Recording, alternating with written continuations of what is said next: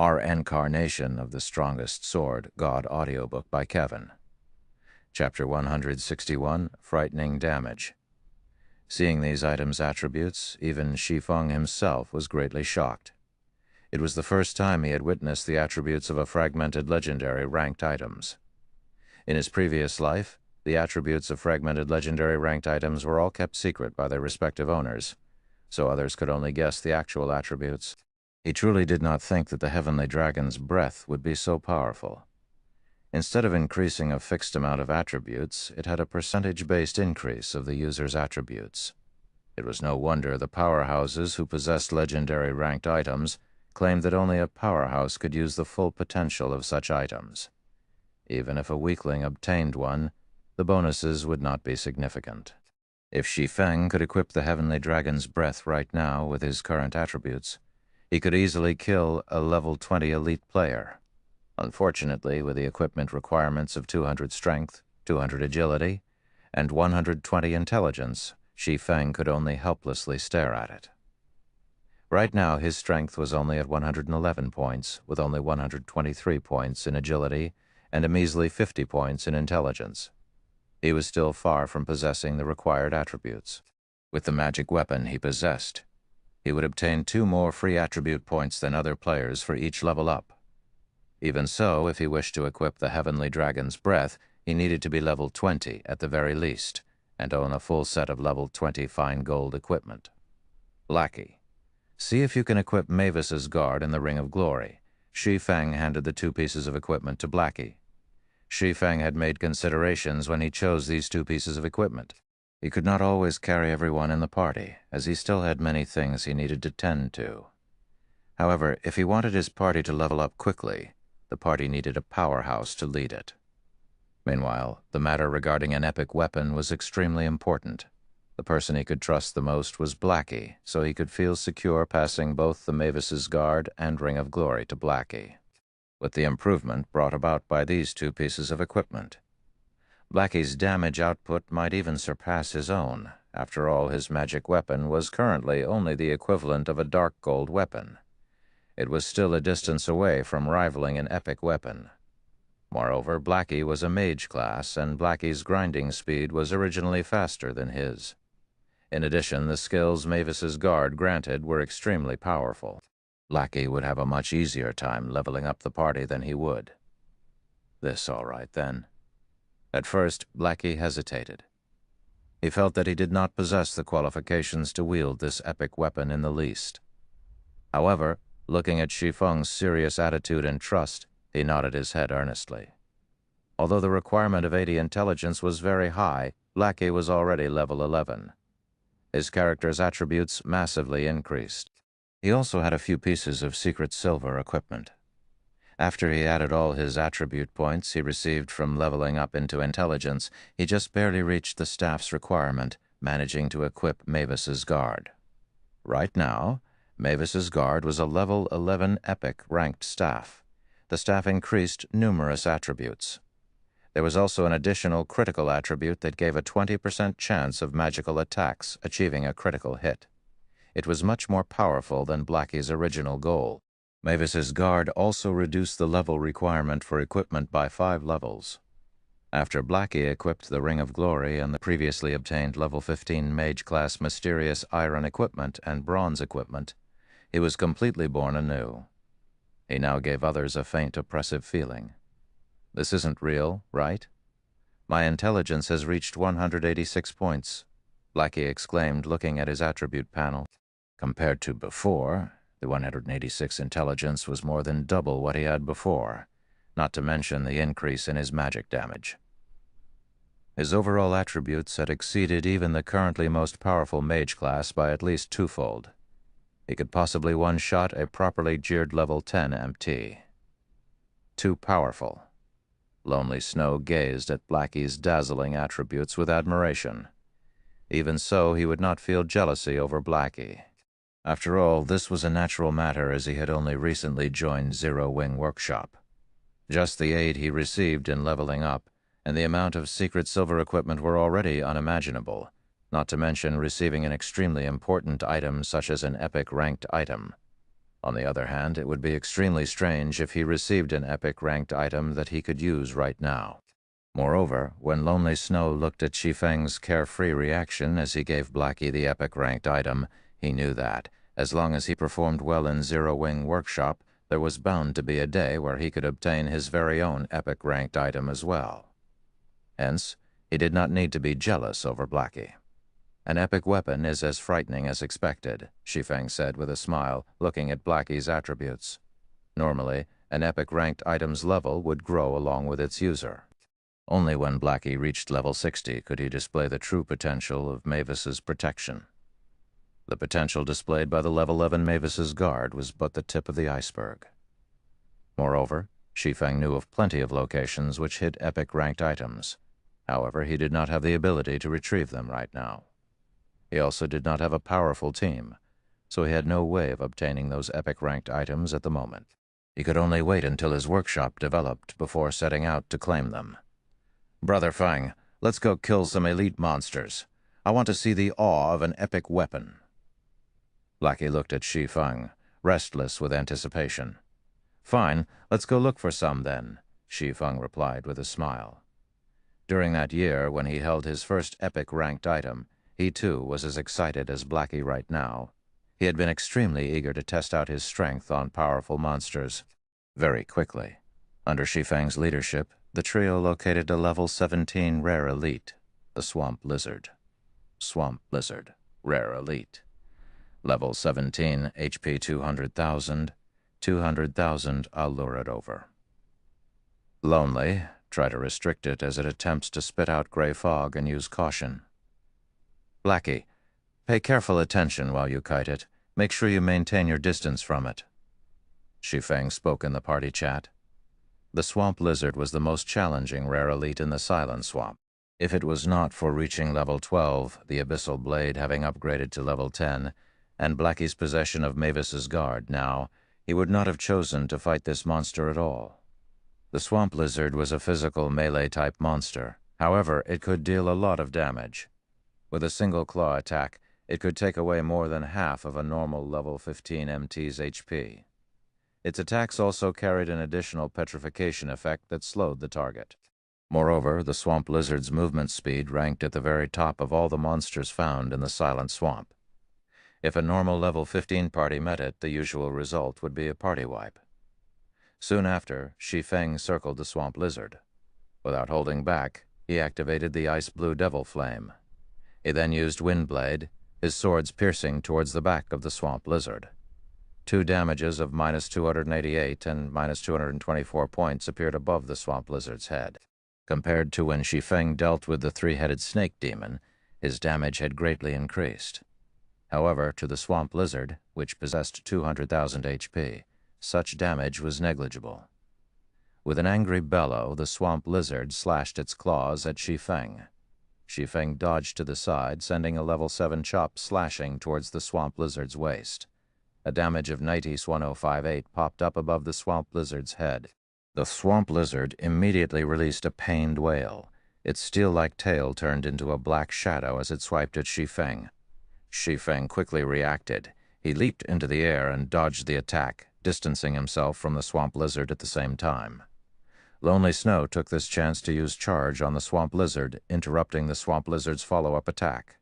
He then sent a violent strike at the Swamp Lizard's back, causing -28 damage. Lonely Snow nearly spat out blood when he witnessed this damage. However, he was utterly helpless about it. Not mentioning the level suppression, the Swamp Lizard's physical defense was extremely high. Moreover, Lonely Snow could only deal this amount of damage due to reaching level 11 and wielding a secret silver weapon. Otherwise, he wouldn't even deal over 10 damage. "Let me see just how amazing you are, Mavis's guard." Blackie had waited in frustration. He shot out a level 7 dark arrow strengthened by the Mavis's guard. When the skill blasted the Swamp Lizard's body, a damage of 712 points appeared above its head. Immediately after, Blackie's attack triggered the passive skill on Mavis's guard, the Spear of Light. A silver-colored Spear of Light struck the Swamp Lizard once more, landing a critical hit of -1,354 damage. The damage was far more powerful than Shi Feng's attacks. Immediately after, Blackie used Evil Whip. 9 thick chains constricted the swamp lizard. When the swamp lizard broke free from one of the chains with much difficulty, a damage of 116 points appeared above its head. By the time it broke free from all the chains, Evil Whip had caused close to minus 1,000 damage. Due to Blackie's intelligence reaching over 100 points, he activated the intermediate hidden passive skill for intelligence, Quick Chant. The passive greatly reduced the time required for chanting spells, increasing Blackie's rate of attack.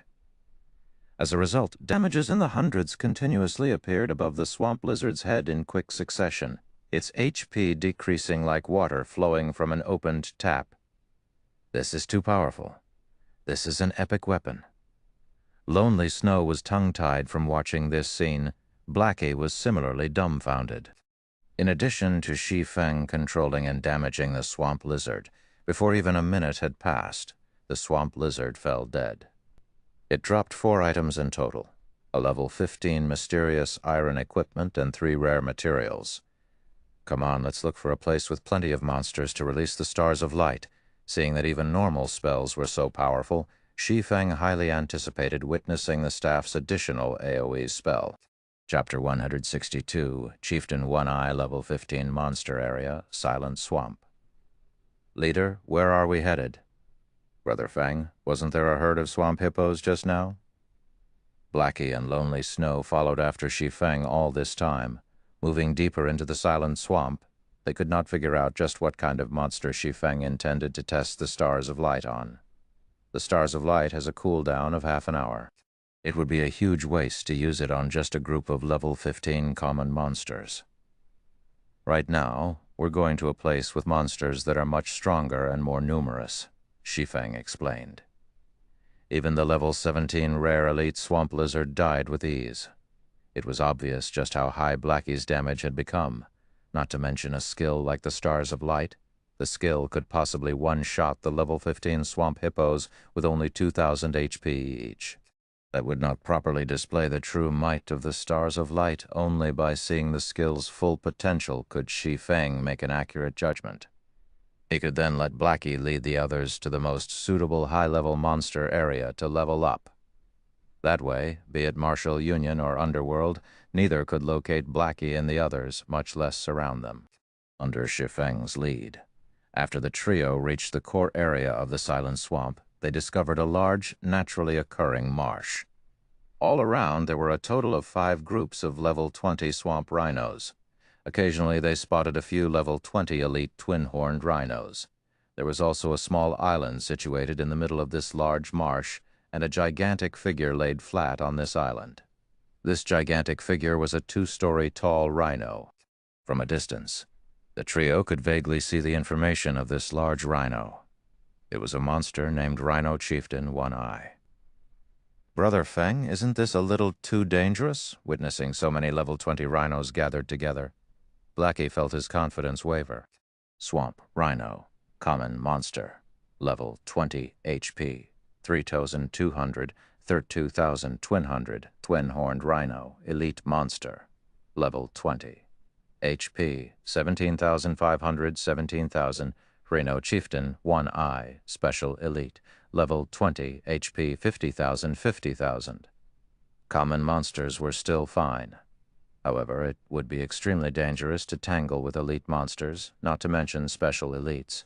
Even if Shi Feng were very powerful, and his movements extremely agile when surrounded by so many monsters, he would still meet his end. Only here can the Stars of Light display its true might. I'll think of a way to lure even more monsters, so choose when you cast the spell carefully. Shi Feng surveyed his surroundings, his mind planning his route. Leader, this is too dangerous. On the off chance that we die, it would be a huge loss. Lonely Snow opposed. The monsters here were not numbered in the 20s or 30s, but in the hundreds. Every one of them could trample a level 15 player with ease, not to mention the elite monsters or the special elite monster. Moreover, with their currently low levels, the monsters would have an easier time discovering them. They could easily be surrounded, and at that time only death awaited them. If I activate a speed scroll, my speed will be faster than theirs. However, when I lure all of them over, Blackie, I need you to use Guardian of Light on me, then use Stars of Light. You don't need to panic. Just maintain a calm heart, and you will be fine. Seeing Blackie's nervous expression, Shi Feng spoke with a smile. I get it, Blackie nodded, suppressing the panic in his heart. Soon after, Shi Feng sent Blackie and Lonely Snow to a slightly elevated location. On his own, Shi Feng activated a speed scroll before rushing towards the rhinos. The rhinos immersed in the marsh quickly discovered the intruder. After all, Shi Feng's level was simply too low. He was only level 12, and there was a huge distance from level 20. In addition, Shi Feng did not attempt to hide his movements in the least, making it even easier for the monsters to discover him. Within moments, over 20 rhinos stood and rushed towards Shi Feng. Although the marsh did not reduce movement speed by half, it still reduced it by 30%. Fortunately, this movement speed reduction was also effective against the rhinos.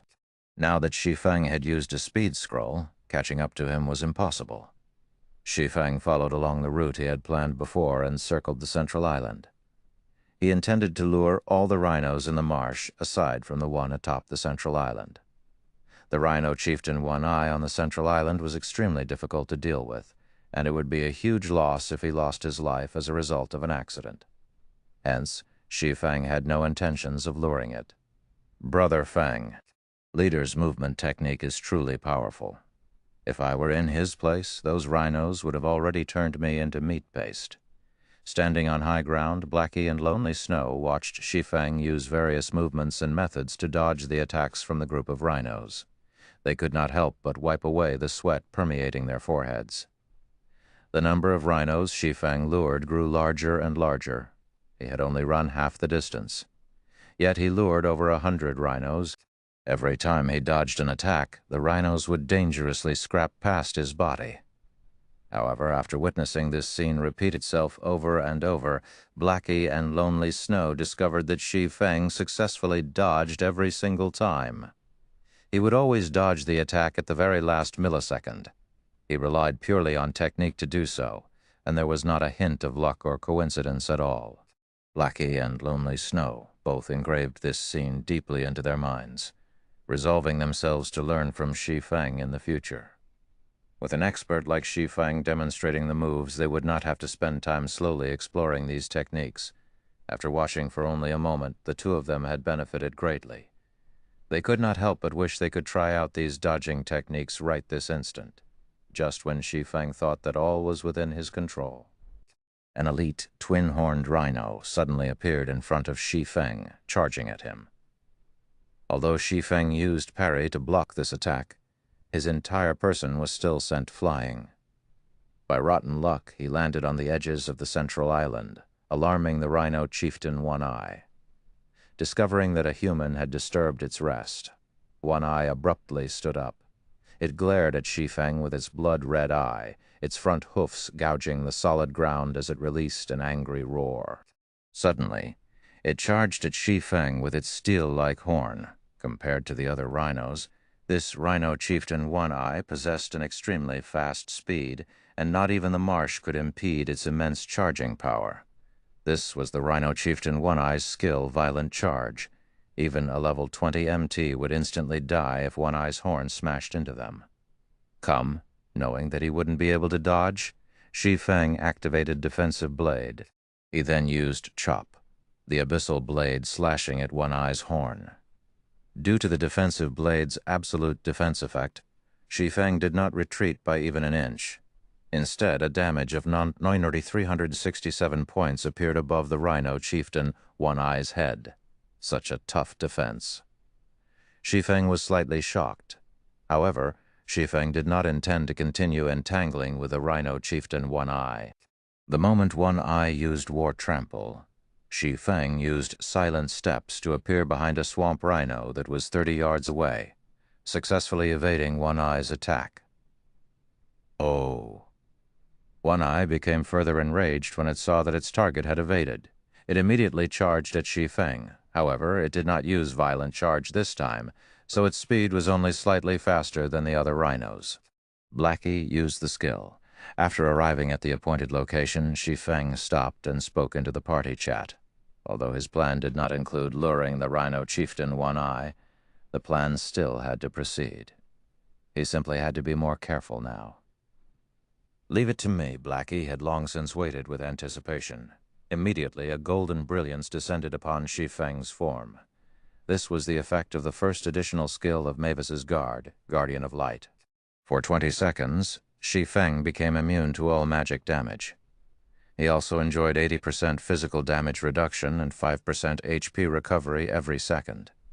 Following which, Shi Feng activated the Tier 2 Life Shield. His maximum HP soaring over 200 rhinos surrounded Shi Feng. If it were a level 20 MT standing in place of Shi Feng, that MT would have long since been trampled to death. However, Shi Feng could hold on through evading alone. Shi Feng managed to dodge over 60% of the attacks sent at him. In addition to Guardian of Light recovering 5% of his HP every second, he was able to hold on to his life. Almost shine out stars of light. When Blackie saw all those monsters grouped together, he used Mavis's guard's other skill, Stars of Light. After chanting the final verse of the incantation, Blackie lost half of his mana in an instant. Immediately after, Blackie pointed his staff towards the sky. The dark clouds hovering above the large marsh were instantly pierced and disappeared. The sky trembled, and suddenly a gigantic golden magic circle appeared in the sky, shining down on the core of the Silent Swamp. Chapter 163, Mad Leveling. Chapter 163, Mad Leveling. This is, Shi Feng looked towards the sky, discovering that this magic circle was much more powerful than he imagined it to be. Even a Tier 2 spell wasn't as mighty as this. The magic circle actually shook the sky. This was definitely not something a Tier 2 spell was capable of. Although Shi Feng did not know exactly how powerful the Stars of Light was, as long as its might surpassed that of a Tier 2 spell, it would be enough to deal with the rhinos chasing after him. Such a powerful magic power. Blackie looked at the sky, towards the light element that madly gathered in the magic circle, with eyes filled with disbelief. This was the most powerful magic he had seen since he started playing God's Domain. As the magic circle in the sky gathered an endless amount of magic, the rhinos on the ground panicked. They started sieging Shi Feng desperately from all corners in an attempt to dispel the fear in their hearts. As a result, Shi Feng had to deal with the simultaneous attacks from over a dozen swamp rhinos. The space available for him to evade was extremely limited. Fortunately, he had a physical damage reduction of 80%, and he could generate 5% of his HP every second. Faced with no chances of dodging the incoming attacks, Shi Feng abruptly leaped into the sky and activated the ice blue devil flame. The clear blue flame instantly covered his body, while the power of thunder and fire gathered around the abyssal blade. Thunder flame explosion. The moment the abyssal blade struck down, thunder and fire engulfed and devoured all the monsters within a 5-yard radius. Damages of minus 626 points appeared above the heads of the monsters, and there were even some rhinos who received critical strikes, succumbing to over minus 1,000 damage.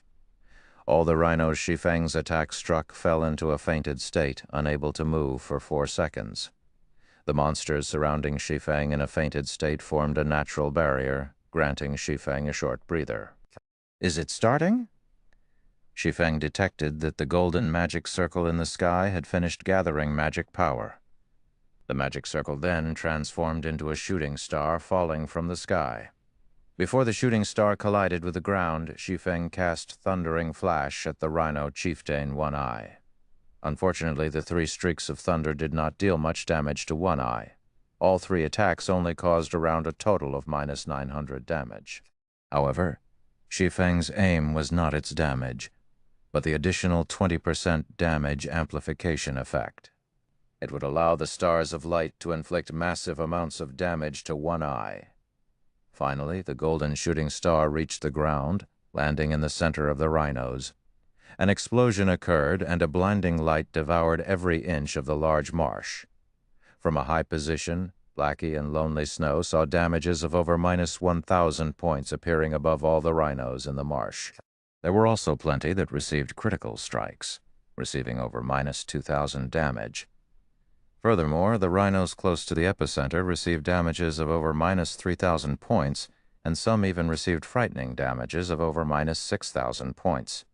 A level 20 swamp rhino only had 3,200 HP, while the elite twin-horned rhinos had 17,500 HP. Even the rhino chieftain One Eye only had 50,000 HP. -3,000 damage was not a light injury. AO, One Eye, was enraged. It immediately directed its furious gaze at Blackie. It was not just the rhino chieftain One Eye. All the other rhinos also redirected their rage to Blackie, as the damages Blackie caused were simply too high. There were many swamp rhinos that instantly died from this single attack. However, during the time these rhino monsters directed their angry gazes towards Blackie, a second golden-colored shooting star appeared in the sky. It, too, descended. This time, the impact of the shooting star caused 10% more damage than the previous one. This attack wiped out all of the level 20 swamp rhinos, and only the high HP elites and Chieftain One Eye remained alive. However, this was not the end. With every passing second, for a total of 15 seconds, a shooting star would appear and descend from the sky. Moreover, each shooting star would deal 10% more damage than the previous one. The elite-ranked twin-horned rhinos could only hold on until the 5th shooting star before dying out completely. Meanwhile, Chieftain One Eye remained alive. Its angry gaze turned deadly as it glared at Blackie atop the high slope. Chieftain One Eye instantly went berserk, its defense and attack power greatly increasing as it charged forth. "I won't let you go." Shi Feng used Windblade and arrived in front of the rhino chieftain One Eye. He then stabbed the abyssal blade at it. Abyssal bind. 9 abyssal chains instantly coiled around One Eye, preventing it from moving even an inch, following which streak after streak of stars of light crashed down into the marsh. From the initial 3,000 damage, the damage had now accumulated up to over minimum 7,000 damage.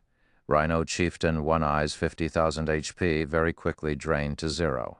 It then vanished within the blinding light, leaving behind a pile of items. After the stars of light ended, the entire marsh fell deathly silent. All the monsters within had turned into ashes, leaving behind piles upon piles of items. At the same time, golden light surrounded the bodies of both Blackie and Lonely Snow. Within an instant, their levels jumped from level 11 to a little beyond level 13. Shi Feng had also risen to 92% of level 13, only a thread away from level 14.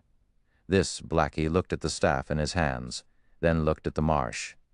He did not know how to express the emotions that filled his heart. Not only had the Stars of Light killed the level 20 elite monsters, it even killed a level 20 special elite. Its intense might far exceeded Blackie's imagination. Previously, they had enjoyed an extremely envious leveling speed. Now, however, it was no longer envious but shocking. They rose by 2 levels in just slightly over 10 seconds. Moreover, they had risen from level 11 to level 13 and not from level 1 to level 3. Even elite players would have to grind for 5 or 6 days to obtain such a frightening amount of EXP. However, they achieved it in the blink of an eye. This is simply too formidable. If this skill is used in a team battle, no matter how powerful the enemy team was, they would still have to surrender. Lonely Snow unconsciously shuddered as he spoke. Only now did they truly understand why all those large guilds were so desperate to obtain an epic ranked item. Even if they had to sacrifice countless members, they would still willingly choose to overwhelm those powerful monsters with the lives of their people. As long as they obtained an epic ranked item, be it leveling up or securing high-level equipment, everything would become a lot easier. The current scene before Blackie and Lonely Snow was the perfect example. Not to mention a special elite, the Stars of Light could inflict massive damage to even a chieftain-ranked field boss. This was definitely not a feat that a party, fully equipped with secret silver equipment, could achieve. The aid rendered by an epic-ranked item to a workshop's development was simply immense. It far outstripped the usefulness of more than 100 secret silver-ranked items. The massacre the Stars of Light caused yielded Shi Feng's group with plenty of level 15 to level 20 bronze and mysterious iron equipment. There were also plenty of varying gemstones. At the very least, the total value of all these items was 10 gold coins or more. It's finally over. Shi Feng let loose a relieved breath. If it were not for the Stars of Light, he definitely could not contend with a level 20 special elite that went berserk. However, he managed to verify the prowess of the Stars of Light personally. He could now send Blackie and the others to the level 22 map, the Crystal Forest, to level up. The drop rate for gemstones in the Crystal Forest was much higher than in the Moonlight Forest. Not only could they level up quickly, but they could also earn a lot of money and extremely precious gemstones and equipment. Moreover, it would be impossible for their enemies to locate Blackie and the others, killing 3 birds with 1 stone. After the trio tidied up all the loot, Shi Feng intended to make a trip back to town to clear up his inventory. Leader, the situation you wanted me to investigate has already occurred. Several guilds have started taking action. Should we start taking action now? Kola, who was in Red Leaf Town, suddenly contacted Shi Feng, his face filled with excitement. Great, just in time. I've waited a long time for this moment. Our Zero-Wing workshop should also start taking action now. Shi Feng smiled brightly. It's about time we show off Zero-Wing workshop's strength. Chapter 164, The First Crisis. Chapter 164, The First Crisis. Kola was at a loss when he heard Shi Feng's words show the strength of Zero-Wing workshop. Others had constantly targeted the 3 of them, so they had been hiding in Red Leaf Town all this time.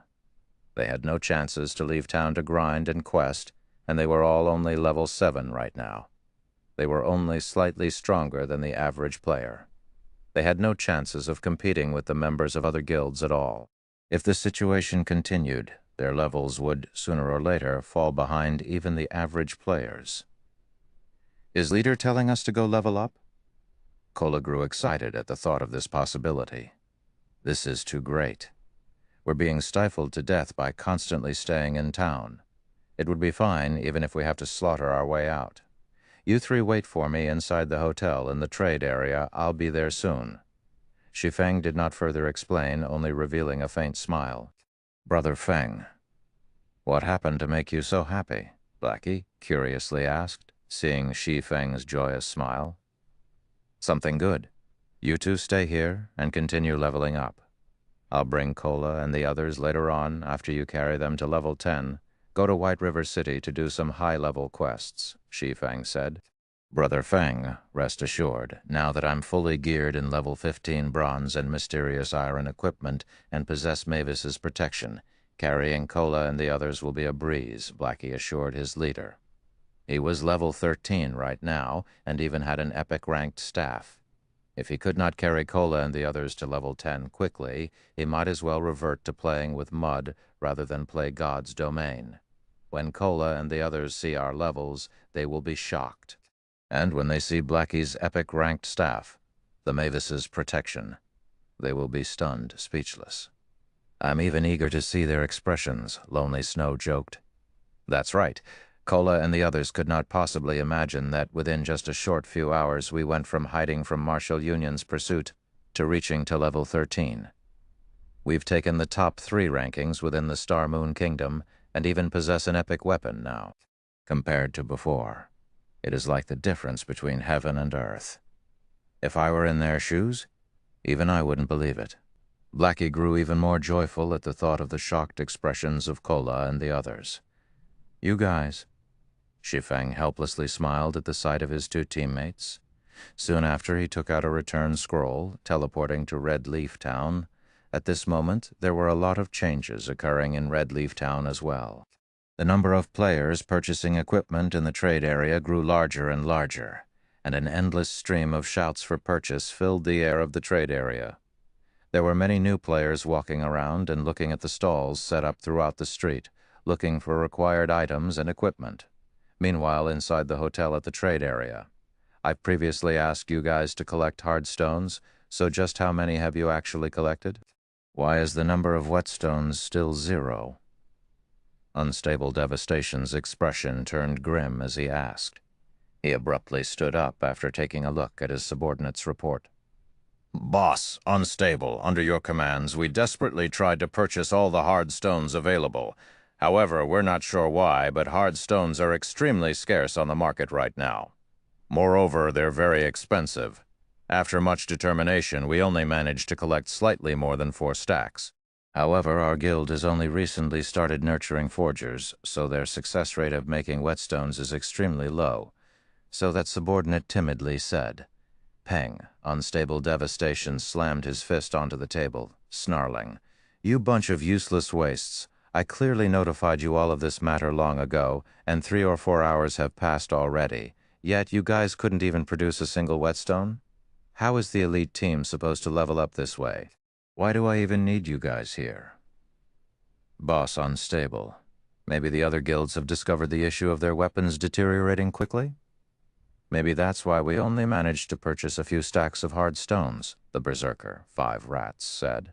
That's a high possibility after all. It isn't only our guild leveling up in high-level monster areas. However, hard stones aren't exactly rare, and they can be obtained from level 2 monster areas or above.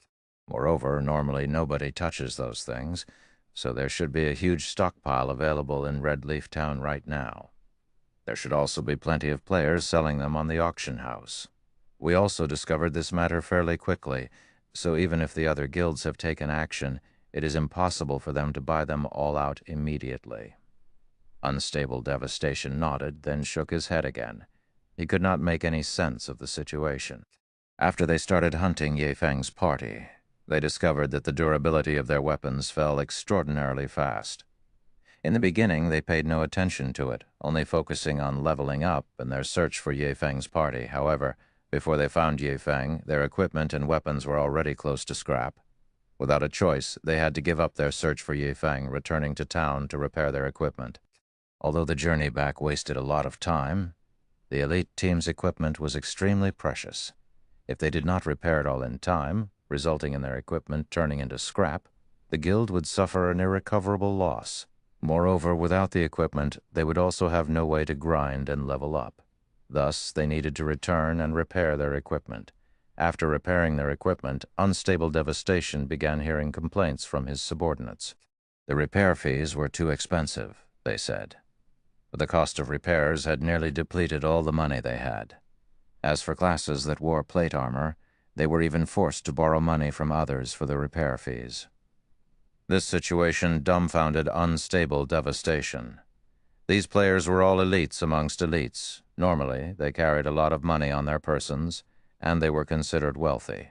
However, their wealth was not enough to cover the fees. Unstable Devastation quickly discovered the crux of the problem. The lower the remaining durability of a piece of equipment was, and the higher the level of the equipment was, the more expensive the resulting repair fee would be. Grinding high-level monster areas greatly depleted equipment's durability. Making a trip to and fro from town to these high-level areas also required them to waste at least 2 to 3 hours. Moreover, they could, at most, stay for 3 to 4 hours at these high-level monster areas before they needed to return to town to repair their equipment. This meant that they had to spend almost half their time in God's domain just traveling. As a result, the time needed for a single level-up almost doubled. If they could negate the travel time, their leveling speed would surpass the other players.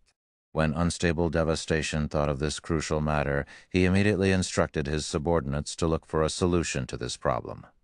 The resulting solution was the whetstones.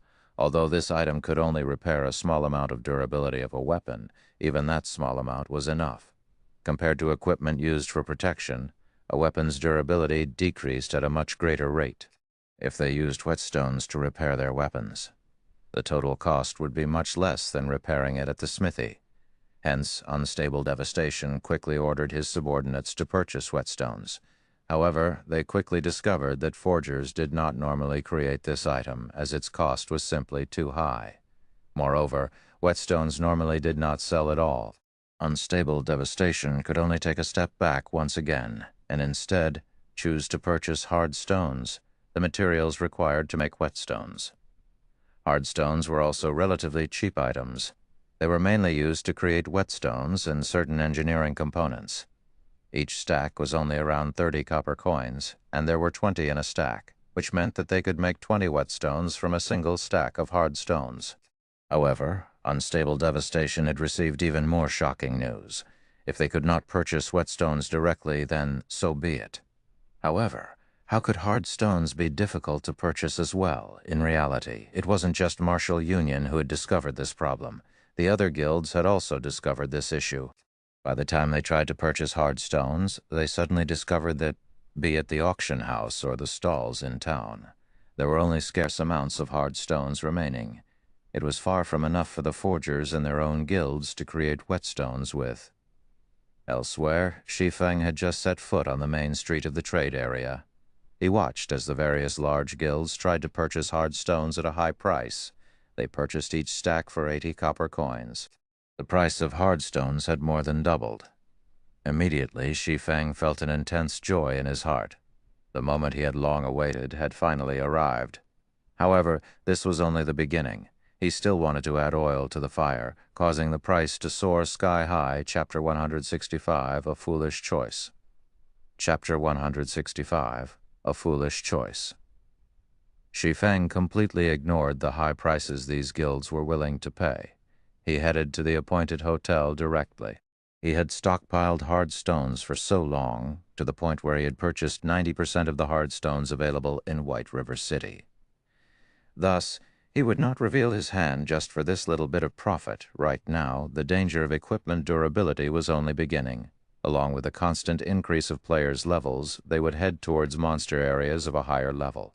Very quickly, players would discover the problem regarding their equipment durability and the importance of whetstones. If they did not possess whetstones, it would greatly affect their leveling speed, and as a result, others would increase the gap between them. This result had caused the demand for whetstones to soar. They were as popular as the commonly used regeneration potions and mana recovery potions. Meanwhile, hard stones were required to make whetstones. Along with the growing demand for whetstones, the prices of hard stones would still increase by several folds. In Shi Feng's previous life, hard stones once sold for a maximum price of 3 silver coins per stack. Its price had increased by tenfold from the original. Right now, due to God's domain's evolution and the investment of major corporations, the available resources were more precious than in Shi Feng's previous life. Most likely, the prices of hard stones would increase to record highs. The current price of 80 copper per stack was only the beginning. Red Leaf Town, Trade Area, Black Rose Bar. At this moment, Fire Dance had gathered her entire team to discuss matters regarding the team's future development. Fire Dance's team often frequented this Black Rose Bar as it occupied a more secluded region.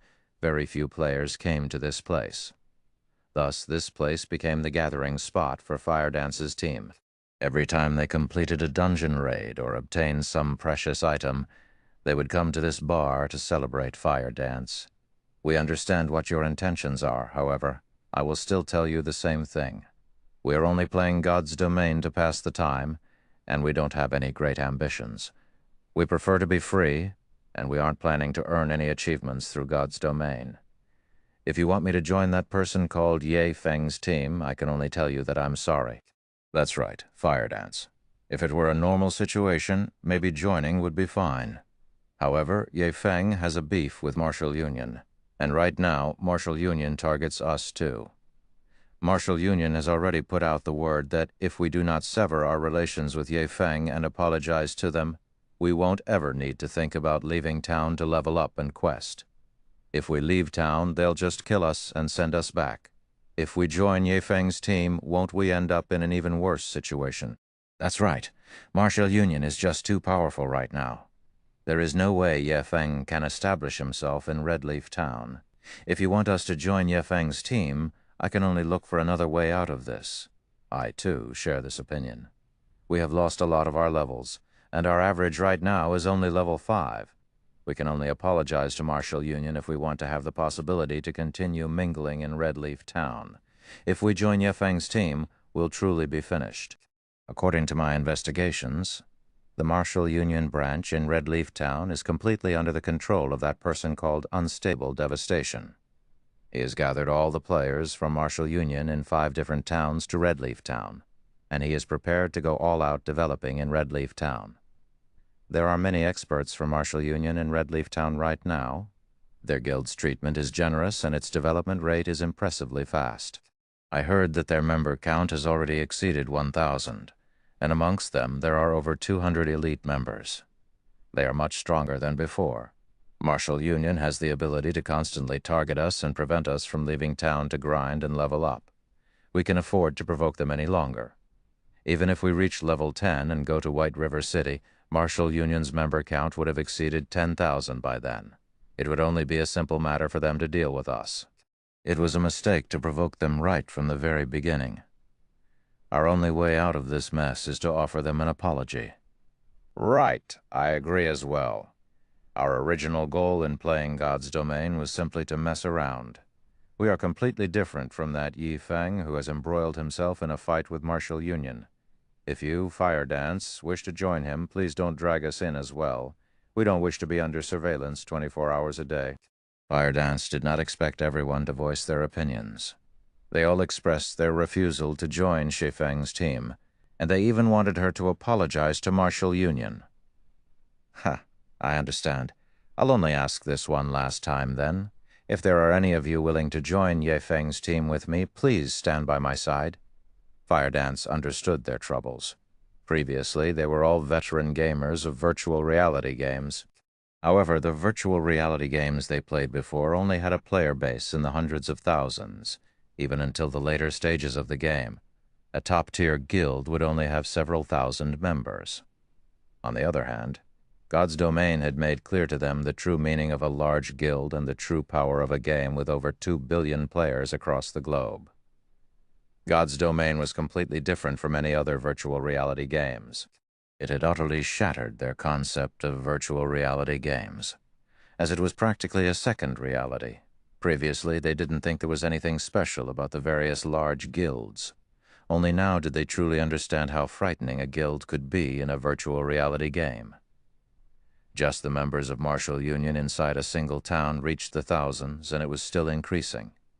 If they reached White River City, their member count would break into the tens of thousands. A team of independent players like themselves could not afford to provoke such a large guild. Moreover, such a large guild like Martial Union was only an unrated guild.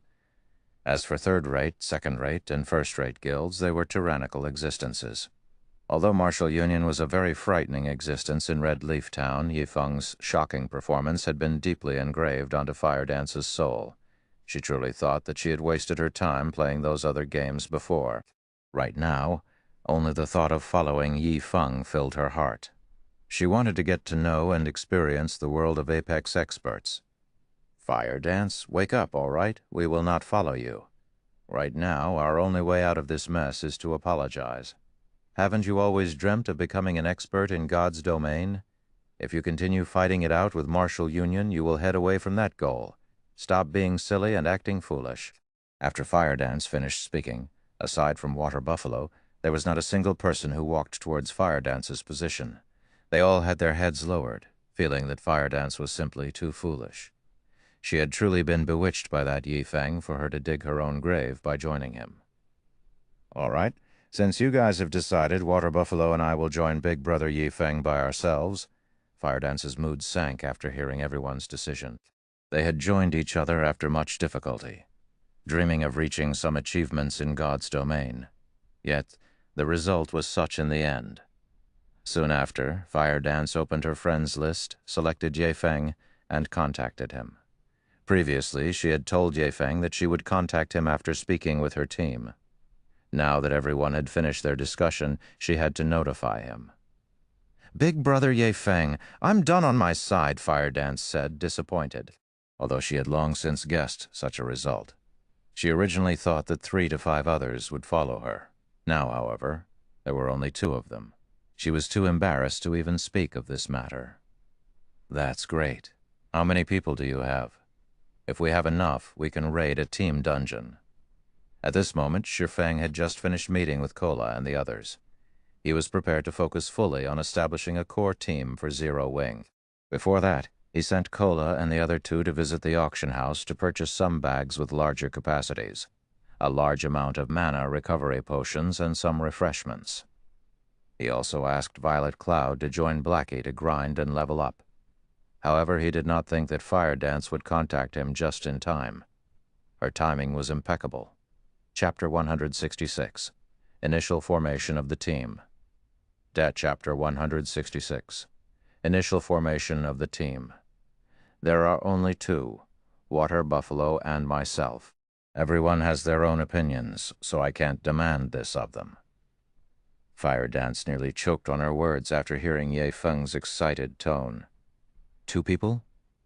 That's not too bad, Shi Feng lightly laughed. Do you guys have anything you need to do right now? If not, you can join me. In reality, Shi Feng did not particularly mind the matter with Fire Dance's teammates. Previously, Fire Dance mentioned that her teammates were not ambitious, and that they were only casual players in God's domain. It was best for Shi Feng if all of these people did not join him. It would save him a lot of trouble. He also did not need to waste time on training them. I don't have anything else to do here, Water Buffalo, and I will meet you. Previously, Fire Dance had worried that she would disappoint Shi Feng with the news. However, after listening to his relaxed tone, she could not help but sigh in relief. After disconnecting the call, Fire Dance and Water Buffalo bade farewell to everyone else. They did not know when they would meet again. Ha! I truly can't understand her. Why is she so obsessed with that guy? An assassin in leather armor said after Fire Dance departed. He could not help but sigh. I'm also very curious about that Shi Feng. Just what is so good about him? If she becomes Martial Union's enemy like this, by the time we enter White River City, she might very well still be in hiding in this town, not daring to leave. Would there even be a meaning to such a gaming life? The team members that chose to stay behind voiced their confusion, one after another.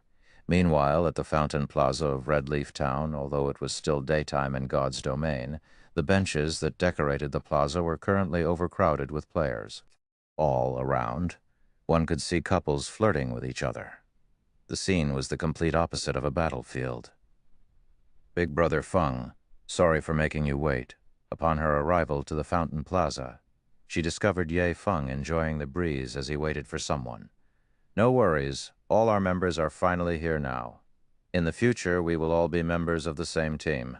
Let me introduce you all then. Shi Feng smiled as he started introducing each of the team members. There were a total of 6 members present, excluding himself, the Guardian Knight, Kola, the Oracle, Drowsy Sloth, the Summoner, Gluttonous Mouse, the Cleric, Violet Cloud, the Assassin, Fire Dance, and the Berserker, Water Buffalo. With all 6 of them, they could be a standard dungeon party. Fire Dance, being level 9, was the highest leveled player amongst them. Following her was Violet Cloud and Water Buffalo, who were both at level 8. The remaining were all level 7. Looking at how Violet Cloud had raised herself to level 8 just through cooking, the effort and suffering she had gone through were obvious. If it were not for Shi Feng's stern command, Violet Cloud would not intend to go out to grind at all. She rather preferred continuously cooking and earning money. When Kola and the others saw Fire Dance's level, admiration filled their hearts. Moreover, she was also a great beauty. They only reached level 8 with Shi Feng's guidance. Even if Martial Union had not killed them, sending them back to level 7, they would only be level 8. They were still far from level 9. Moreover, Fire Dance's equipment was extremely high quality. She also possessed a few pieces of secret silver equipment, while the others were mysterious iron. One could see that Fire Dance was definitely an expert, far more amazing than themselves. As for the one who managed to recruit such an expert beauty into the team, Kola and the other 2 could not help but five Shi Feng a thumbs up. This was as expected of their leader. As for Shi Feng's level, nobody in the team could discern it, as Shi Feng had hidden his information with the demon mask. The others could only see unknown. However, nobody felt concerned about his actions. Shi Feng constantly felt like a mysterious expert to them, so it was only natural that they could see his identity. Big Brother Shi Feng is amazing as expected. We've only been apart for half a day, yet the pressure you give off has massively increased. After Fire Dance met Shi Feng again, she could clearly feel that he was different from before. He was like an unsheathed sword, and her sixth senses told her that Yi Feng had become much stronger. Since everyone is familiar with each other now, I'll tell you guys what you need to do next, Shi Feng said formally. However, just as Shi Feng was about to reveal their goal, a group of players suddenly appeared and surrounded the fountain plaza. Martial Union is dealing with an issue. All those uninvolved leave immediately. Martial Union's members chased away the other players, taking complete control of the fountain plaza. Yi Feng, you've made me look for you for a long time now, a scholarly youth said as he stepped out from the crowd. This was unstable devastation. There were over 400 members of Martial Union crowding the fountain plaza. When Kola and the others saw all these players, they immediately panicked, their expressions turning solemn. What? You want to take action here? Shi Feng swept a glance over the players from Martial Union. The majority of them were level 5 or level 6. Only a minority were level 8 or level 9 elites. How could I possibly be such a brute? I'm only here today to give you all a final warning, Unstable Devastation said with a smile. Last time, he had taken a huge loss because of Yi Feng. If he could, he really wished to kill Yi Feng now.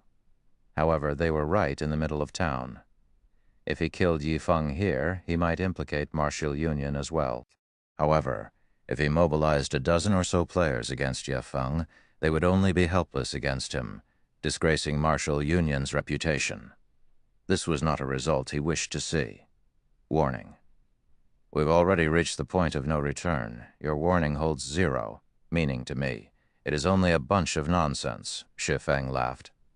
You are still so fearless even when faced with so many of our members. I truly admire you for that. Unfortunately, your strength is limited. You are not an opponent for Martial Union at all. My warning isn't actually directed at you. Unstable Devastation clapped his hands, shifting his sights towards Kola and the others. He then coldly said, This time, my warning is for the teammates standing behind you. You all better come to your senses.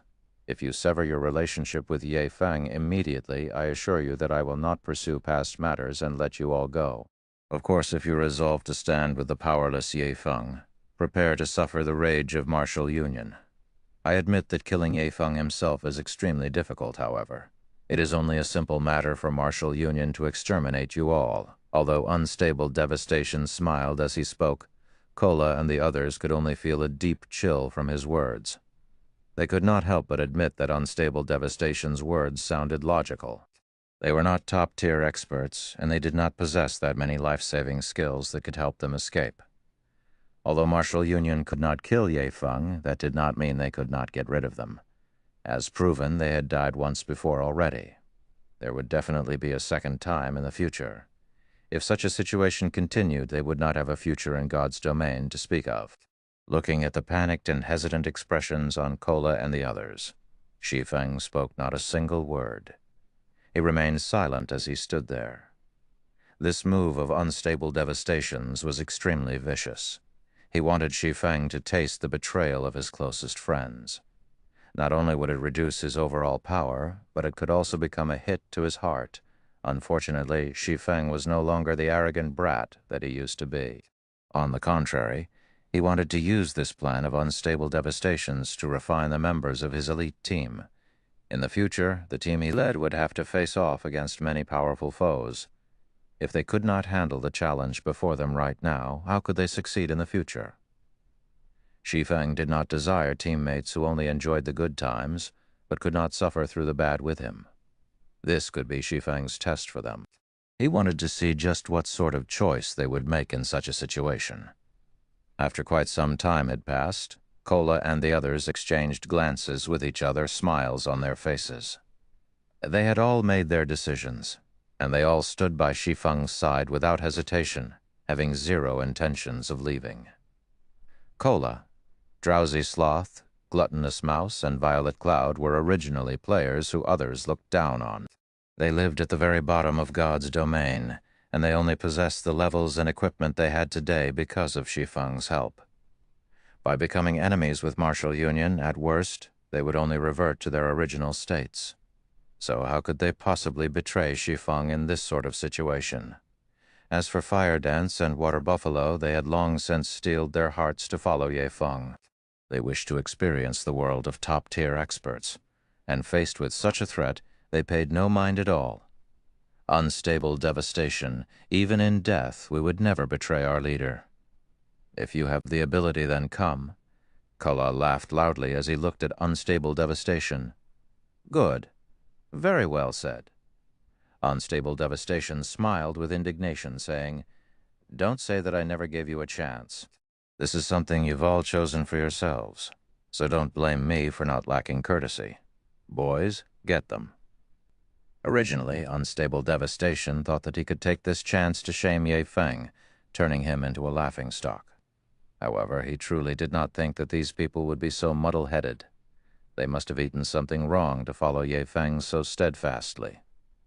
Otherwise, Ye Feng must have shown a hopeful fantasy, letting them think that they still had a future, since he was already here. He would not let Ye Feng and the others escape unscathed. Chapter 167, The Disparity Between Realms.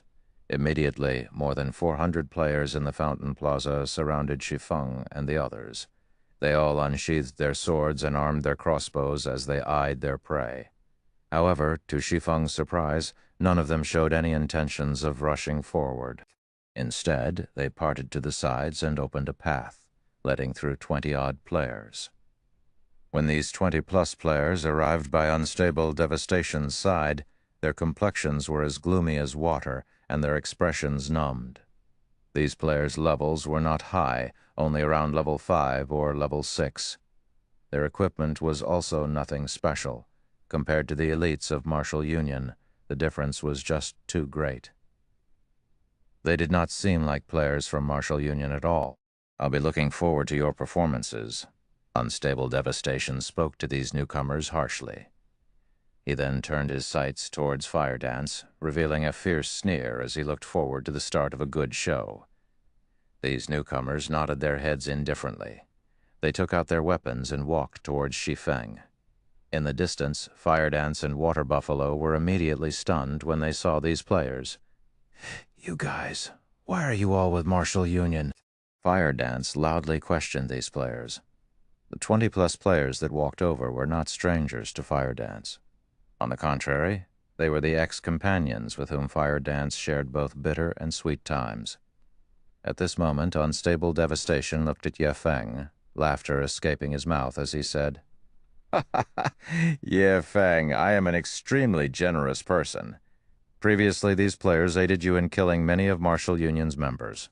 I've promised them that, as long as they kill you and your companions, I will forgive all of their past transgressions, and Martial Union would no longer seek trouble with them. Ye Feng, don't you think that you should do something for them to compensate their losses? Unstable Devastation jeered. Ye Feng had embarrassed him greatly last time, so he would not let him off the hook so easily. He eagerly wished to see whether Ye Feng would dare take action or not. As long as Ye Feng took action, the headline on tomorrow's official forums would be, Publicly acknowledged swordsman expert is an extremely treacherous person. He willingly killed his allies to save himself. At that time, only tatters would remain of Ye Feng's reputation. Unstable Devastation wanted to see just how Ye Feng intended to mingle in God's domain in the future. Unable to endure it any longer, Fire Dance abruptly burst out in rage. Her eyes sent a chill as she glared at Unstable Devastation, yelling loudly, Unstable Devastation! You despicable little man! These people have all killed your Martial Union members under my commands. If you have the guts, then come at me. Originally, Fire Dance felt extremely joy for being able to join Ye Feng's team. She did not think that she would cause Ye Feng such a mess.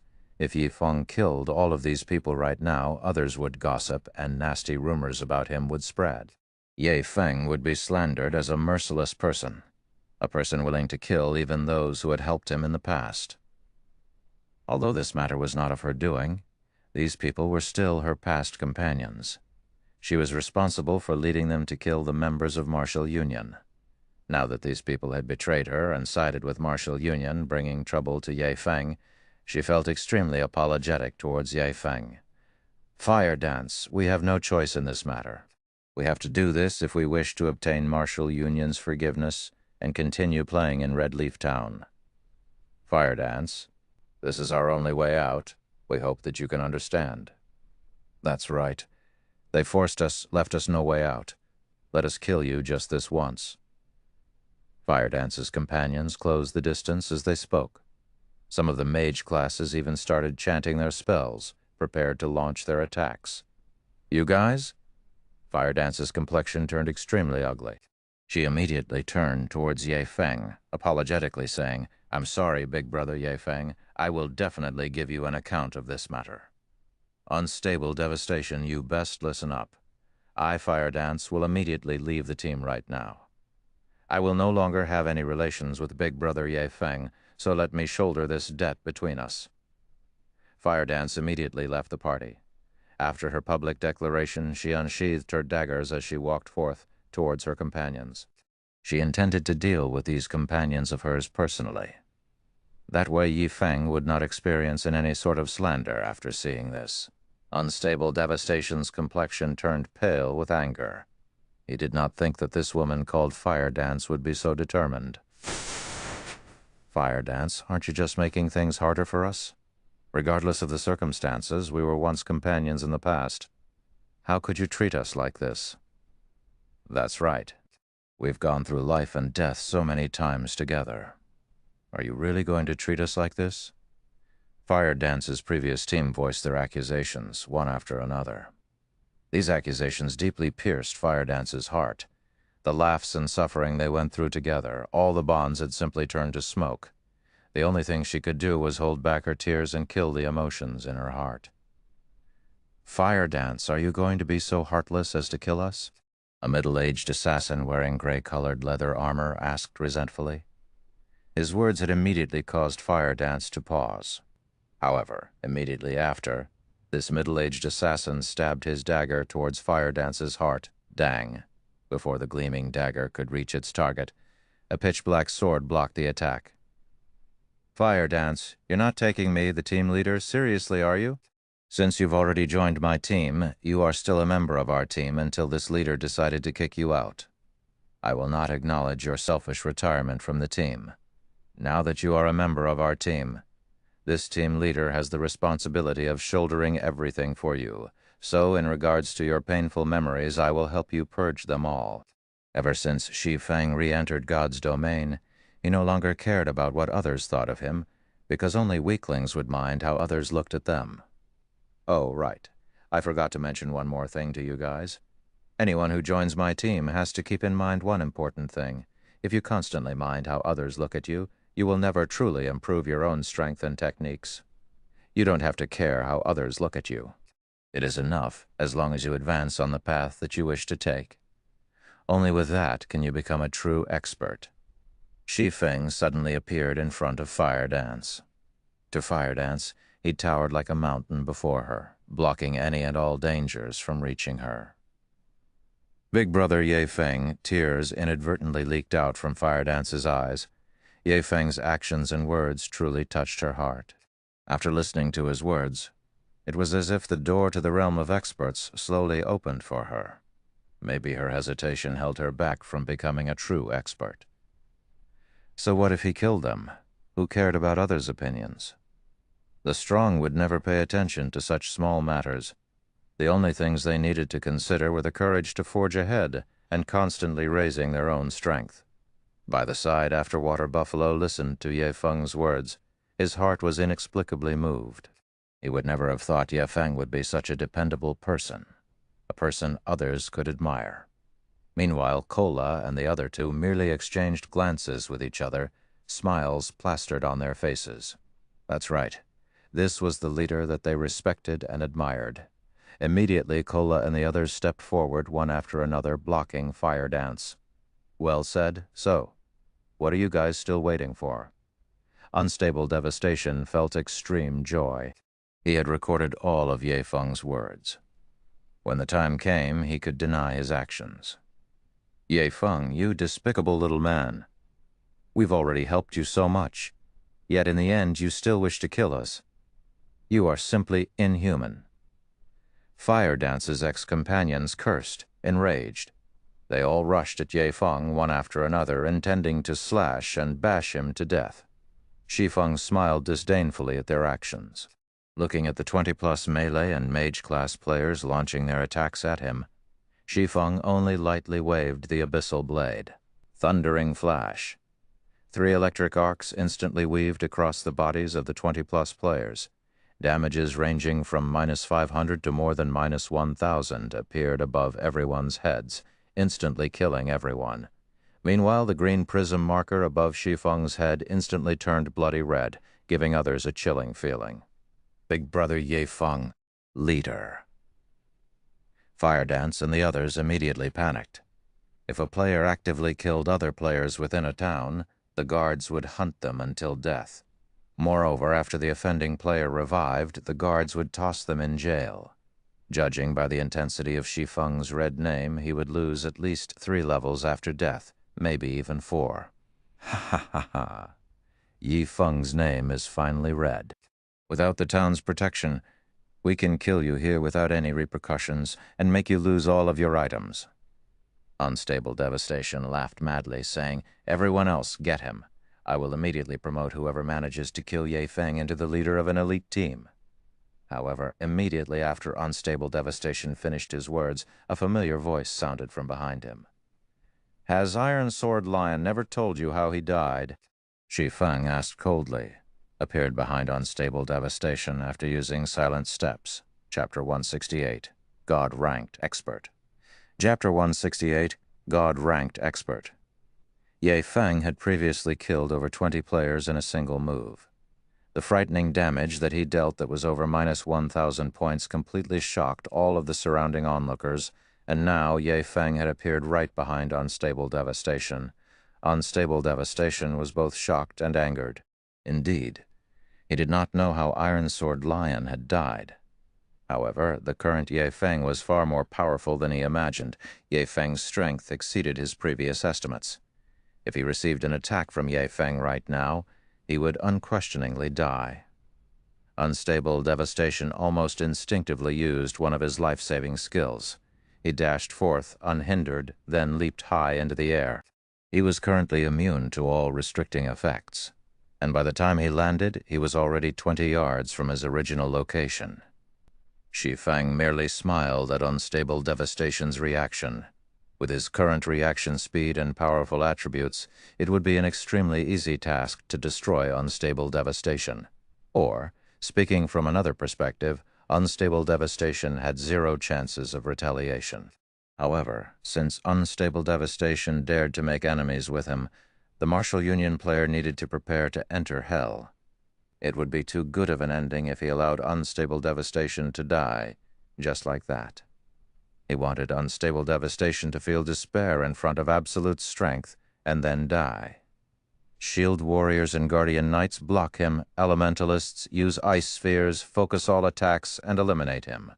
Before Unstable Devastation even landed on the ground, he calmly gave out commands. Reacting quickly, the Shield Warriors and Berserkers immediately used Charge at Shi Feng. Seeing that more than 10 warriors charged at Shi Feng and were about to stun him, Shi Feng abruptly leaped up, the abyssal blade carrying with it the power of thunder and lightning as he landed. Boom! A wave of thunder and fire devoured all of the warriors. Even the highest-leveled Shield Warrior could not react in time and activate Shield Wall before Shi Feng's Thunderflame explosion devoured him. The Shield Warrior received a critical hit of over -700 damage, dying instantly. However, even a normal hit of more than -800 damage was enough to critically slash a level 9 Shield Warrior's HP, not to mention the Berserkers with less HP and defense. They all died in the blink of an eye, leaving behind a pile of equipment. The remaining survivors were all level 8 Shield Warriors. They were the fortunate ones, spared from a critical hit. However, even though they were alive, they suffered a fainted state for 4 seconds. When the players from Martial Union witnessed this scene, they all stared in shock. Previously, it was no big deal when Shi Feng had instant-killed those crippled level 5 to level 6 players. However, the players he had just killed were no random Tom, Dick, or Harry. They were all level 8 or level 9 elites of Martial Union. Healers, quickly heal them. Ranged players attack with everything you've got. Only now was Unstable Devastation aware of how formidable Shi Feng was. His monster-like attack power could even instantly kill a shield warrior that boasted the highest defense amongst all classes. No one present could defend against his attacks. Fortunately, they had the advantage of numbers. They could exhaust Shi Feng to death. Immediately after several heals landed on a shield warrior, pulling his HP back up to half, another of Shi Feng's slashes landed on the shield warrior's HP. A huge damage of over -700 points appeared above the shield warrior's head, his HP plummeting to 0. His body fell to the ground, following which, with every slash of his sword, Shi Feng culled the lives of the surviving shield warriors. Even if the shield warriors possessed the defense of heavy armor and passive skills that reduced the damage they received, every one of Shi Feng's casual attack caused around -300 damage. The healers could not maintain the shield warriors' HPs at all. As for the berserkers without heavy armor, a single sword strike dealt them over -400 damage. Very quickly, the remaining shield warriors lay flat on the ground. At this moment, the Guardian Knights all activated Protection Blessing as they rushed forward. Meanwhile, the mages behind them shot out streak after streak of magic. Fireballs and ice spheres flew at Shi Feng, one after another. Shi Feng activated wind steps, avoiding more than half of the ranged attacks. Immediately after, he rushed after Unstable Devastation. Although Shi Feng dodged more than half of the spells, there were still a few occasional spells that hit him. However, the damage these spells dealt nearly dazzled the backline mages. Even when blasting a level 9 MT, skills such as the Flame Explosion and Great Fireball could deal over 100 damage. However, none of them had actually dealt more than 20 damage to Shi Feng. The highest damage was only 15 points, while a majority of the spells only dealt single digits. To Shi Feng, who possessed over 1,500 HP, these spells simply tickled. Shi Feng's automatic recovery alone regenerated 30 HP for him every 5 seconds. This indicated that, even if Shi Feng received the ice and flame magic attacks from a normal level 7 or level 8 elementalist, Shi Feng would not die even if he did nothing. Shi Feng's was currently level 13, and these mages had no idea. Shi Feng also had 20 points in both fire-type and ice-type resistance. Even without the level suppression of 4 or more levels, their damage to Shi Feng would not exceed 40 points. There were many mages on Martial Union's side. However, their damages were too pitiful to watch. Standing behind Shi Feng, Drowsy Sloth and Violet Cloud merely used one heal each, and within an instant Shi Feng's HP was already back to full. Faced with another wave of melee classes charging at him, Shi Feng activated Dark Violet Dance using the 12-yard cone attack. Taking a step forward, Shi Feng instantly circled the Guardian Knights, and like a ferocious lion, he pounced on the other melee classes. Before one of the swordsmen could even use parry, Shi Feng's sword sent him flying. The swordsman died in mid-flight, dropping a piece of equipment as his body disappeared to Shi Feng. These swordsmen and assassins' attempts to block him were meaningless. With a single earth splitter, more than 10 players lost their lives. Shi Feng's attacks were all one-hit kills. With over 100 points in strength, he could snap a common weapon in half with his bare hands. As for the current Shi Feng, who held the Abyssal Blade and Silver Lake in each hand, a simple slash from either weapon could easily send the assassins and swordsmen flying and greatly damage their weapons. For some who reacted slower and failed to block Shi Feng's attacks, they died under a single slash. Not only did their defensive equipment's durability greatly decrease, but they also dropped a level and lost a piece of equipment. However, this was all. There was still the cleaving effect. Before the players behind could make sense of things, they lost close to half of their total HP, and in the next moment, even that remaining half vanished. As a result, a group of players lay dead on the ground after meeting their inexplicable demise.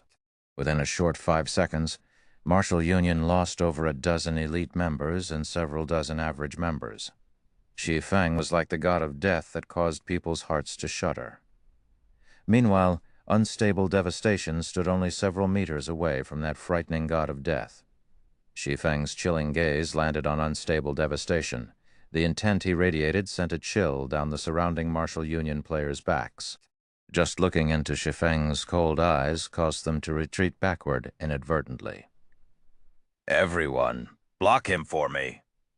Even when bombarded with so many spells and sieged on all sides by so many players, Shi Feng still walked forth step after step, leaving behind a massacre as he advanced. It was the first time Unstable Devastation felt such a deep-seated fear. To Unstable Devastation, Shi Feng was no longer a player, but a devil. There was also the tangible killing intent that surrounded Shi Feng. Although Unstable Devastation knew that this was only a game, the realistic effects of virtual reality caused Unstable Devastation to forget that this was just a virtual world completely. He had even forgotten how many elites of Martial Union had died and how grave losses were to Martial Union. The only thing Unstable Devastation knew was that he was in an extremely dangerous situation. If he did not escape immediately, only death awaited him. Immediately, Unstable Devastation activated a speed scroll. He then turned and ran. Shi Feng simply smiled at Unstable Devastation attempt to escape. With a single wind blade, his sword pierced towards Unstable Devastation's back. Unstable Devastation spun around, firing an arrow from his bow in an attempt to hold Shi Feng back. However, he immediately discovered that Shi Feng was truly too frightening. Shi Feng's pitch-black abyssal blade easily split the arrow, and in the blink of an eye, Shi Feng arrived in front of him. A silver glow pierced his heart, and immediately after, another black glow slashed across his neck. Unable to stop his HP from madly decreasing, his HP reached 0 in an instant. Even until death, Unstable Devastation wore a stupefied expression. The others from Martial Union were similarly shocked as they witnessed this sight. Unstable Devastation was one of the big bosses of Martial Union. He was also a level 9 ranger. Yet, when facing Ye Feng, he had no power to retaliate at all. Just how strong was this Ye Feng? Shi Feng noticed a secret silver-ranked longbow dropping after Unstable Devastation's death. He casually picked up the longbow and placed it in his bag. He then turned to look at the other members of Martial Union. Although Shi Feng did not take any action, only sending them a glance, his might had already deeply engraved into their minds. The members of Martial Union all halted their actions, inadvertently backing off. They all revealed fearful expressions as they looked at Shi Feng. Why hadn't the town guards arrived yet? This thought suddenly appeared in their minds. They felt that only the guards could protect them from Shi Feng's attacks. However, from the moment Shi Feng began his assault to the moment Unstable Devastation died, only a brief 8 or 9 seconds had passed. Even if the town guards hurried over, they would need at least 10 minutes before they arrived. Faced with the members of Martial Union who dared not move, Shi Feng only swept a glance at them. He did not rush up and kill them. The cooldown for most of his skills had almost finished. Although he could kill a sizable chunk of Martial Union if he continued his spree, he would run the risk of paying with his and his teammates' lives, and this was not an ending that he wished to see. Meanwhile, Shi Feng's actions had caused plenty of the surrounding onlookers to become tongue-tied. A single glance from Shi Feng was enough to petrify the hundreds of players from Martial Union. This power was just too frightening. Just who is this guy? Is he a god-ranked expert? The onlooking players were both curious and shocked as they watched Shi Feng. He had single-handedly faced off against several hundred players and even managed to kill tens of players without receiving any damage. Even a god-ranked expert was not capable of such a feat. After some time, the town guards finally arrived. "The guards are here. We're saved." Seeing dozens of guards in silver heavy armor rushing over, the members of Martial Union sighed in relief. Chapter 169, The Most Awesome Red Name. Chapter 169, The Most Awesome Red Name. At this moment, thousands of players surrounded the fountain plaza of Red Leaf Town. Due to the increase of new players in God's domain, Red Leaf Town had become the most prosperous town among the few surrounding towns. The player count in Red Leaf Town was already close to 20,000. The scene of Martial Union suddenly chasing away all the players from the town's fountain plaza. would naturally attract the attention of other players. Curiosity would grow over the disturbance. This wasn't limited to independent players. Even the other large guilds had sent players over to investigate what Martial Union was up to. When all these players arrived, they discovered that Martial Union currently attempted to carry out a vendetta against an independent player. Moreover, they did so right in the middle of Red Leaf Town.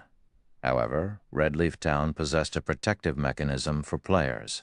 If they started a battle here, the town guards would definitely appear. Not only would they kill Red players on the spot, but they would also jail them upon revival. No matter how one looked at it, killing someone in town was unwise. Both sides would only suffer losses. At this stage of the game, no matter how many players one had on their side, they still would not dare provoke the town guards. Every player clearly understood how powerful these guards were. As these guards would normally patrol around the town, players could easily find one and observe their statistics. The normal guards alone were level 60, while the guard captain was a level 80 elite. It would not matter how many players went up against them. Any who resisted would only meet their demise. To put it another way, the current players in God's domain had no abilities whatsoever to retaliate against the town guards. However, nobody would have imagined that someone would actually take action. Moreover, the one who took action was that independent player. Originally, everyone thought that the independent player was fated to die. In spite of that, the results exceeded everyone's expectations. One man alone had massacred the players from Martial Union, instilling a paralyzing fear. This feat was too heaven-defying. Unfortunately, even if that independent player were powerful, he would still die at the hands of the town guards, who told them to start a fight right in the middle of town. The town guards that hurried over had surrounded the fountain plaza, detaining all of the players involved in causing this ruckus. "Big Brother Shi Feng, I'm sorry, it's my fault for dragging you into this mess." Firedance apologized as she walked over. Shi Feng's character name had begun to turn black due to the high intensity of the red color.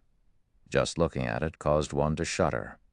Including her past companions, Shi Feng had killed more than 100 players during this battle. With his crime value, if Shi Feng died, he would lose at least 7 levels. Meanwhile, the town guards had them surrounded. The guards would kill all red players, leaving Shi Feng no chance to escape. This was still not the most important point. After the guards killed him, Shi Feng would immediately revive in jail, and his crime value would determine the duration of his imprisonment. With Shi Feng's crime value, he would be locked up for around a week before he could clear away his crime value. The players of Martial Union watched Shi Feng with ridiculing expressions. Although they too would receive punishment, compared to Shi Feng, theirs would significantly pale in comparison. "Relax," Shi Feng laughed. Kola and the others had smiles on their faces. It was especially true for Violet Cloud. This was not the first time she had experienced such a situation. Martial Union had also caused the previous incident she encountered. She would have never imagined that history would repeat itself. The reactions of Shi Feng's teammates confused Firedance and Water Buffalo. Why, as teammates were Kola and the others not worried for Shi Feng one little bit. "Big Sister Firedance, you should relax. Our leader isn't an ordinary person." Violet Cloud giggled as she spoke. The moment Violet Cloud finished speaking, a guard, donned with silvery gray-colored heavy armor, walked up. "Esteemed Lord Demon Hunter, we meet again. How may I be of service to you this time?" The guard captain was all smiles as he greeted Shi Feng respectfully. Compared to the last meeting, Shi Feng's current reputation was much higher. Hence, the guard captain spoke to Shi Feng with even more respect. Although Shi Feng and his teammates felt that the guard captain's actions were only natural, this scene shocked the other onlookers. It was especially true for the members of Martial Union. Their eyes nearly popped out of their sockets in shock. Shi Feng was clearly a devil of massacre, yet, instead of quickly killing him, the guard captain spoke to him with such regard. What was going on in this world? Isn't that person Shi Feng? I remember him. Last time he killed the members of Martial Union right in front of the guards. In the end, he got away with simply paying a small sum of money. I was dumbfounded at that time, but later on I found out that if a player became a noble, they gained special privileges. Even if he killed players right in front of the guards, he would not receive any sort of punishment. At worst, he would have to pay a small compensation fee. How could Martial Union be so forgetful this time? They still dare to take action against Ye Feng inside of Red Leaf Town. Don't they know that Ye Feng is a noble of Red Leaf Town? How foolish could they get? You might not know this, but the Martial Union in Red Leaf Town has already changed. The previous members have long since left the guild, and Unstable Devastation is the new leader. Right now, the members of Martial Union are all players called in from other towns. A large majority of them also consist of newcomers, so they have no idea about this matter at all. Some of the players aware of the previous incident simply shook their heads while laughing. They felt that Martial Union as a guild was truly beyond salvation, at the very least. Before they tried to deal with Ye Feng, they should have investigated and tried to understand more about him. Regardless of what others said, Ye Feng was one of the few players who managed to clear the hell mode of Dark Moon Graveyard. Hearing the explanation from these knowledgeable players, the faces of everyone from Martial Union turned grim. Only now did they know why Shi Feng behaved so calmly. However, now that matters had reached this point, they could only glare at him, their gazes full of reluctance. Esteemed Lord Guard Captain, this isn't the first time these people from Martial Union have provoked me in town. I wonder if there is any way to prevent such incidents from happening in the future, Shi Feng asked with a smile. Esteemed Lord Demon Hunter, since this guild called Martial Union has a record of past offense, with my lord's high status, you can employ your rights to chase this guild out of Red Leaf Town. However, you will have to pay a fixed amount of reputation to utilize this right. What will my lord decide? The guard captain stated. Originally, Shi Feng simply inquired. After all, without a definite degree of status, he could not employ such a right. However, he never imagined that a demon hunter would have such a high social status. Hence, he asked, how much do I have to pay? Since Martial Union does not possess any members of nobility in Red Leaf Town, my lord only needs to pay 100 Red Leaf Town reputation points, the guard captain said. I understand. Shi Feng only had 130 Red Leaf Town reputation points right now, however. Spending 100 points as a precautionary measure was nothing of significance. He had the Demon Hunter title in any case. He would be a noble wherever he went, and he did not lack such a small amount of reputation points. I wish to employ this right. System. You have used your special privileges, reputation in Red Leaf Town reduced by 100 points. Red Leaf Town will deport all members of Martial Union. As you wish, esteemed Lord Demon Hunter. Immediately, the guard captain gave out the deportation order to his subordinates. However, all members of Martial Union currently in the Fountain Plaza would first sit in jail for 3 hours before their removal from Red Leaf Town. As for the other members of Martial Union, the guards would immediately exorcise them from town, and any who resist would be immediately killed. Simultaneously, all members of Martial Union within Red Leaf Town received the deportation notice. The notice stunned every one of them, and even Unstable Devastation, who just revived with a stomach full of anger, was dumbfounded. He had already given up on his plan to develop Martial Union in 5 different towns, and after much difficulty, he only just managed to solidify Martial Union's foundation in Red Leaf Town. Just as he was about to welcome a bright future, that future shattered. How could this be? Just what happened. Unstable Devastation's mental state was a mess right now. Everything had happened far too quickly for him to react. He had wasted so much manpower, resources, and a great amount of time, yet it all had gone to waste. Just who was this Ye Feng? Why did he possess such great authority? How could a red player have the authority to deport an entire guild from a town? For a time, countless questions darted through Unstable Devastation's mind. However, regardless of how hard he racked his brain, he could not think of any way to deal with this matter. He also could not change the fact that they were being deported. He could only watch as guards walked up to him, intending to chase him out of Red Leaf Town. Everyone had sentimental attachments for their homeland. If they suddenly moved within a short time, they could not adapt to the new location. It was even more so for average players. They would not suddenly accept having to leave the location with which they were most familiar. Thus, they all promptly chose to leave Martial Union instead. For a time, the member count of Martial Union frantically decreased. Only a few moments had passed since the deportation started, and the member count had already dropped below 500. The majority of the members who stayed mostly consisted of the members that Unstable Devastation had originally brought over from other towns. They did not choose to leave the guild immediately. However, leaving for another town now would greatly impact their leveling speed. As a result, the guild's development would stagnate for a long period. The loss they incurred was simply immeasurable. Watching the town guards deport the members of Martial Union, the onlooking players were at a loss. They were shocked into speechlessness. Just what was happening here? Could that red player be the new mayor of Red Leaf Town? However, compared to Martial Union's exorcism, the members of other guilds concerned themselves with another matter. Boss, I've discovered big news here. Look at the recording I just sent to you. Vice letter. I discovered another God-ranked expert. Big bro, something big happened in Red Leaf Town. Someone in the Fountain Plaza has flipped over Martial Union's several hundred players by himself, and even the guards could do nothing against him. The members of various large guilds started contacting the upper echelons of their guilds. They intended to report this unbelievable incident, letting the upper echelons determining their next move. Originally, these upper echelons refused to believe the reports. However, after watching the irrefutable evidence, they were all greatly shocked. Could a single player be so strong? Shi Feng had killed a level 9 shield warrior in a single hit. Moreover, they were very familiar with this shield warrior.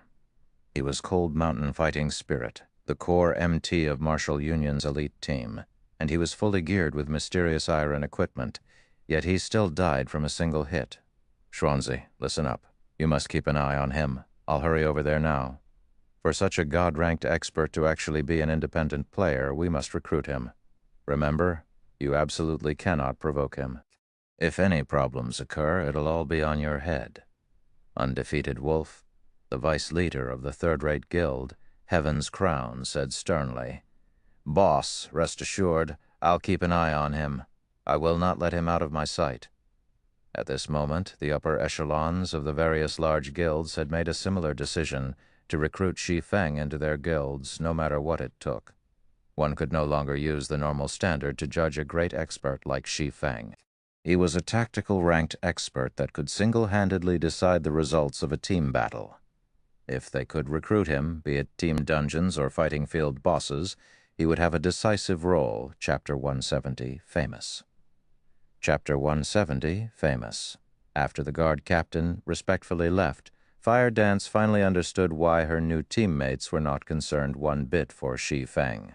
However, more questions tumbled through her mind now. Just who was Shi Feng? Standing by the side, Water Buffalo finally managed to shut his hanging jaw. There was a saying commonly used in virtual reality games. A team's achievements depended on their leader. Right now, even the guard captain treated Shi Feng with such respect. With a team leader like Shi Feng, just to what heights would he lead them? In God's domain, gaming experts like Shi Feng were definitely highly sought-after characters. With a simple word from Shi Feng, countless large guilds would be willing to offer a high price to recruit him into their guilds. Even first-rate guilds were no exception. Water Buffalo never imagined that Shi Feng would form his own team instead. Meanwhile, the players who joined such a team would become the envy of others. Previously, the main reason Water Buffalo willingly joined Shi Feng's team was his trust in Fire Dance. Meanwhile, Fire Dance was more or less an expert herself. As for Water Buffalo, he had his own hero's dream, and he only joined Fire Dance's team to learn various techniques from her. Since the beginning, this was the first time Water Buffalo truly felt fortunate for being able to join Shi Feng's team. However, it was not due to Shi Feng's terrifying attack power. Instead, it was because of the techniques Shi Feng displayed during battle, be it dodging angles to attack timing or a confident grasp of the surrounding terrain. Shi Feng was extremely precise with all of these aspects. Otherwise, Shi Feng could not have made fools out of Martial Union. Moreover, Shi Feng was a righteous person. Regarding potential, Shi Feng stood at the apex of the virtual gaming world. If Water Buffalo could learn even a little from this new team leader of his, he would have no troubles with becoming a normal expert. If he followed Shi Feng's guidance, he might even set foot in the unreachable world of top-tier experts. Ugh, there's too many people here. Let's go to a restaurant with fewer people before we continue our discussion. Shi Feng surveyed his surroundings, discovering that there were over 300 or 400 players staring fervently at him. This was not a suitable place to speak about his future plans. Cola and the others nodded. They could no longer endure the countless stares either. These gazes all belonged to independent players that wished to join their team. Among them, there were plenty who were level 7 or level 8. There were even quite a few wealthy players who offered tens of thousands of credits in exchange for power leveling, or in some cases, assistance with their quests. There were also plenty of good-looking female players running up, asking to become friends. That aroused the envy of many male players. However, they were helpless in the face of Shi Feng's ferocity. Shi Feng was like a hero from ancient times. In this day and age, men who possessed powerful techniques were very attractive to beautiful women, not to mention a god-ranked expert like Shi Feng. However, something more amazing occurred simultaneously. The various large guilds in Red Leaf Town flooded Shi Feng with communication requests, wishing to chat with him. He rejected them all. Sister Fire Dance, you have to strive harder. This is a great chance for you right now. In the future, as leader's popularity grows larger and larger, who knows, there might be even more powerful beauties joining the team. Water Buffalo nudged Fire Dance, laughing quietly. Scram! Who said that I wanted to become Big Brother Yi Feng's girlfriend? Fire Dance stuttered, a light blush suddenly appearing on her cheeks. Atop a hill outside Red Leaf Town, hundreds of Martial Union's members gathered. They could only observe Red Leaf Town from the hilltop, not daring to go near the town. Despicable, despicable, that damnable Yi Feng, all my plans have been ruined now because of him. Unstable devastation coldly glared at Red Leaf Town, his heart burning with anger. Previously, he had looked down upon Shi Feng. He merely thought of Shi Feng as a vagabond expert. How powerful could he be? Only now did he realize the crux of the problem. Shi Feng was no ordinary expert. As proven, he was even capable of deporting their entire guild. If Unstable Devastation had known of this matter earlier, he would not have taken such a foolish action. Yi Feng, you will only enjoy this glory for the moment. Very quickly, the footage that will ruin you will dominate the official forums. When that time arrives, everyone will condemn you. Although I can't kill you, it will be enough if I can annoy you to death. We'll see if you can establish your own team with your reputation in tatters. Without a team, a person's strength is limited. When we enter White River City, I'll deal with you slowly. I don't believe that you can deport Martial Union from White River City as well. Unstable Devastation laughed contemptuously. He then uploaded the footage he recorded to the official forums, and while doing so, he instructed his subordinates to hype things up. To save his own life, Shi Feng slaughtered his own companions. Sooner or later, Shi Feng's name would fall into ruin. Who would dare team up with such a person then? Inside a restaurant in Red Leaf Town, Shi Feng finally managed to break away from all the pestering that had overwhelmed him. Nobody could disturb him inside a private room. After spending more than 10 minutes discussing and arranging the necessary tasks for Cola and the others, just as they were about to take action. Leader has expected that Unstable Devastation has retaliated. Right now, a video has appeared on the official forums. The post also stated that, in order to save your own life, you willingly killed your own companions, extremely despicable. There are also plenty of people slandering you below the post, Cola said. Fire Dance and the others took a look at the post as well. God-ranked expert is a despicable little man. Proof available immediately. The team's expressions turned livid. They did not imagine that their former companions would behave so shamelessly. They actually stood up to accuse Shi Feng. They had clearly received Shi Feng's reward, yet they worded it as if they had only attacked Martial Union because of their friendship with Shi Feng. After they realized their wrongdoings, when they tried to denounce Shi Feng, he killed them all. Such a treacherous little man did not deserve to be called an expert. However, as Shi Feng was too strong and they were only a group of weaklings, they were powerless to seek justice. They could denounce Shi Feng online. The proof lay in their previous leader, Fire Dance, joining Shi Feng's current team. It was irrefutable, solid proof that Shi Feng could not challenge. Shi Feng was originally very famous throughout White River City. Not only did he clear the hell mode of a team dungeon, but he also enjoyed an indistinct relationship with the Snow Goddess, becoming the envy of others. Now that a scandal about him surfaced, in addition to the post being extremely one-sided, Shi Feng became everyone's target. All kinds of curses were written in response to the post. Some of Shi Feng's previous supporters also voiced their shock at Shi Feng's hideous behavior, exclaiming their bad judgment from before. Instantly, this post became the most viewed topic in White River City. Its view count soared, far surpassing the post made during the war between Black Flame and Hammer Trading. Leader, let's start a counterattack right now. Cola could no longer endure this travesty. Unstable devastation was simply too despicable. He had failed to defeat Shi Feng in an upright battle, so he retaliated from the shadows, slandering Shi Feng's reputation. Although Shi Feng did not suffer any substantial losses, he still needed to establish his own guild in the future. Those players blinded by this matter would certainly not join a guild with such a leader. How were they supposed to develop their guild? How could they compete with those large guilds? Ha ha ha. It is truly well said with both proof and logic. I'm so touched. I'm tearing up. Shi Feng could not help but laugh after seeing the post. Shi Feng had seen such tactics countless times in his past life. Among them, Unstable Devastation had used such tactics more than a dozen times to deal a hit to his enemies. Shi Feng could not help but admit that the tactic was indeed effective. However, so what? Unstable Devastation was the same as in the past. In the end, he could still not become the guild leader of Martial Union, and his strength in the later stages of the game was even weaker than Iron Sword Lion by several stages. In front of absolute strength, all minor tricks were pointless. All right, everyone's dismissed. Go to the Silent Swamp and meet up with Blackie and Lonely Snow. Also, take these 2 group isolation scrolls. Find a place inside of town to use these, then leave town and head for the Silent Swamp. Shi Feng took out 2 Tier 1 group isolation magic scrolls, handing them to Fire Dance and Cola. The group isolation scroll allowed players to enter stealth mode and increased movement speed by 10%. It could only be used in a non-combative state, and it had a duration of half an hour. The stealth effect would break when players entered combat. With this item, Cola and the others could easily meet up with Blackie while avoiding surveillance.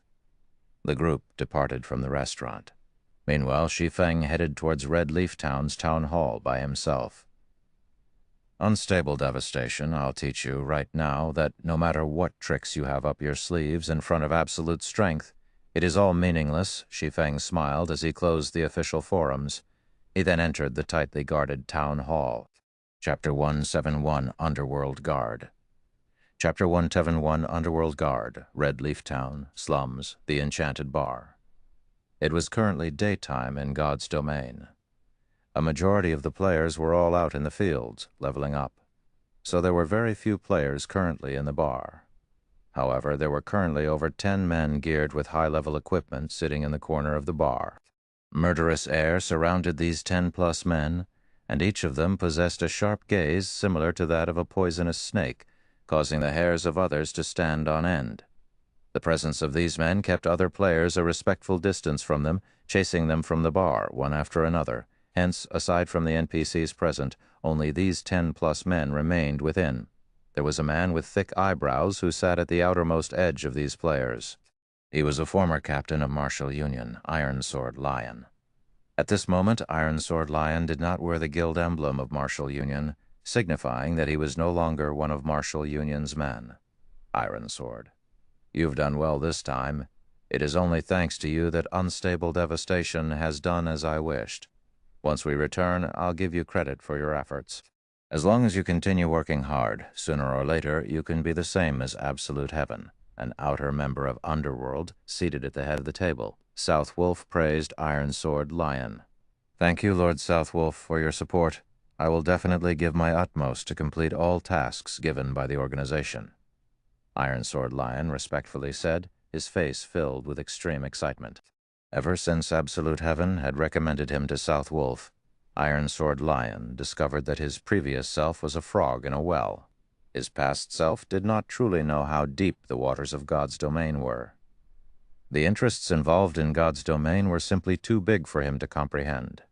If it were not for him coming into contact with a mysterious organization like Underworld, he would not know about this huge secret at all. Our Sword Lion was immediately stunned when he found out about this secret. He even thought that he had heard wrong. It took him more than 10 minutes before he could accept this chilling secret. He celebrated the fact that he could gain the favor of Underworld, leaving behind the worthless Martial Union. God's domain was not a place in which unrated guilds like Martial Union could play around. Even third-rate guilds could be annihilated at any time. Only those second-rate guilds or above, which possessed a strong background, could qualify to compete for authority in God's domain. If Iron Sword Lion could become an outer member of Underworld, he could live a carefree life in the future. At that time, having an annual salary would only be a small matter. The more important part of becoming an outer member of Underworld was the status and authority that came with the position. He would be on equal standings with those big shots of corporations in the city. This was something that he had always dreamt of becoming. Let's continue by discussing how to deal with Ye Feng. With unstable devastation slandering him right now, Ye Feng will, sooner or later, fall from fame. The next step is destroying the relationship he has with Gentle Snow. Then, finally giving Ye Feng a fatal blow, we will make him disappear from God's domain completely. When Southwolf recalled Shi Feng's arrogant words, he could not help but narrow his eyes, a cold glint shining in them. He wished he could get rid of Shi Feng right this instant. However, young Master Feng had already given him a command, and had even sent a party of Underworld guards to assist him. Hence, Southwolf could only vent his anger by slowly toying with Shi Feng. At this moment, Absolute Heaven, silent all this time, suddenly opened his mouth, saying, "It would be very simple to break apart the relationship between Ye Feng and Gentle Snow. The problem is, how are we going to deal with Ye Feng? From the footage transmitted to us just now, I think that everyone has clearly seen how powerful he is. Even several hundred players could do nothing to Ye Feng. Who could block that frightening attack power of his? The last time I exchanged moves with him, I could withstand a few of his blows. If I met him now, however, I probably wouldn't even have the chance to escape. As for a direct confrontation, he could most likely kill me in 2 to 3 moves. Dealing with Ye Feng right now, we'd only have a chance if we had 10 or more top-tier experts to surround him. However, where can we find so many experts? Naturally, I realize this. This is also the reason why we need to deal with Ye Feng. He possesses an epic ranked item, so his strength is intense. However, you shouldn't downplay our strengths just because of this. He merely got rid of a group of trash like Martial Union. Although the Underworld guards are not as capable as Ye Feng, we can do the same thing. The only thing we lack is attack power. Regarding pure technique, Underworld Guard is much stronger than Ye Feng. Moreover, young Master Feng has specifically sent us a full party of Underworld guards as assistants. With a party of Underworld guards, even if Ye Feng has an epic ranked item, he will still be helpless against them. So you don't have to worry about this, Southwolf said, smirking. He is simply a small character that got lucky. If it weren't for young Master Feng's command, I would be enough to deal with him. There would be no need for our entire party to take action. A level 9 assassin named Flying Rat said disdainfully as he toyed with his dagger. Flying Rat wore the level 8 mysterious iron set equipment, the Blood Dawn. That's enough, Flying Rat, that Ye Feng has some ability. Otherwise, young Master Feng would not have told all of us to come here. Southwolf, contact us if you have any matters that you need us to deal with. The Underworld guards aren't free all day. The higher-ups have already given us a command to reach level 10 by tomorrow. Otherwise, they'll expel us from the Underworld guards. So we're off to level for now, Ming Sha, the party leader of this group of underworld guards, said. Ming Sha had a large body, and he was a stern-looking man over 40 years old. Killing intent radiated from his entire body, and even absolute heaven feared this man. That is only natural. How could I possibly waste Big Bro Ming Sha's valuable time? Southwolf said respectfully. Within the Underworld organization, the position of the Underworld Guards was relatively high up, as they were the core strength of all of Underworld. Normally, Underworld Guards would only listen to the commands of the guild leader or elders. As for young Master Feng, however, he was not even an elder in the organization. He could only mobilize the Underworld Guards due to his position in Underworld being slightly special. If it were any other person, the Underworld Guards would not pay them any attention. Elsewhere, Shi Feng had already walked into the town hall. "Sir, how may I be of service to you today?" An elegant female worker walked up and asked Shi Feng. "I wish to activate the permission to utilize the teleportation circle," Shi Feng said. In God's domain, only when a player reached level 10 would they have the qualifications to come to the town hall and utilize the teleportation gates. After all, teleportation gates were extremely precious, and their maintenance required a lot of resources. Not just anybody could use them. "I understand. Please follow me." Following which, Shi Feng arrived at the front desk of the town hall. After dealing with all the necessary procedures, he obtained a new identity card. With it, he could freely utilize the teleportation gate. However, he would have to pay a fee each time he used it. Normally, when one teleported from a town to a city, the fees were 1 silver coin. Meanwhile, teleportation between cities was slightly more expensive, and the fees would change depending on the distance. Teleporting to one of the closest cities from White River City cost at least 20 silver coins. Meanwhile, teleporting to the capital city, Star Moon City, from White River City cost around 1 gold coin. As a result, average players had no way to utilize these teleportation gates to travel between cities. Thus, average players would normally stay within the surroundings of their own cities to level up. They would not go to other cities to grind or do quests. Of course, they could run to other cities by foot as well. Only they would need to spend at least a few days running to cross such a distance. When Shi Feng arrived at the teleportation hall of Red Leaf Town, the place was void of players. There were only a few level 100 elite guards wandering about. In actuality, Shi Feng did not originally intend to go to White River City so early. However, after the ruckus unstable devastation caused, his troubles had grown larger and larger. In order to develop his guild in the future, he could only hasten his plans and take action now. "Adventurer, you have to pay 1 silver coin to use the teleportation gate."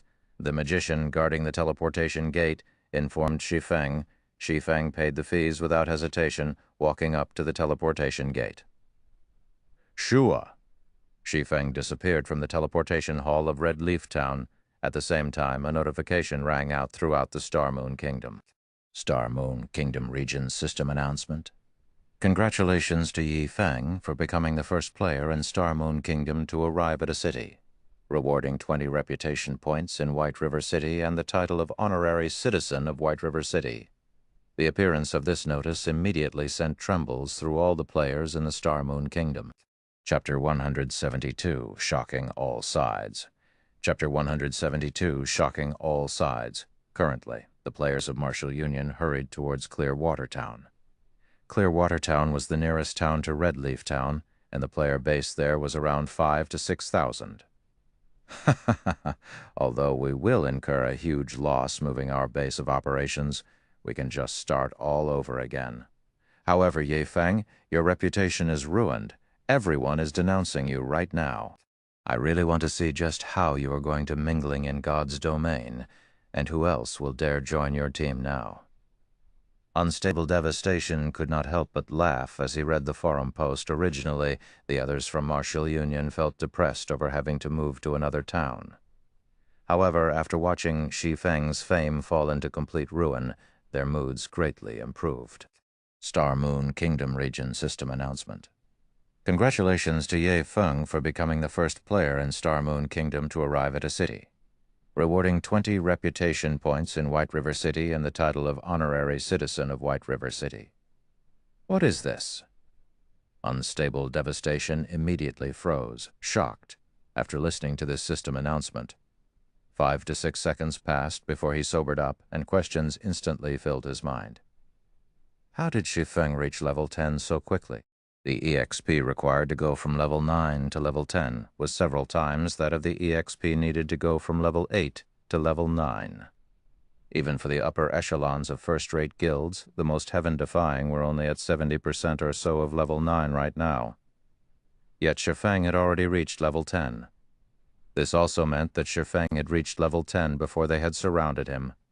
In regards to an independent player, such a leveling speed was simply unimaginable. Boss unstable, not good. A new post about Ye Feng has appeared on the forums, and it is filled with all sorts of reverence and support for Ye Feng. Unstable Devastation hurriedly opened the official forums. At this moment, the post his subordinate mentioned already owned the top position on the forum. With the title, "The #1 Player in White River City," instantly the popularity of the post surpassed the post Unstable Devastation had previously submitted. In this post, aside from Shi Feng's achievement of becoming the #1 player in White River City, there were also plenty of other accomplishments mentioned. There was even uploaded footage of Shi Feng massacring the hundreds of players of Martial Union. In the footage, Shi Feng had killed close to 100 players by himself, while he had frightened the hundreds of Martial Union's players present. Shi Feng's domineering actions had caused many players to start worshipping him. Although the footage only lasted a few short seconds, even after viewing it over 100 times, one would still not tire of it. Shi Feng's lightning speed dodging techniques and battle techniques were especially worth watching and learning.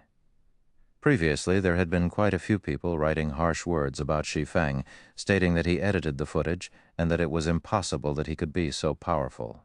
They also argued that Shi Feng was only a backstabbing, traitorous bastard, that there should be a limit to how far he could go, even when severing relationships.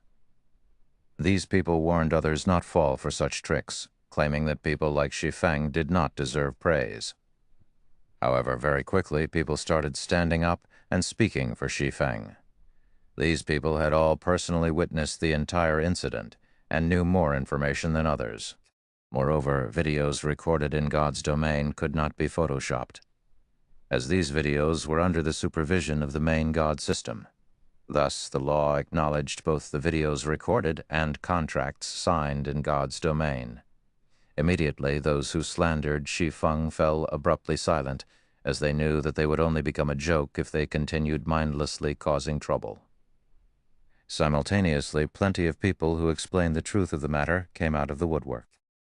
These idiots only scandalize others because they can't stand others living a better life. I'm a player of Red Leaf Town, and I witnessed the incident very clearly. Even Martial Union was helpless against Ye Feng.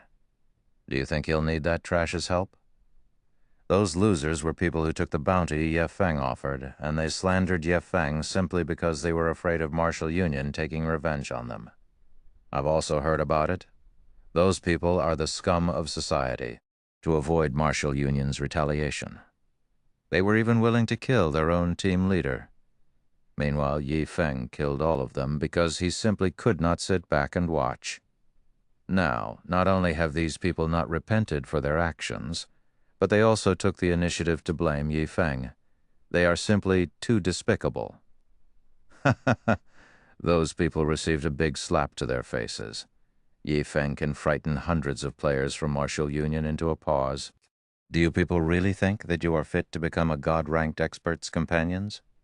You even have the gall to say that you helped Ye Feng. Is your second-grade syndrome incurable? You guys don't know how awesome Ye Feng is. Just a word from him, and right now all of Martial Union is being removed from Red Leaf Town. You can't find a single player from Martial Union standing on the streets now. Ye Feng is just too awesome, as expected of a God-ranked expert. When God slaps faces, all of those haters will have to dismiss themselves.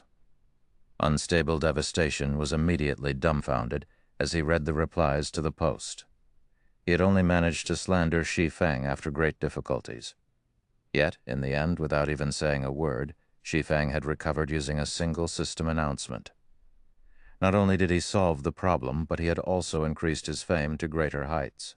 As for Fire Dance's companions, when they saw the system announcement and the forum post, their expressions turned extremely ugly. Even their intestines turned green with regret. They did not imagine that Shi Feng was actually so powerful. How great would it have been if at that time they had joined Shi Feng's team with Fire Dance. Instead, they were now scorned and verbally abused by others. Furthermore, they had lost another level due to their deaths at Shi Feng's hands. They could not even compare to average players anymore. At that time, they only acted in such a way to avoid the retaliation of Martial Union. In the end, however, Martial Union was deported from Red Leaf Town, so they wouldn't be able to retaliate against them in the first place. Such an end left them feeling empty and lost. Just why had they chosen such a path? Meanwhile, it wasn't just Unstable Devastation who was shocked by this development. On Underworld's side, both Southwolf and the Underworld guards were similarly stunned by this news. Wasn't this Ye Feng's leveling speed a little too fast? Southwolf nearly spat blood in anger. Now that Shi Feng had entered the city, his previous detailed plan was useless. He needed to start from the very beginning again. When Gentle Snow, who was currently in a level 10 monster area, discovered this news, she fell into deep thought for quite some time. I truly underestimated him. Although my level is already quite high, I still have to grind for 5 to 6 hours before I can reach level 10. During these 5 to 6 hours, Ye Feng might very well widen the gap in our levels even further after entering White River City. Gentle Snow laughed bitterly. Everyone knew that all virtual reality games shared a common point. The resources available were limited. There were only so many leveling resources available in every region. Unquestionably, the more resources a person possessed, the greater their leveling and development speed would be. As for the resources available in the city, without a doubt, the earlier one entered the city, the more resources one could obtain. There were plenty of high-level quests in a city. The existence of teleportation gates also enabled fast travel to leveling areas. Hence, by entering the city ahead of others, one could quickly monopolize the best areas for leveling up. In the city, the tools and items sold were also limited. These items would be of great help to a team's speedy development.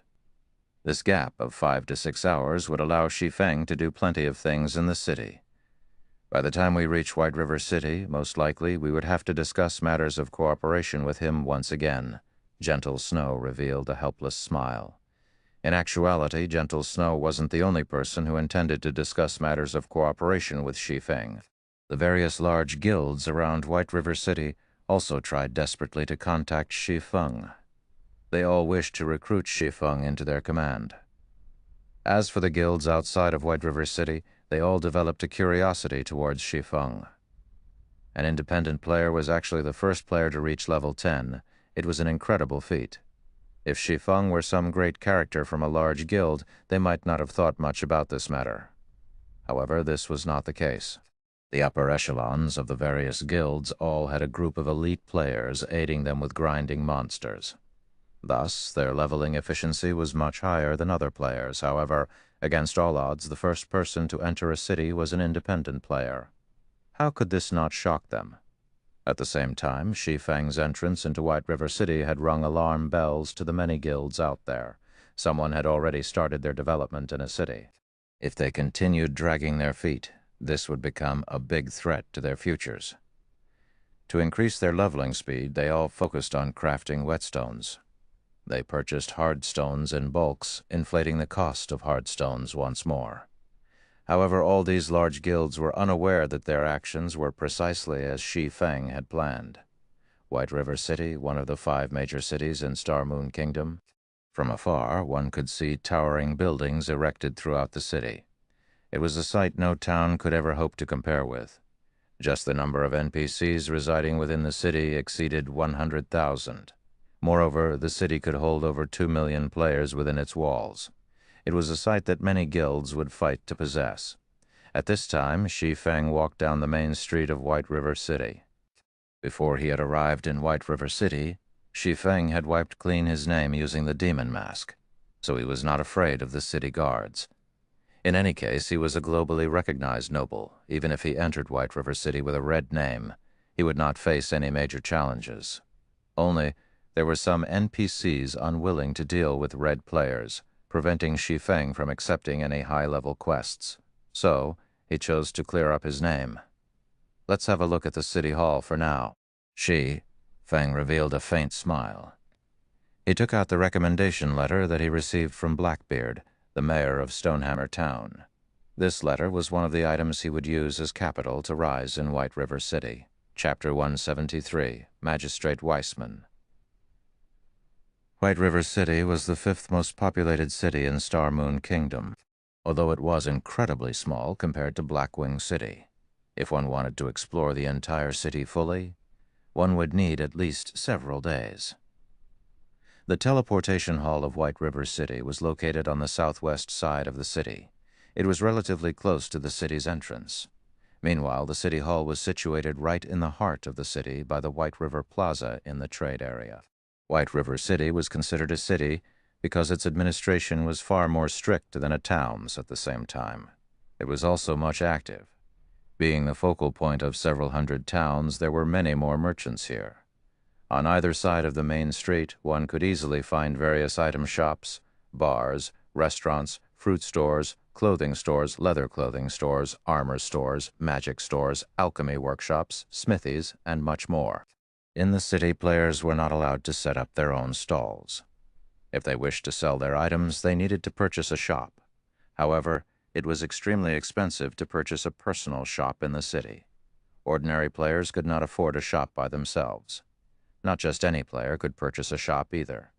Players needed a set amount of reputation points before they were able to do so, and the locations of the shops they could buy depended on their status.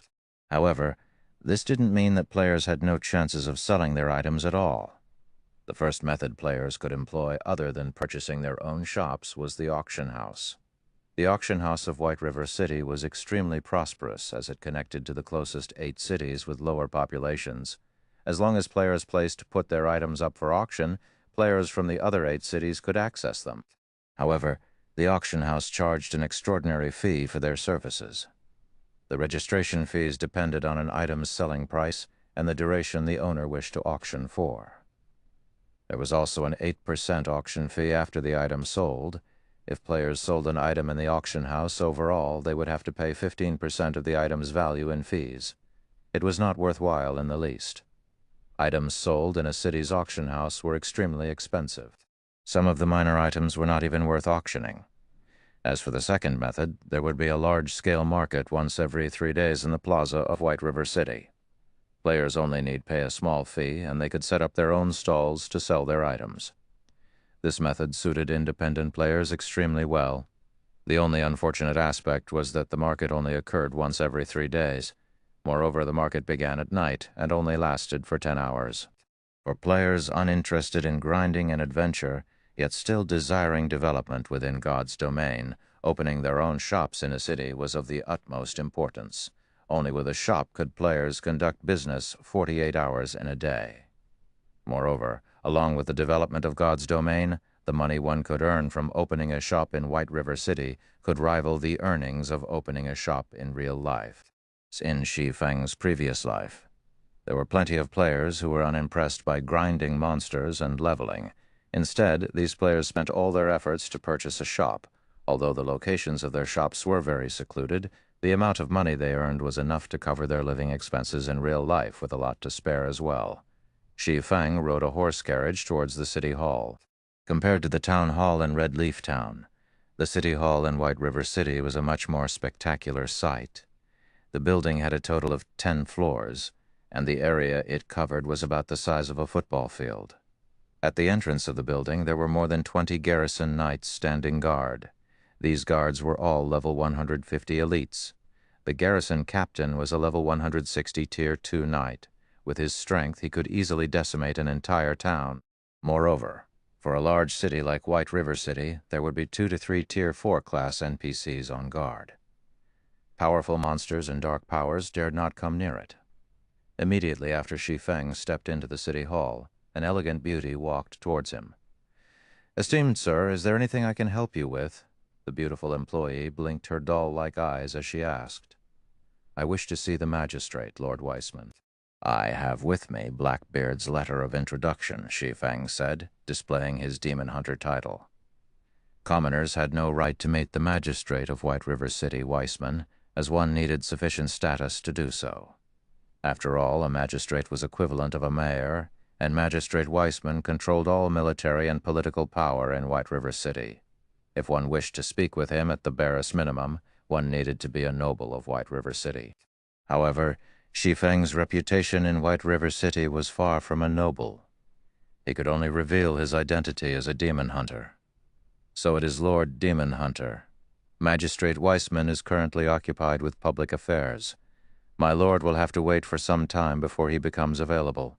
If you are not in a hurry, you can wait in the lounge, and I will notify Lord Weissman of your arrival. The beautiful employee showed respect upon seeing Shi Feng's title.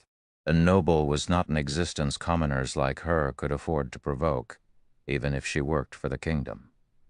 Yes, please notify him for me. Shi Feng nodded. He then wandered towards the City Hall's lounge. Sitting in the empty lounge with nothing better to do, Shi Feng switched his system communications back on. D. Previously, to avoid interruption, Shi Feng had intentionally switched off the system communication function. Nobody could contact him that way. However, the moment he switched it back on, he discovered hundreds of communication requests pending his approval. Shi Feng was familiar with many of these players. The majority of them were the upper echelons of large guilds situated in White River City. Some were even the vice-leaders or elders of guilds. Of course, Stabbing Heart and Gentle Snow were no exception to this list. After all, the advantage of entering White River City ahead of others was far too impressive to ignore. Before entering White River City, information such as the best leveling grounds and the best locations to farm resources were a big mystery to everyone. Without entering the city, one could not obtain any information about the quests available in the city and the city laws imposed on players. To a guild, obtaining such information before others was a great boon. They could occupy the best leveling spots and obtain high-level quests a step ahead of others.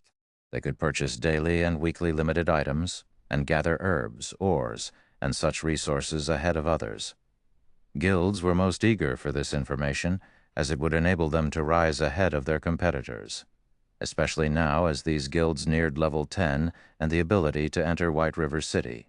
If they could obtain this information beforehand, they could adapt to the new environment quickly and confidently go out to grind and gather resources. They would not need to waste time collecting this information.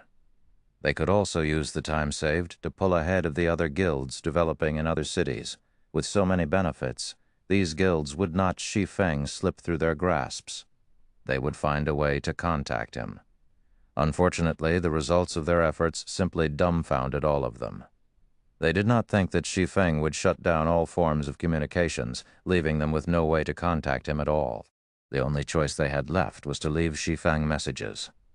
As a result, thousands of messages filled Shi Feng's mailbox. If he read all of them, he would need to spend at least 4 to 5 hours. However, since Shi Feng had nothing better to do right now, he looked at the messages sent by guilds worth contacting. After all, he was an independent player. If he did not sell even any information, he would only gain enemies. With his current strength and influence, he would only end up in tragedy by doing so. So, he would choose a few to do business with. Naturally, Stabbing Heart and Gentle Snow were on his list of business partners. Shi Feng was already friends with them no matter how he looked at it. He would sell them information at a reduced price. However, it was a different story for the other guilds. Shi Feng also had to consider what information he would sell. After all, he knew White River City like his own backyard. However, there was no way he could sell all the information he knew. He needed to consider what information he could sell. This information should greatly interest these guilds. He could charge a high price while not giving these guilds too much advantage and hindering to his own future. Shi Feng was gaining a migraine over this decision. Chapter 174, Blacksteel's Contract. Chapter 174, Blacksteel's Contract. Shortly after Shi Feng entered White River City, all the players within White River City region entered a crazed state. The various large guilds behaved in the same way. They all began forming teams to grind and level up, intending to enter White River City as soon as possible. However, the higher level the monster areas they grinded in were, the more problems they encountered. Not mentioning the fact that more players explored the high-level areas, nor the matter of the guilds competing and battling with each other, just the simple matter of weapon and equipment durability was already a huge headache to these various large guilds. Have they still not sent the whetstones yet? The entire team's weapon durability is almost at its limit, Stabbing Heart said in the team chat. They just informed me that the forgers have just finished a new batch and are sending it our way, a ranger replied. How many are they sending? Stabbing Heart asked. 5 stacks, a total of 100 whetstones, the ranger said in a soft and troubled tone. Why are there only 100? Didn't we buy over 500 hard stones? Stabbing Heart's expression sunk, turning extremely ugly to behold. There were over 60 players in their elite team, and they all were currently grinding in a level 10 monster area. Each whetstone could recover 3 to 7 durability points on a weapon, and 100 whetstones would only last them around an hour or so. They've already used all 500. We are trying to purchase them in bulk, but we simply can't find any. Many players are just paying forgers to turn their hard stones into whetstones. We've already sent out many of our newcomers to grind for hard stones in Dark Moon Valley. However, ever since God's Domain's upgrade, the drop rate of hard stones has decreased. Moreover, the 10-plus forgers we've nurtured are only basic forging apprentices right now. They have a very low success rate for making whetstones. The success rate would be higher if they were intermediate forging apprentices. We wouldn't have to waste so many hard stones. However, the increase in proficiency in forging is just too slow. Right now, they don't have enough proficiency points to become an intermediate forging apprentices at the moment. The ranger's face turned awkward as he explained. Nurturing forgers and potion makers had been very important to their guild for some time. However, where would they find enough money and resources to invest in them until now? These lifestyle players had not supplied any advantages to the guild. Ha! Stabbing Heart let out a deep sigh. He grew worried as he listened to his subordinate's report. Only now did he truly realize the importance of forgers. Although their guild had started nurturing forgers from an early period, collecting plenty of resources and investing a great amount of money into their development, they never thought that it would be so hard to raise a forger. If the guild had an intermediate forging apprentice right now, they wouldn't have been so desperate for whetstones. I understand. Tell the elite team members to use them sparingly, then. Try to reduce the contact their weapons have with monsters. That way, they can slow down the damage to their weapons. Also, tell the outer members to put more effort into gathering hardstones, Stabbing Heart said helplessly. The lack of whetstones had left a second-rate Apex guild, like the Assassin's Alliance, in such a poor state. Of course, this wasn't due to them not having money, but simply because they could not buy any hard stones, not to mention whetstones. Even if a stack of whetstones sold for 10 silver coins at the moment, Stabbing Heart would not hesitate to purchase it. Unfortunately, there were none to be found on the market. The Assassin's Alliance wasn't the only guild faced with such a predicament. All the guilds throughout the Star Moon Kingdom currently held an intense desire for whetstones. Only they were not as tense as the guilds situated within the White River City region. Speaking of which, the guilds in the White River City region were currently in a desperate situation. The durability of their weapons fell too quickly, so they could not battle for long periods. However, without weapons, how could they battle at all? Even though they had such a large-sized guild, there were only a scarce few forgers that could create whetstones. An average guild based in a town would normally have an elite team of around 30 players grinding in high-level monster areas. As for the third-rate guilds in the White River City region, they had elite teams of around 500 to 600 players, while second-rate guilds had over 1,000 and first-rate guilds had over 3,000 to 4,000 players. Of course, there were still the independent players. Right now, the demand for whetstones throughout the White River City region was intimidating. However, due to all of these guilds desperately grinding towards level 10, the price of hardstones soared once again. Each stack of hardstones sold of 1 silver 20 coppers right now. Yet, even with such a high price, the many guilds in the White River City region still failed to purchase any. White River City, City Hall. Unknowingly, more than half an hour had passed since Shi Feng began his wait. During this half hour or so, Shi Feng managed to tidy up all the information regarding White River City. To the guilds in the White River City region that did not know anything, this information was gold. Meanwhile, Shi Feng had organized this information into two versions. One was the simplified version, the other was the luxury version.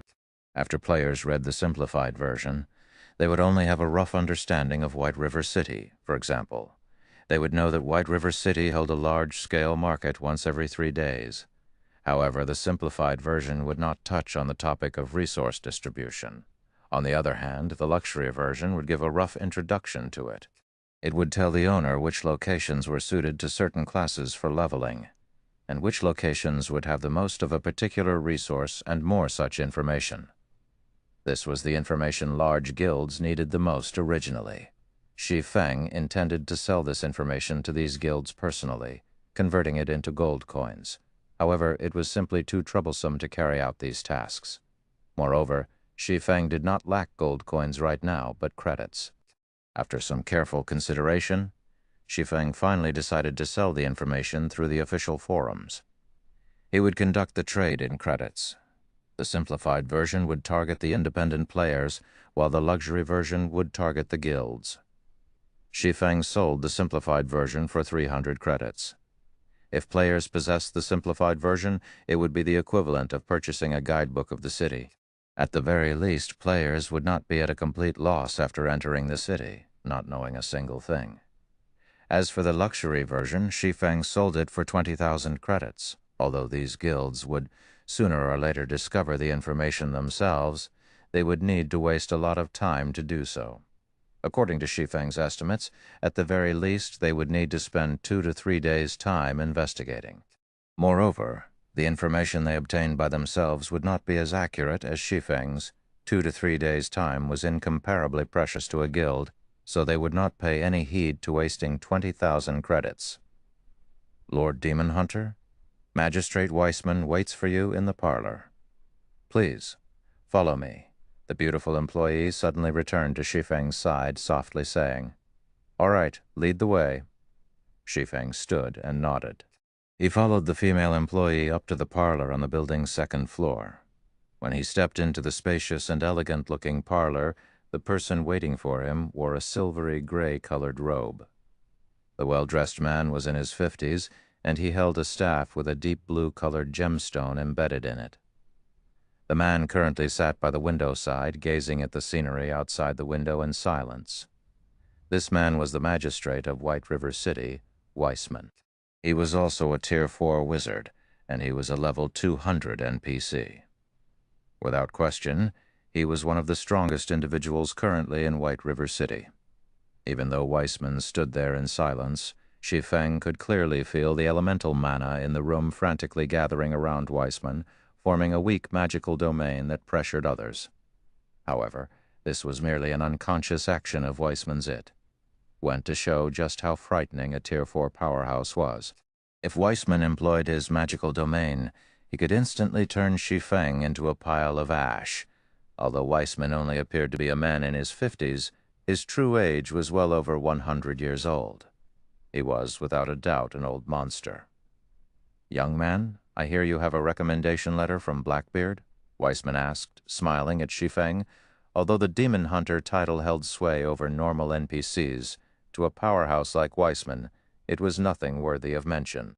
Weissman's identity as a Tier 4 class far exceeded the status of a Demon Hunter. "That's right. Mayor Blackbeard wanted me to pass this to you." Shi Feng took out the recommendation letter, handing it over to Weissman. After Weissman received the letter, he did not immediately open it. He simply let out a deep sigh as he looked at Shi Feng, saying, "That which should have come has finally arrived. I've waited for this letter for 30 years. Only. I never imagined a young man like you would bring it to me. I guess it is now time for me to fulfill the contract made so long ago." Chapter 175, Demon's Heart. Chapter 175, Demon's Heart. Contract. Shi Feng silently murmured, confused from the information he collected in his previous life, there was no mention of a contract. That fortunate player had not revealed this information, so naturally, Shi Feng had no idea. However, since that fortunate player managed to complete the quest, Shi Feng did not believe that he could not complete it himself. After all, he was much stronger than that fortunate player in his previous life, so there was no reason why he couldn't do it as well. As long as he completed this quest, he would have the capital to establish himself in White River City. As for what that capital was there even a need to mention it? To any players new to White River City, there was nothing better than to own their own real estate. Moreover, this real estate wasn't ordinary. It was one of the nobles' mansions located in the heart of the trade area.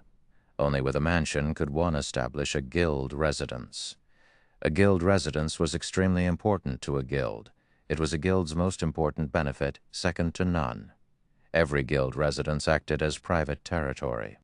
The greatest benefits it provided were an increase in leveling speed and unique resident quests. As long as a guild possessed a residence, all members that rested within could gain a double EXP buff. With this buff, whether grinding or questing, players could obtain double the original EXP. However, players needed to rest in the guild residence for a certain amount of time to gain the double EXP buff. Normally, resting for 48 hours would grant a player 20% double EXP, and players could gain up to an entire level's worth of double EXP. To guild members tired from battle, this feature was fatally tempting. There were also the special resident quests only available in the guild residence. The local NPCs commissioned these quests, and there would be some available every day. Moreover, the rewards for these quests were quite bountiful. There were even times that a quest would reward a dark gold ranked item. When these resident quests were completed, the guild would also receive guild reputation and guild funds, as 20% of the remuneration for these resident quests would belong to the guild. However, even though the guild members only received 80% of the reward money, it was still a great deal more than the reward money of the majority of high-level quests. Aside from all that, a guild residence had many more functions. Thus, a guild residence was the core of a guild. Unfortunately, it was extremely hard for guilds to obtain their own residence.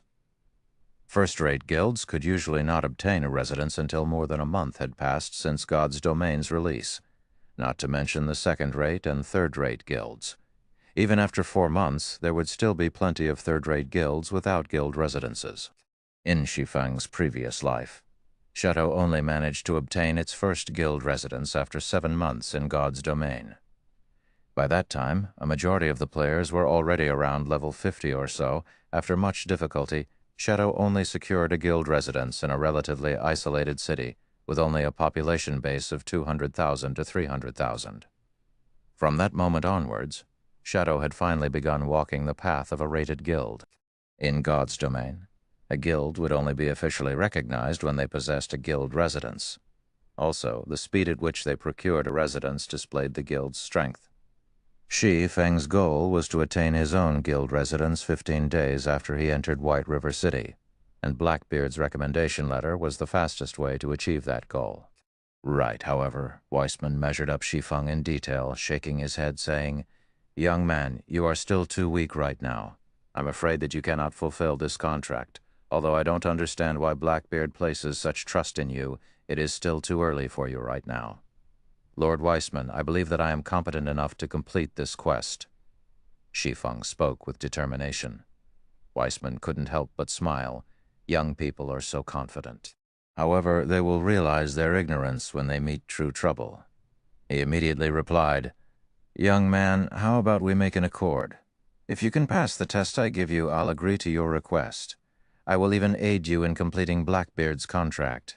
If you fail, however, then please only return after you have officially become a swordsman. How about it?" Shi Feng lowered his head in silent contemplation. Based on what he could recall from his past life, that fortunate player also received his private territory when he was only around level 10. Meanwhile, Weissman insisted that Shi Feng only return after officially becoming a swordsman. At the beginning of the game, players did not actually start out with official classes. They were merely class apprentices. If they wished to receive an official class, a Tier 1 class, they needed to reach level 20. Players would then need to apply for a class examination at the class association. Only when players passed the test would they officially be a Tier 1 class. In Shi Feng's case, after he passed the class examination, he would officially become a swordsman. At that time, not only would his attributes greatly increase, but he could also learn skills that catered to Tier 1 swordsmen. He would also receive an official swordsman's emblem. If even that level 10 fortunate player could clear the quest, Shi Feng did not believe that he couldn't. After all, he was already level 13. He hadn't just reached level 10. Moreover, the equipment he wore was extremely good quality, so there was no reason for him to fail the quest. "Lord Weissman, I accept your test." Shi Feng nodded his head in affirmation. "My requirement is very simple. Bring me a demon's heart. In the cursed land, there is a demon's castle." Originally, it was the residence of a lord. However, after being tempted by a demon, that lord became a demon himself, reborn as the Dark Knight Gaia. He then cursed the land he ruled over, turning all of its people into demonkin. I need you to retrieve Gaia's heart to dispel this curse. I wonder if you would be willing to go to that cursed castle and kill Dark Knight Gaia, fetching his heart for me?" Weissman asked, his tone stern. The demon's castle in the cursed land? Shi Feng could not help his shock. That was where the Apex 20-man team dungeon for levels 10 to 15 was. In the past, there had been countless guilds who experienced team wipe after team wipe raiding the demon's castle. They had all died at the hands of Dark Knight Gaia. "That's right. If you can't accomplish even this task, I can only advise you to give up on the contract," Weissman persuaded. "Is there a time limit?" Shi Feng asked. "None. It will be fine even if you complete the task after you've been promoted to an official swordsman." Weissman smiled. "All right, then. I accept this agreement." Shi Feng released a breath. Most of the players in God's domain had yet to reach level 10. If there were a short time limit, he could not complete this quest at all. If there were no time limit, however, then there would not be any huge problems. Shi Feng finally understood how that fortunate player completed this quest. At that time, a large majority of the players had already reached level 20 or so. The elite team of a third raid guild could easily raid and conquer the demon's castle, obtaining the demon's heart. However, to the current guilds in God's domain, it was an impossible task. At the very least, a team of 20 players was necessary to raid the demon's castle. Moreover, their levels needed to be around level 12 or level 13, and they needed to possess adequate equipment. Otherwise, raiding the demon's castle was only a pipe dream. It seems that I need to hurry up and establish a team. Shi Feng now had an approximate goal in his heart. The fellowship party being held in a few days' time was an especially a good place for Shi Feng to recruit new members. If he had sufficient capital, he might be able to establish a powerful team at that time. Conquering the demon's castle would be much easier. Watching Shi Feng leave, Weissman suddenly thought of something. He called at Shi Feng, saying, "Young man, wait a moment. I still have something very important to tell you." Chapter 176, Blazing Meteor. Chapter 176, Blazing Meteor. Shi Feng could not help but wonder when he was suddenly called. After all, Weissman was a Tier 4 wizard and the tyrant of White River City. Any item he gave would have unlimited uses to Shi Feng. "Regardless of the circumstances, my good friend still sent you. Take this item and this letter. Hand them over to Master Celiora. It may be of some help to you." Weissman took out a flame-red-colored crystal and a letter, handing them to Shi Feng. "Lord Weissman, thank you for your help. I will complete this agreement as soon as possible," Shi Feng said gratefully. "System, unique quest, Demon's Heart accepted. Quest details, go to the Demon's Castle and obtain the Demon's Heart for Weissman. Quest rewards, unknown. System, hidden quest, search for Celiora accepted. Quest details, look for Celiora in White River City and pass her the items that Weissman has given you. Quest rewards, unknown." Instantly, Shi Feng received 2 precious quests. They were both more amazing than any high-level quests, especially the unique quest. As long as Shi Feng completed it, he could earn shocking rewards. Since he had received the quests, Shi Feng would not continue to waste his time here.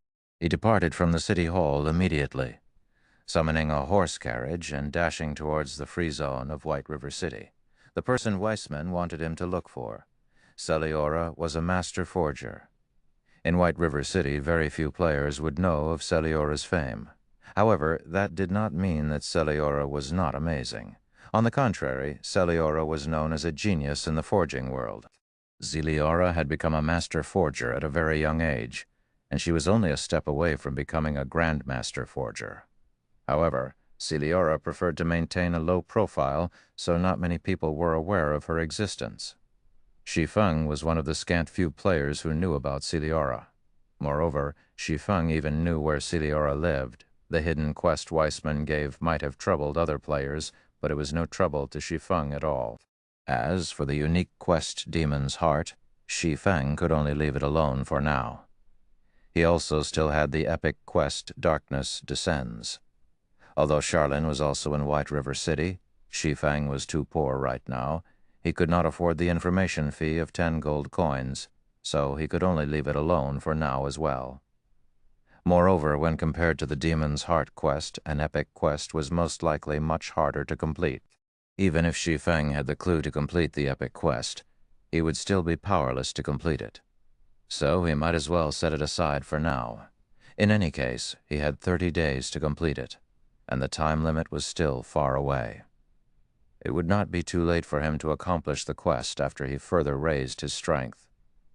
20-something minutes later, Shi Feng finally arrived at a very small smithy located within the free zone. The wooden door to the smithy was still closed. If outsiders saw this, they would think that the smithy was either closed to the public or no longer in operation. So naturally, nobody would visit this place. After paying the 60 copper carriage fee, Shi Feng walked towards the humble-looking smithy, knocking on the door gently. However, even after a long time, Shi Feng did not receive an answer. "Hello, Master Celiora. I was sent here by Lord Weissman. I have with me a letter for you from the magistrate." If Shi Feng barged into the smithy, even after having knocked for a long while without an answer and possessing the status of a noble, the guards would apprehend him and lock him up in jail for a good while. Hence, Shi Feng could only use a big character like Weissman to lure Celiora out. That way, Celiora would not continue feigning ignorance. After some time, there was finally some movement in the house. Kachik. The thick wooden door opened, and a great beauty dressed in a black leather shirt stepped out. Below the large V-shaped collar, her ample bosom revealed itself. The beauty wore a pair of extremely short leather pants, revealing her long and slender legs. Her skin was a healthy wheat color, and her dark hair cascaded down to her fine and delicate waist. Her entire body gave off a wild charm. The woman before him was indeed the master forger, Celiora. If Blackie could see this sight before Shi Feng right now, he would whistle his praise, his drool puddling on the ground. For Shi Feng, however, he had long since grown accustomed to such a sight. Celiora was the black rose of the forging world, and she was one of the rare few beauties who worked as a forger. After all, most forgers were muscular barbarians, unlike Celiora, who was a young beauty, both sexy and attractive. "I'm very busy. Pass me the thing and leave," Celiora spoke impatiently, glancing at Shi Feng. Hearing Celiora speaking in such a way, Shi Feng felt extremely familiar with these words. He felt as if he had heard of them before from somewhere. After giving it some thought, Shi Feng suddenly recalled something. Wasn't he usually fond of using these words? "This is the letter that Lord Weissman wanted me to give you." Shi Feng took out the letter, passing it to Celiora. Celiora received the letter, not sparing the letter a single glance. She arbitrarily said, "You can return now." Celiora started shutting the wooden door. Shi Feng was immediately left speechless, even though he had long since known of Celiora's personality. He couldn't help but admit that any sort of master would have their own strange personality. Celiora was no exception. However, Shi Feng had made Celiora submit in his previous life, so there was no reason he could not do so now. Moreover, he seemed to have learned his catchphrase, "I'm busy." from Celiora. "I'll leave, then." Shi Feng took out the flame-red-colored crystal given to him by Weissman as he said so. He toyed with the crystal as he turned to leave. The flame-red crystal gave off a dazzling red-colored glow. Just by taking it out, the fire-type mana in the surrounding area started crazily gathering around the crystal. The flame-red glow increased its brilliance, attracting the attention of all onlookers. "Wait." Celiora suddenly called out to Shi Feng. "Master Celiora, do you still have some other matter?" Shi Feng turned, a faint smile on his face as he asked. At this moment, Celiora's large eyes were already glued onto the flame-red crystal in Shi Feng's hand. She was like an enamored little kitten, and her eyes followed the flame-red crystal's movement in Shi Feng's hand, going up and down with great interest. Although Celiora's personality was somewhat strange, she too faced a common problem that all forgers faced, the desire of rare forging materials. There was not a single forger out there who did not wish to create an item famed throughout the entire continent in their lifetime. Meanwhile, the prerequisite to create such an item was incomparably precious materials. Take the abyssal blade in Shi Feng's hands, for example. In order for its fame to spread throughout the continent, the famous smith Ulysses used the Black Dragon King's fang as its core forging material. What was the Black Dragon King? That was the king among dragons, which represented destruction. It was a frightening creature that was the closest being to a god. Just the breath it spat out could destroy a city with millions of inhabitants. It was a frightening existence that could single-handedly destroy an entire kingdom. Meanwhile, to create the abyssal blade, the most precious fang of that frightening existence's body was necessary. In the end, after the abyssal blade's creation, it became one of the 36 famed swords in God's domain. The abyssal blade's existence shook all of God's domain, and even after thousands of years, its might was still boundless. "Can you sell me that item?" Celiora asked, her face filled with desire, her tone making a complete transformation. Shi Feng shook his head, saying, "I'm truly sorry, Master Celiora, but Lord Weissman originally wanted me to bring this item to you to forge an item for me. However, seeing as you are busy, I would feel bad to continue disturbing you. So, I intend to look for Master Proust and see if he will make the item that I want." "What? You are actually going to take this precious material to that old bastard, Proust? Do you know how wasteful you are being? If you want to forge an item, I can help you. Also, since you are a swordsman with this item, I would have no problems forging a blazing meteor of relatively high quality. If you give this material to that old bastard, he will definitely ruin it." Chapter 177, Celiora's Shock. Chapter 177, Celiora's Shock. Celiora stared at Shi Feng with her almond-shaped eyes, her hands on her hips. She looked like an angry lioness. This scene dumbfounded Shi Feng. He did not know what to say in this situation before. Celiora simply reacted with cold indifference towards him, yet now she was so obedient. The blazing meteor was a weapon that only Celiora knew how to create, and it was also her most famous creation. It was a weapon that all swordsmen dreamt of having. In Shi Feng's previous life, as long as one was a swordsman, they would definitely have begged Celiora to create a blazing meteor for them. Many players were even willing to go bankrupt to obtain a blazing meteor. Shi Feng, who at that time had already become a Sword King, was no exception. He only managed to obtain one with much difficulty after a very long time. Although Shi Feng had already met his goal, he still toyed with Celiora by pretending hesitation. Immediately, Celiora started panicking. If she truly allowed that old bastard Proust obtain such a large starfire crystal, that old rat would come over to her place to show off, and very often at that. "You should know that I am the most amazing master forger in White River City. None of the items I forge are of ordinary quality. Moreover, I am in a very good mood right now, so I will even use a rare material from my exclusive collection to forge a blazing meteor suitable for you. If you don't believe me, then come in and have a look." Celiora hurriedly pulled Shi Feng into her smithy, letting Shi Feng witness the masterpieces she had created. After entering the house, one would immediately discover that the exterior and interior of the house were practically two entirely different worlds.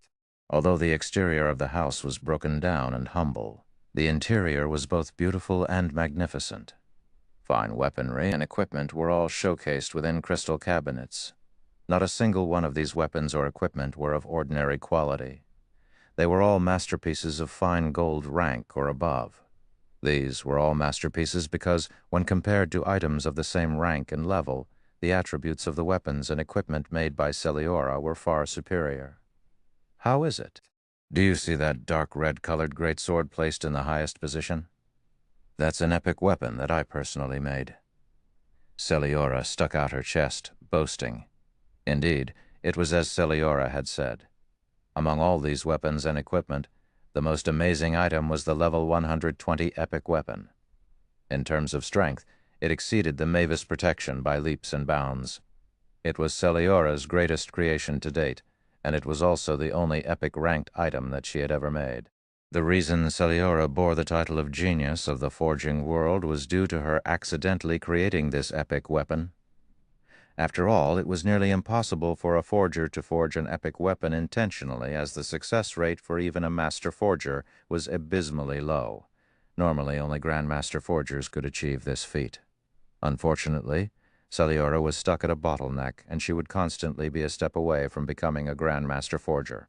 Celiora did not wish for anyone to disturb her as she stayed hidden in the free zone of White River City, continuously researching the art of forging. Now, you know how amazing I am, right? Aside from those old hidden monsters, there has not been anybody else who can beat me regarding forging techniques. Celiora grinned, her gaze shifted back to the starfire crystal in Shi Feng's hand. With my techniques and the starfire crystal, I guarantee that I can create an exceptional blazing meteor. Moreover, since Lord Weissman sent you to me, I will naturally give it my all to help you. Shi Feng simply smiled at Celiora's words. He handed the starfire crystal over to Celiora, softly saying, "I'll be troubling you then, Master Celiora." Celiora revealed a wide smile as she received the starfire crystal. Immediately, she ran towards her forging room, intending to create the blazing meteor straight away. "Master Celiora, please wait a moment," Shi Feng hurriedly said. "What is it? Don't tell me that you're going back on your word." Celiora's eyebrows slightly wrinkled. She was extremely reluctant to part with the starfire crystal in her hands. "You misunderstand me, Master Celiora. I think that this item should be of some help to you." Shi Feng took out a piece of runic steel that he received as a system reward. This item could increase the forging's success rate, and at the same time it had a chance to increase the forged item's attributes. Celiora could not help her shock when she saw the runic steel. She instantly snatched it out of Shi Feng's hands. She then started appraising Shi Feng with her charming eyes, her delicate tongue sliding across her pouty lips. Giggling, she said, "Why, I didn't think you would have so many precious treasures on you. What else do you have? Just pull them all out, all right, then?" "I still have an item that I can temporarily lend to you." Under Celiora's eager gaze, Shi Feng could not help but smile bitterly. He then took out the Book of Forging. Suddenly, Celiora's eyes widened as they locked onto the Book of Forging in Shi Feng's hands. She was under immense shock, unable to speak a single word. "This is the Book of Forging, personally penned by the Forging God." Why do you have this item?" Celiora was incomparably shocked, and her voice trembled with excitement as she spoke. She could not help but immediately snatch the Book of Forging, delving in. "Master Celiora, I assume that you also know how precious this item is.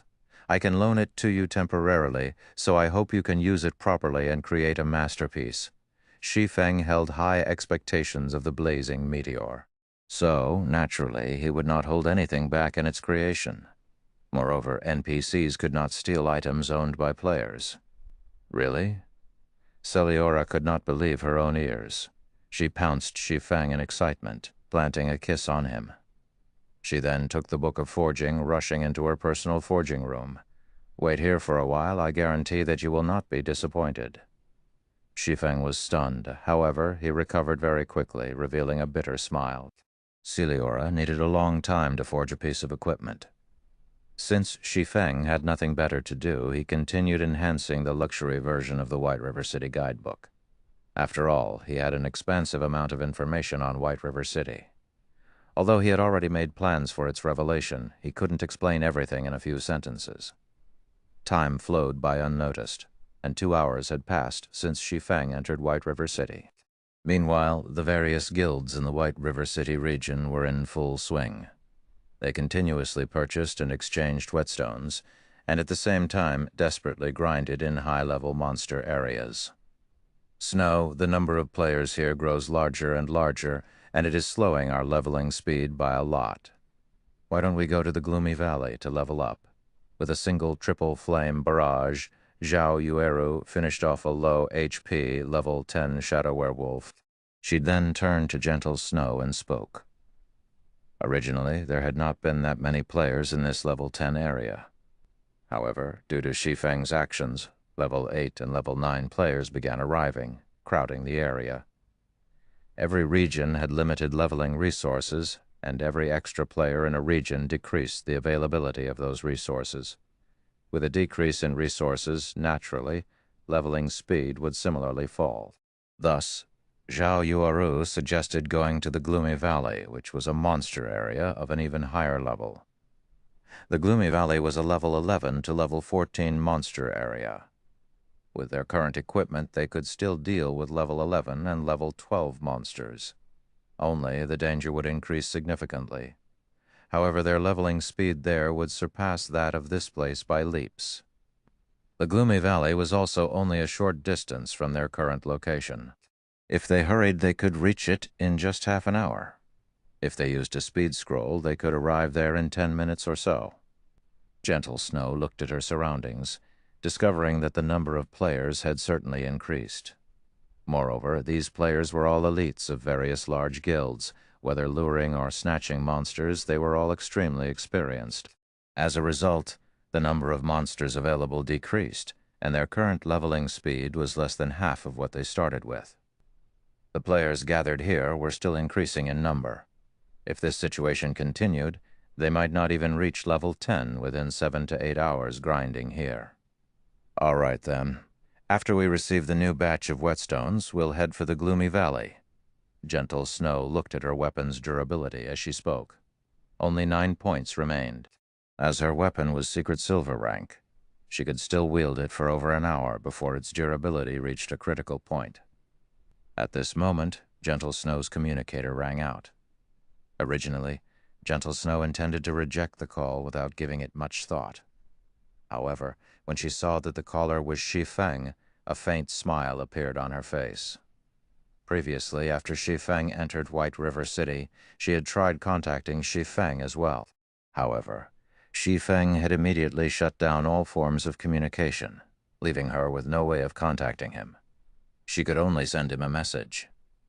Now that he was personally contacting her, it was possible that he had finally seen her message. Chapter 178, Super Dark Gold Rank. Chapter 178, Super Dark Gold Rank. Since Shi Feng attempted to contact her, Gentle Snow would not reject the call.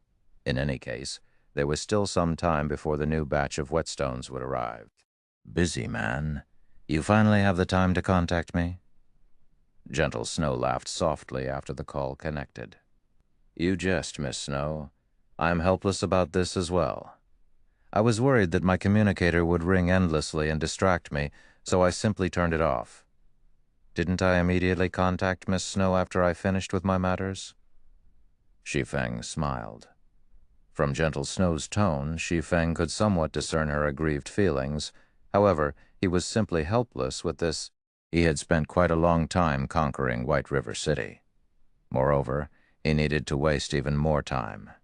After all, if he published the White River City guidebook shortly after he entered White River City, others would become highly suspicious. Without spending some time, how could he conduct an investigation? If he made the guidebook without any prior investigation, it would be strange if nobody suspected him. Shi Feng intentionally took such a long time before he initiated contact, letting others think that he used this time to inspect White River City. Since you've come looking for me, it means that you've seen my message regarding the information about White River City. What are your thoughts? Name a price. I'll buy it all, Gentle Snow said seriously. If she could obtain information about White River City, she could prepare ahead of time. This way, they could get a huge lead on the other guilds. As for the matter of money, she rarely paid any mind. Moreover, she believed that Shi Feng would not just set a random price. I've already compiled a guidebook with information about White River City. The guidebooks are divided into two versions, a simplified version and a luxury version. I'm prepared to publish and sell them on the official forums after some time. Shi Feng nodded as he spoke. Gentle Snow was at a loss when she heard Shi Feng. She couldn't help but admit that Shi Feng was too good at grasping business opportunities. If Shi Feng truly did such a thing, in addition to his identity as the first player to enter White River City, the legitimacy of the White River City guidebooks were surely guaranteed. The various large guilds would all compete for them. She had to admit that even she admired Shi Feng's business acumen. There were countless guilds, both large and small, within the White River City region. A rough estimate would put the number at over 1,000. Even if Shi Feng earned only 1,000 credits from each of these guilds, he could still earn well over 1,000,000 credits. When she heard of him mention a simplified version, it was clearly meant for average players. There would definitely be countless players purchasing it, so Shi Feng would earn quite a lot from them as well, just by collecting information for a few hours. In addition to his title as the #1 of White River City, Shi Feng had already made a net profit of several million in a single night. It was possible that only Shi Feng was capable of such a feat. I can't help but praise your idea. However, I wish to obtain this information in advance. Of course, I will pay a higher price. To put it another way, I hope that you can delay the information's release for 3 or 4 hours. Not only will I purchase the information at a high price, but I'm also willing to pay 1,000,000 credits as a postponement fee. I wonder if that would be possible? Gentle Snow inquired, smiling. A 1,000,000 credits postponement fee, is it? Shi Feng was truly shocked. Originally, by contacting Gentle Snow, he merely intended to sell the White River City guidebook to her in advance. He didn't think that Gentle Snow would have a move like this. He could not help but appreciate her intelligence. In actuality, even if Gentle Snow did not pay any compensation, he would still delay the release of the guidebooks by 2 or 3 hours. That way, the credibility of the guidebooks would be even higher.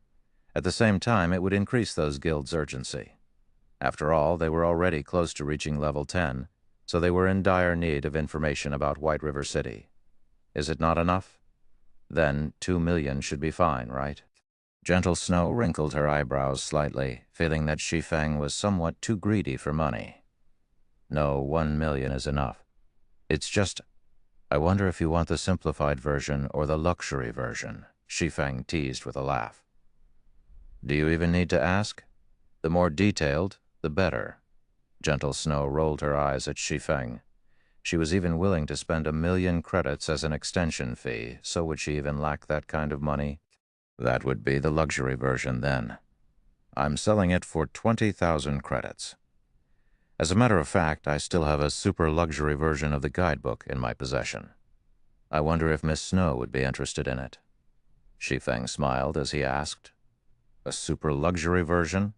How much do you want for it? Gentle Snow responded, slightly contemptuous.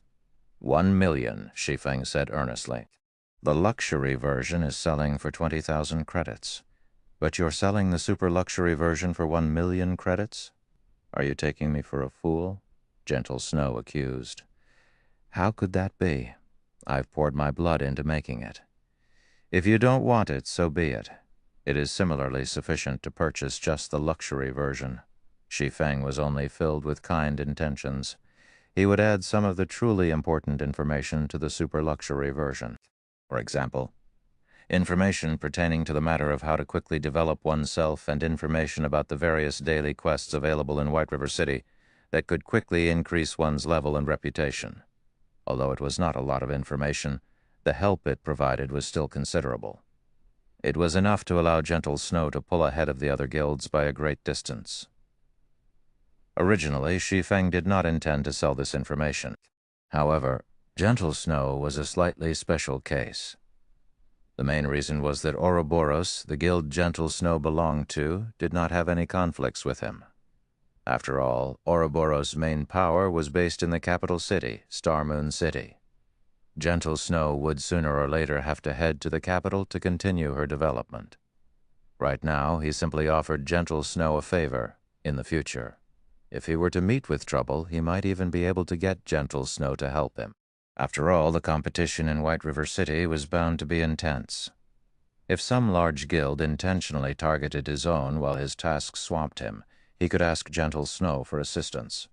With Gentle Snow's personality, she would definitely lend him a hand. Also, another reason Shi Feng did such a thing was to disperse the attention from himself. Destruction always pursued the great. If there were another, more outstanding existence around, the various large guilds would shift their line of sight from Shi Feng to that existence. Shi Feng could kill two birds with one stone with his action, and only Gentle Snow's decision remained as the final hurdle. After a few seconds of silence, Gentle Snow let out a deep sigh as she said, "All right then, I'll buy it. When can you give it to me?" "In half an hour," Shi Feng affirmed. "Good, then. I'll transfer the money to you at that time." Gentle Snow disconnected the call. Standing beside Gentle Snow, Zhao Yueru had heard every word of the conversation.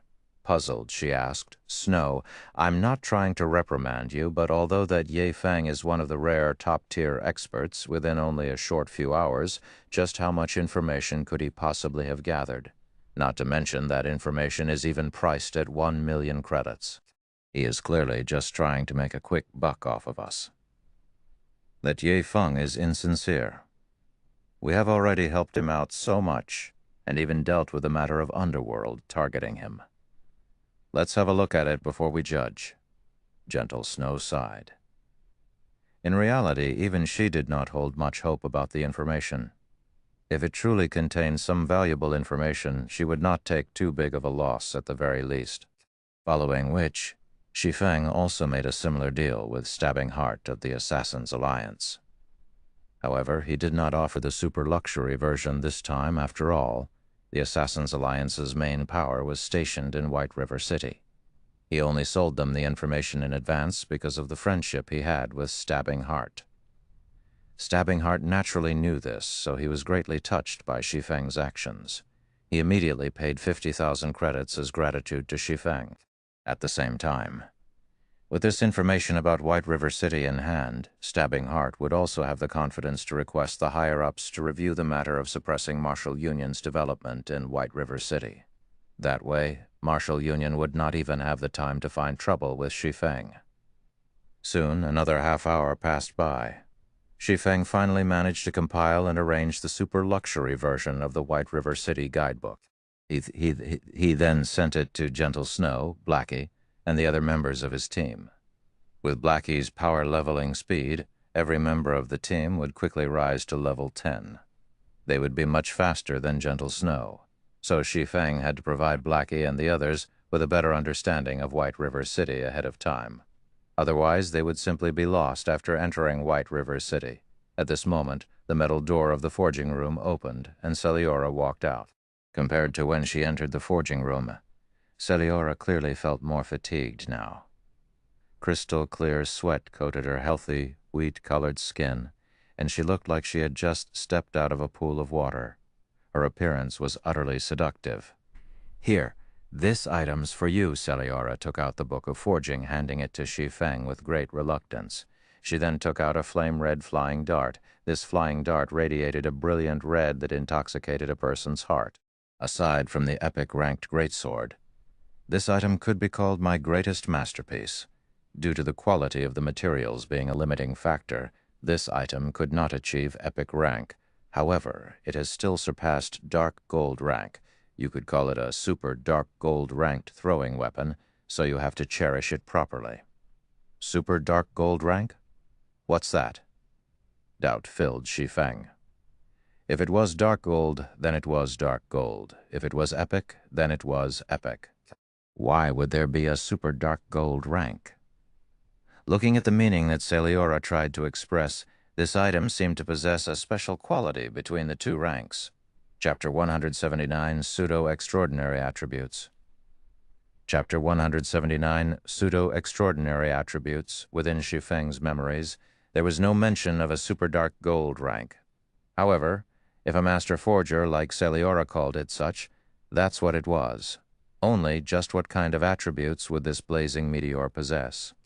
Are you unsure of what the super dark gold rank is? Celiora was in a very good mood after forging such a masterpiece. Hence, she explained, it is utterly understandable that you have not heard of it. Matters like these are only privy to those old monsters of the Grand Master Forger rank. Even I discovered it by chance. Indeed, in God's domain, the rank after dark gold is epic. However, between these two ranks there is a humongous threshold. One could say that items undergo a massive leap in quality when upgraded from dark gold rank to epic rank. Don't you feel that it is strange? Shi Feng nodded, deeply expressing his agreement. It was just like Celiora had said. Dark gold equipment was only somewhat stronger than fine gold equipment. However, regarding attributes, epic equipment was several tiers above dark gold equipment. Take the Mavis Guard in Blackie's hands, for example. It was far superior to the Silver Lake in Shi Feng's hands that possessed attributes rivaling a dark gold weapon.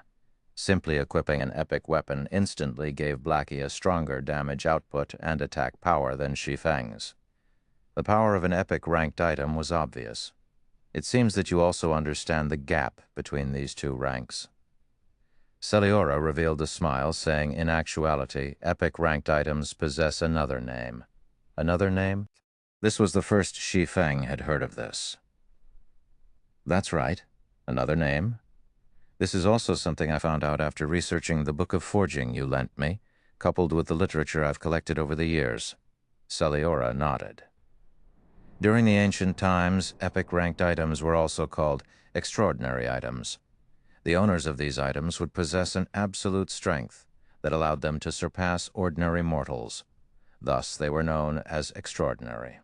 Meanwhile, I did not utilize any extraordinary materials in forging the blazing meteor, so it could not become an extraordinary item. However, it can still be considered a pseudo-extraordinary item. A pseudo-extraordinary item? Shi Feng started to understand a few points. He could not help but grow even more curious about the attributes of the blazing meteor, which caused Celiora so much excitement. Have a look at it yourself, then. Celiora handed the blazing meteor over to Shi Feng, softly saying, a pseudo-extraordinary item is the maximum limit that mortals can achieve with their own power, while this blazing meteor can be considered a masterpiece, the closest thing to an extraordinary item. Shi Feng's heart started beating quickly as he heard those words. It was an item that approached the quality of an epic-ranked item. Most likely, aside from his magic weapon, the Abyssal Blade, no other item in his possession could rival this blazing meteor. Furthermore, the blazing meteor he received in his previous life was only dark gold rank. He did not expect to obtain a pseudo-extraordinary item in this life.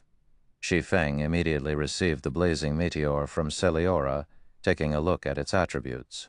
Blazing meteor, throwing weapon, dark gold rank. Equipment requirement, strength 120, agility 140, attack power, player's strength 2. Strength plus 50, agility plus 65, endurance plus 10, attack speed plus 5. Maximum throwing distance, 45 yards. Ignore levels plus 8, attack speed increased by 15%. When attacking, 35% chance to ignore target's defense, 30% chance to activate quadruple phantom effect, each phantom causing 50% flame damage, 10% chance to activate knockback effect, 5% chance to activate burning flames effect, dealing 200 flame damage to the target every second for 10 seconds. Stacks up to 5 times. Additional skill, Flame God's Fury. Deals physical and flame damage to enemies within a 40-tarb 3-yard area. Deals 900% damage to the initial target, and damage reduces by 10% with each consecutive enemy hit to a minimum of 500% damage. Cooldown, 3 minutes. The blazing meteor was forged by the Grandmaster Forger, Celiora. Due to the limit of its materials, it is only a pseudo-extraordinary item possessing strength at the very limit of mortal men. The blazing meteor can be reforged into an epic ranked item after gathering epic ranked fire-type materials. User restriction, Shi Feng, unable to be dropped, unable to be traded. Shi Feng was instantly dumbfounded when he saw these attributes. As expected of a pseudo-extraordinary item, it was far superior to ordinary dark gold ranked items. As long as Shi Feng's attributes reached the prerequisite and he equipped the blazing meteor, his strength would instantly soar by several tiers. After receiving the blazing meteor, Shi Feng finally felt that he was a true swordsman. There were two variations of the swordsman class, dual-wielding swordsman and two-handed swordsman. At the same time, a swordsman could also equip a long-range throwing weapon. However, a swordsman was still a melee class at its heart, so their ranged attacks were not particularly powerful. A majority of the swordsman players did not pay much attention to ranged throwing weapons. However, Shi Feng heavily relied on his ranged attacks. After all, there were many instances when facing monsters with melee combat was troublesome. If he could switch to ranged attacks, he would have a much easier time. Moreover, there were plenty of shared skills in God's domain. Among them, there were quite a few throwing skills. If Shi Feng could learn a few of them, he would not fall too far behind the other ranged classes. Now that he had the pseudo-extraordinary item, the blazing meteor, ranged attacks were no longer one of Shi Feng's weaknesses. Moreover, throwing weapons were not consumable items due to the magical ingredients involved in its forging.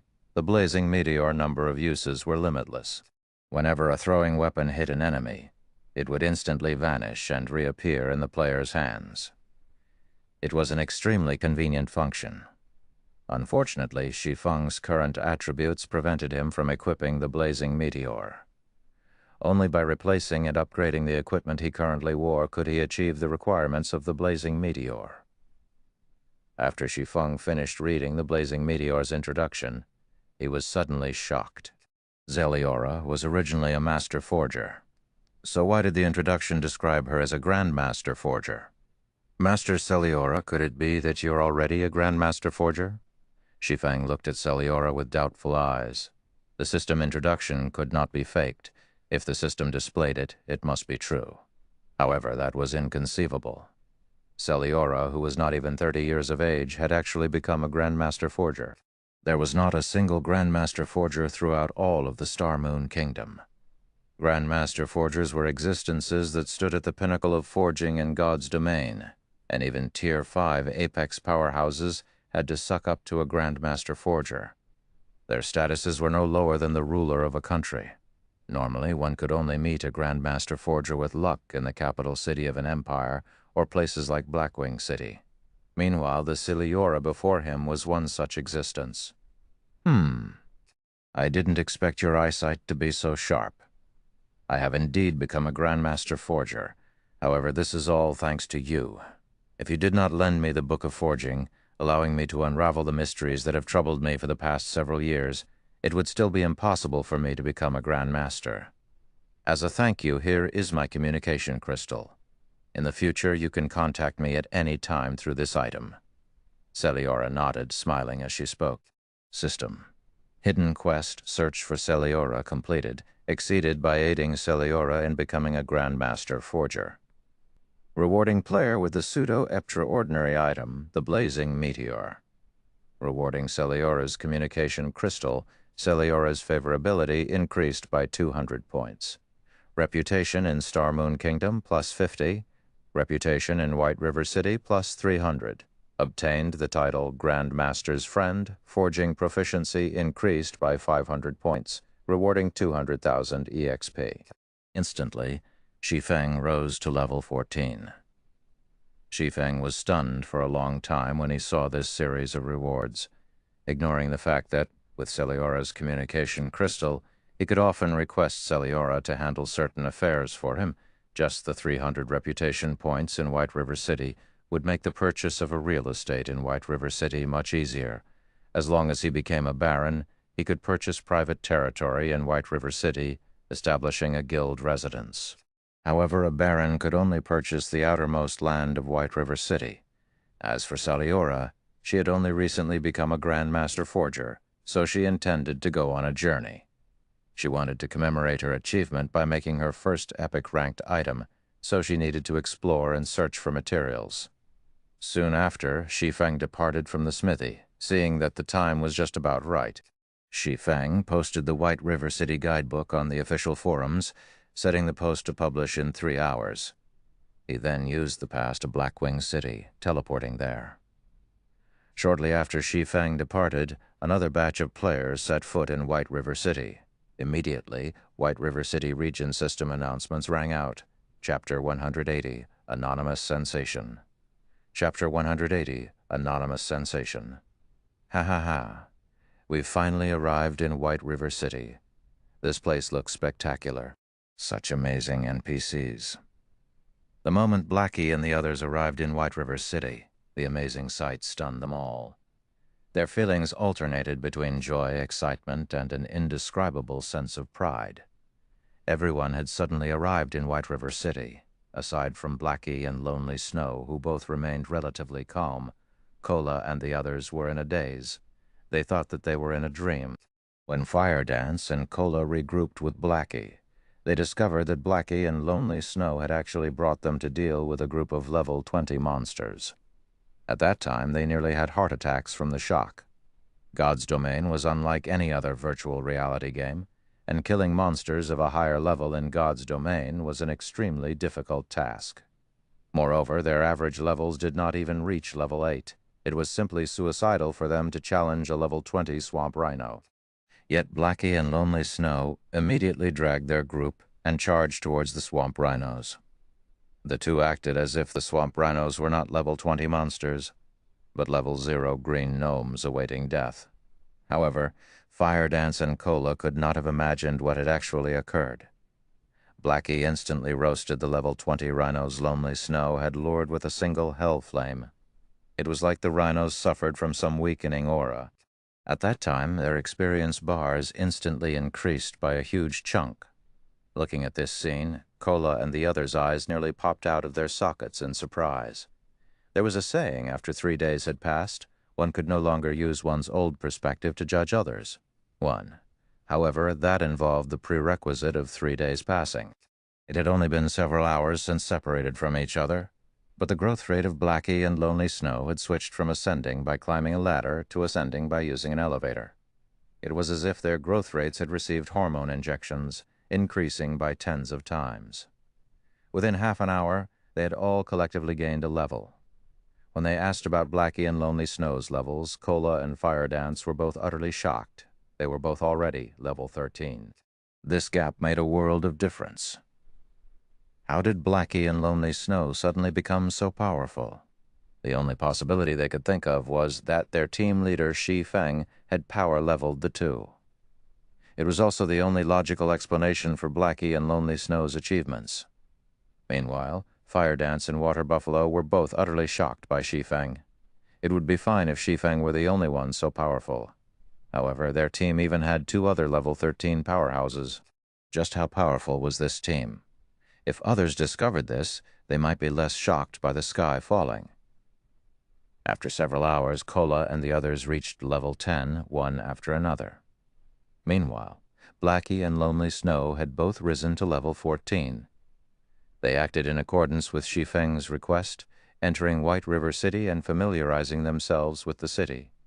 They would then receive some of the rare and daily quests, obtaining some rare items in exchange for the quest's completion. However, shortly after they entered White River City, a system announcement entered their ears. White River City Region System Announcement. 5 players have entered White River City. Activating White River City's ranking list. White River City Region System Announcement. 5 players have entered White River City. Activating White River City's ranking list. White River City Region System Announcement. 5 players have entered White River City. Activating White River City's ranking list. After the announcement repeated thrice, all the players within the White River City region were sent into a daze. What sort of situation was this? More than 5 players have already entered White River City.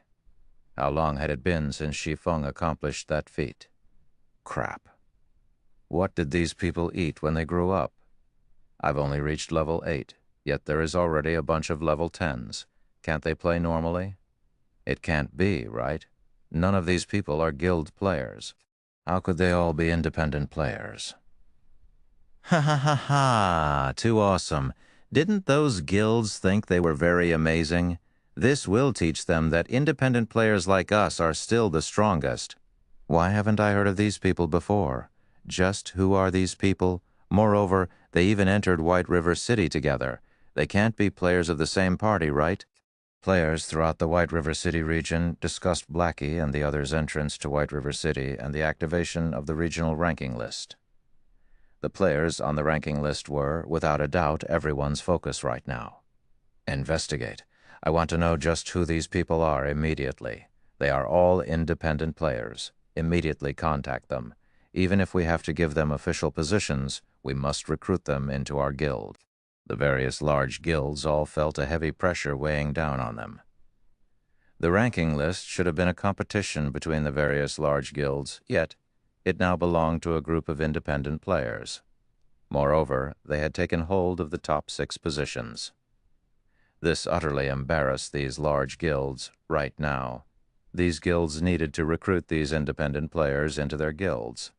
That way these guilds' names would also appear on the ranking list. Meanwhile, Blackie and Lonely Snow obeyed Shi Feng's previous request. The moment they entered White River City, the system asked if they wanted to place their names on the ranking list. They both immediately rejected the offer. However, it was not a big deal for Kola and the other 5 members of the team. It was a good chance to cause panic in those large guilds, and they could increase their fame while doing so. After all, Kola and the others were still level 10.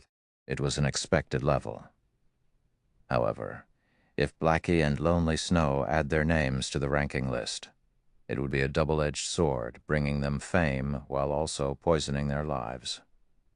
Right now, these large guilds could understand Kola and the others reaching level 10. However, if 2 level 14 players suddenly appeared on the ranking list, no amount of brainpower could allow these guilds to make sense of things. Just leveling up from level 9 to level 10 would require more than an entire day's grinding. It was understandable if Blackie and Lonely Snow had powerful techniques and found a good leveling spot. However, a gap of 4 levels would simply provoke these guilds. They would create unscrupulous ways to obtain this leveling secret. Right now, if Blackie and Lonely Snow displayed their names on the ranking list, they would gain the enmity of every single player in the White River City region. Why isn't Shi Feng's name there? Moreover, why do these names seem so familiar? Gentle Snow opened the ranking list, discovering that the top 6 players were all uniformly level 10. However, the number 1 position did not belong to Shi Feng, but a player named Fire Dance. Moreover, Shi Feng's name was not among the top 6 level 10 players at all. This situation confused Gentle Snow greatly.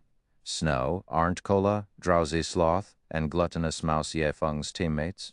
They even left their names with ours at the Dark Moon Graveyard. I never thought that their leveling speed would be so fast. Zhao Yueru quickly recognized the names on the ranking list. This scene had shocked her. After all, she had a clear understanding of the background of these players. They were definitely noobs of God's domain, and they were not even close to being experts. The first time they met was at the Deathly Forest, and at that time they were simply noobs that Shi Feng had randomly chosen to party with. The second time they met, though their levels had not equaled hers, the gap between them had somewhat shrunk. Now, however, they had surpassed her. It was unbelievable. After receiving Zhao Yueru's reminder, sudden realizations struck Gentle Snow. As a result, the usually calm and confident Gentle Snow at this moment revealed a look of surprise and bewilderment. Shi Feng? Just who are you? Gentle Snow could not help but inwardly wonder. Leading a group of noobs into becoming the focal point of the entire White River City, just how did Shi Feng do it? Also, Shi Feng, his good friend Blackie, and Lonely Snow had actually refrained from displaying their names on the ranking list. Gentle Snow could not understand this action. After all, the noobs that Shi Feng had personally led had all risen to level 10. She did not believe that his good friend, Blackie, and Lonely Snow had not become level 10. The only possibility was that they hid their levels. But why would they want to hide their levels? Wasn't this a good chance to increase their reputation? Why would they hide them? What was there to gain? Suddenly, Gentle Snow thought of a possibility, or better yet, the only possibility. After she thought of this possibility, Gentle Snow involuntarily shuddered. Teal notes. On after 3 days had passed, one could no longer use one's old foresight to judge others. Shibuya Sanri, Dongguamu Sangdait. This is a Chinese idiom that tells one not to view others with an old perspective, as after 3 days of not meeting, others would already have some improvements. Thank you for listening to the story on kevinaudio.com, Chapter 181, A Joke. One had to admit that virtual reality was extremely realistic. There was only a small change to Gentle Snow's expression, yet Zhao Yueru immediately discovered it. "Snow, what's wrong?" Zhao Yueru worriedly asked. It was the first time she had seen such a surprised look on Gentle Snow. Although it was indeed unexpected that the group of noobs had become the level 10 players, it shouldn't be that much of a surprise to Gentle Snow. "It's nothing. I just thought of some matters, that's all." Gentle Snow waved her hand, dismissing Zhao Yueru's concern. Gentle Snow paid no attention to Kola and the others who entered White River City, nor did she care that they had taken the top 6 spots on the ranking list. What she was truly concerned about were Shi Feng and his friends' levels. If it were really, as she imagined, becoming friends with Shi Feng was a very wise decision. Elsewhere, when Unstable Devastation and Fire Dance's past companions saw the ranking list, they were all dumbfounded. This was especially true for Fire Dance's past companions. Not only had Fire Dance reached level 10, but Water Buffalo had also risen to level 10. As a result, envy and regret ate at their hearts. If they had chosen to follow Fire Dance and join Shi Feng's team, they would be their team members right now. They enjoyed the envy and admiration of all players throughout the White River City region, a situation that many dreamt of experiencing. Unfortunately, they were no longer related to this matter. As they looked at the ranking list, they tried to contact Fire Dance and Water Buffalo. They all tried to apologize, and they wished that they could mend and recover their past relationships. After all, this was only a game. There was no need to be so serious, and they had only been joking. Meanwhile, Fire Dance and Water Buffalo had received their calls.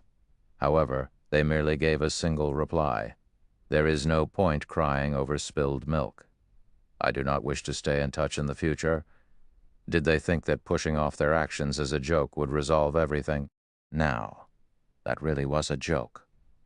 Fire Dance's and Water Buffalo's words had unquestionably shattered their final hopes, sending them spiraling into a sea of endless regrets.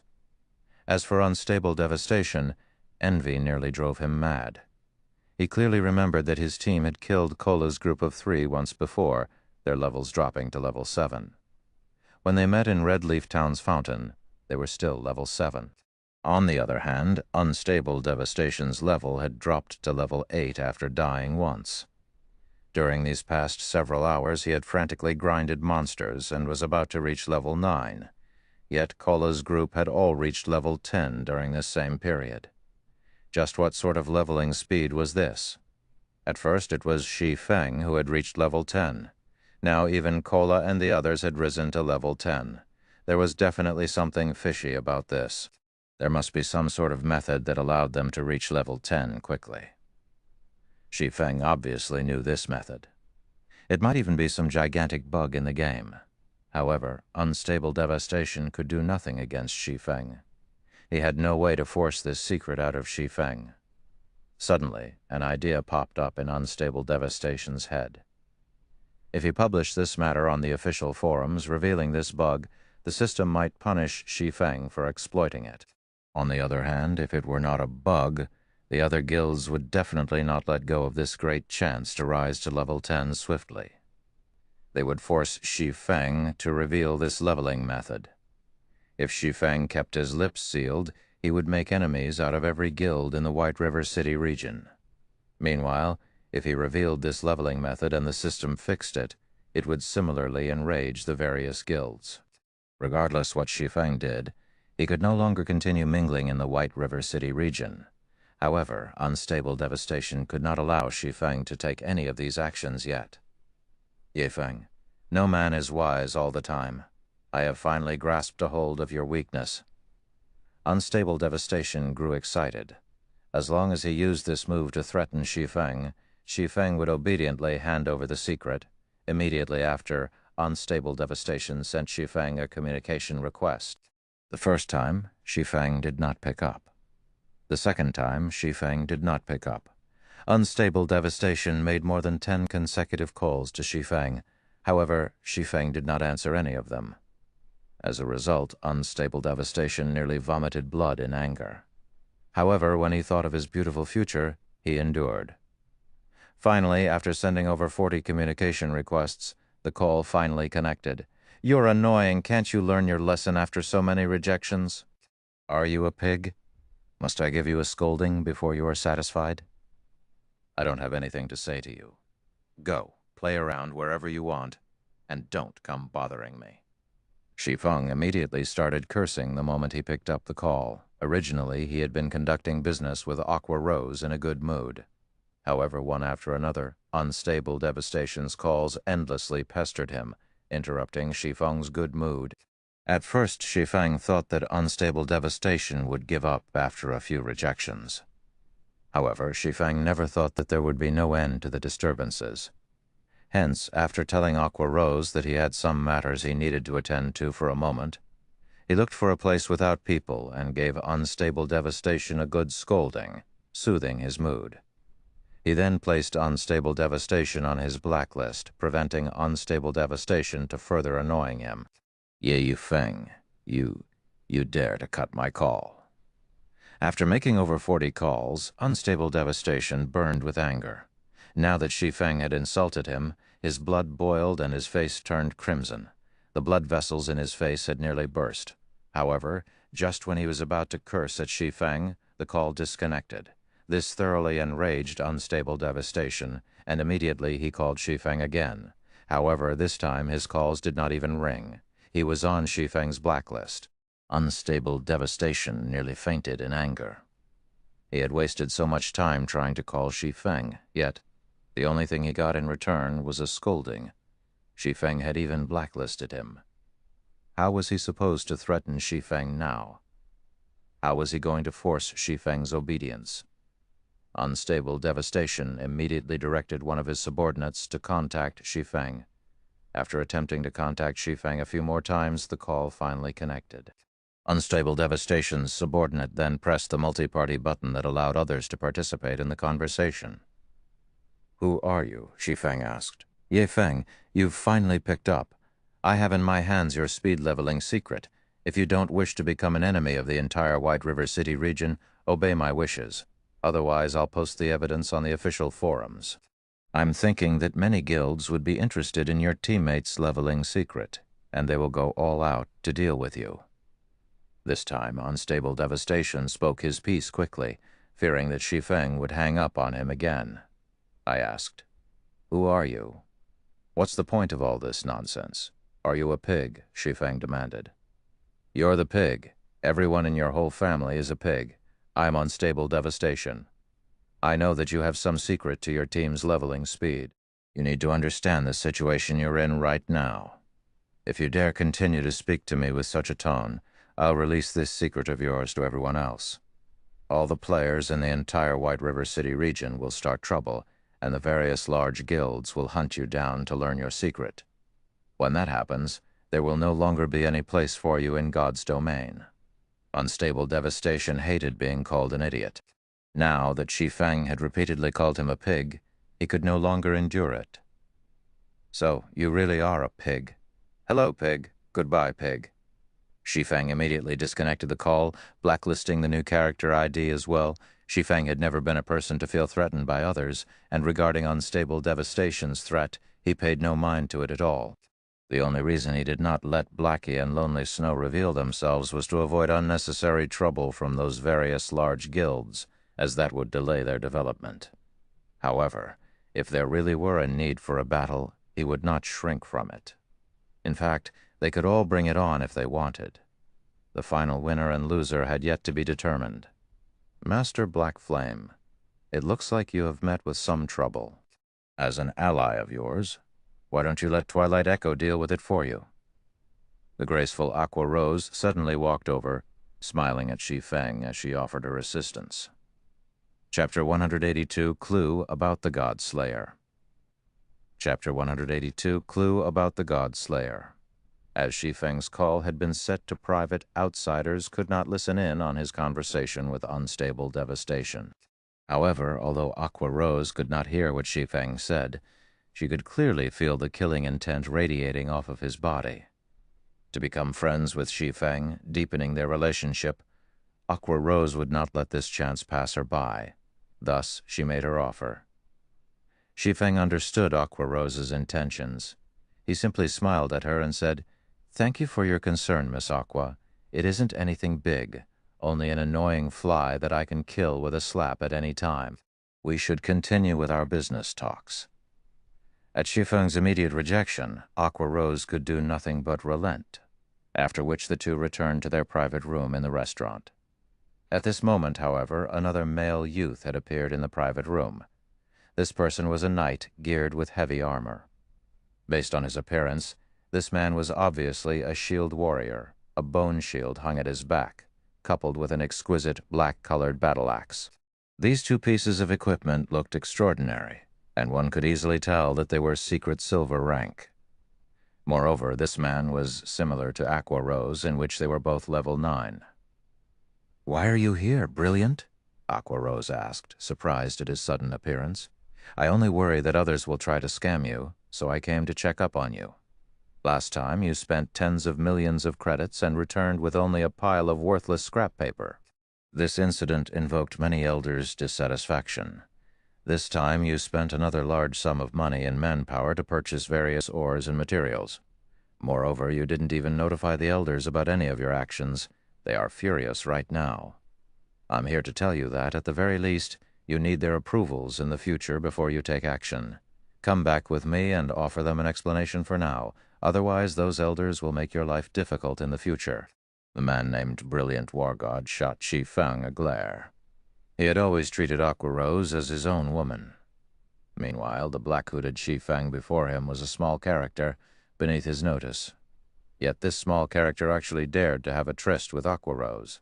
Immediately, Brilliant War God tugged on Aqua Rose's hand, intending to take her from this place. Shi Feng merely shrugged at Brilliant War God's provocation. He did not mind this man with the IQ of a monkey in the least. He simply took it as watching a monkey show. Aqua Rose slapped away Brilliant War God's hand, her crescent eyebrows wrinkling slightly. She had only managed to secure her relationship with Shi Feng after much difficulty, and was just about to enter a proper business discussion.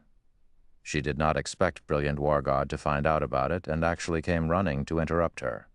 If it weren't for her and Brilliant War God's families having friendly ties, she would not pay him any attention. "Brilliant, I have important matters to discuss. Return by yourself for now. As for the matter of the guild elders, I'll give them an explanation when I return," Aqua Rose said impatiently. For her trades with Shi Feng, she always used her own money and people. The guild elders had no right to interfere, nor did they have the ability. Not to mention, she was an honorary elder of the guild, so her station was similar to theirs. They had no right to involve themselves in her matters. They were merely envious that she had earned a lot of money, and they all wanted a share of the pie.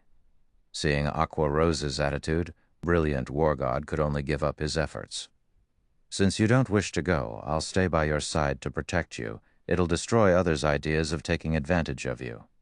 Brilliant War God glanced at Shi Feng, his tone filled with ill intent as he spoke.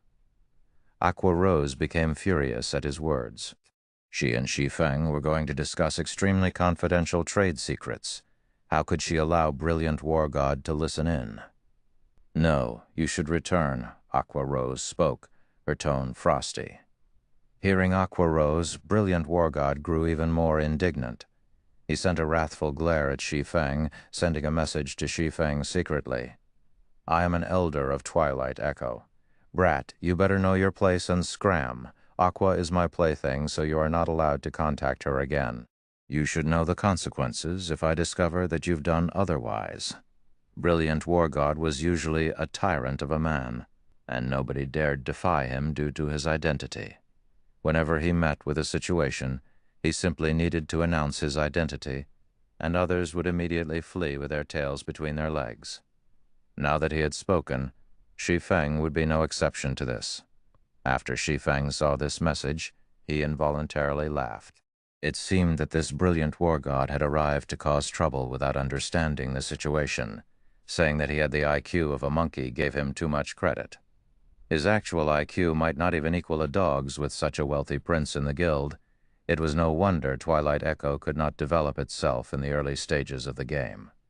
It was actually due to the presence of this fool. Miss Aqua, I have something that I'd like you to see, Shi Feng smiled. Aqua Rose grew very curious. Just what did Shi Feng have to show her this time? Since Brilliant War God dared threaten Shi Feng in such a way, Shi Feng would act in kind. He forwarded Brilliant War God's message to Aqua Rose. Shi Feng wanted this fool to know that one should be careful with their words and messages, otherwise accidents could occur. Brilliant War God, get out of my sight immediately. I don't wish to see you ever again. I will definitely tell Uncle and Auntie about this matter. Regarding the marriage affairs between our two families, don't even think about it from this moment onwards. Aqua Rose's complexion was instantly livid the moment she read the message. She already disliked Brilliant War God. Now, not to mention publicly trying to drive Shi Feng away, he even dared call her his plaything. Brilliant War God was confused. Before he could even wonder why Aqua Rose wanted to sever their relationship, she had already kicked him from the private room. I'm sorry that you had to see such a joke, Aqua Rose apologized. It's nothing. I'm used to such matters. Not minding matters at all, Shi Feng said.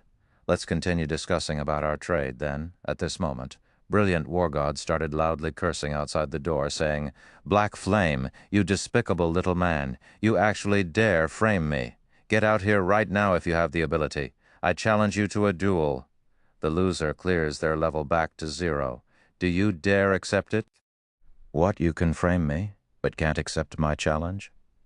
Just as Shi Feng and Aqua Rose were about to resume their business talks, Brilliant War God finally came to a realization. It turned out that Shi Feng had forwarded his message to Aqua Rose. He really did not think that such an incident would occur. His past actions, which had never failed him, were actually useless against Shi Feng. However, to redeem himself, he could only insist that Shi Feng had framed him. Master Black Flame, I am truly sorry about this. I'll chase him away immediately.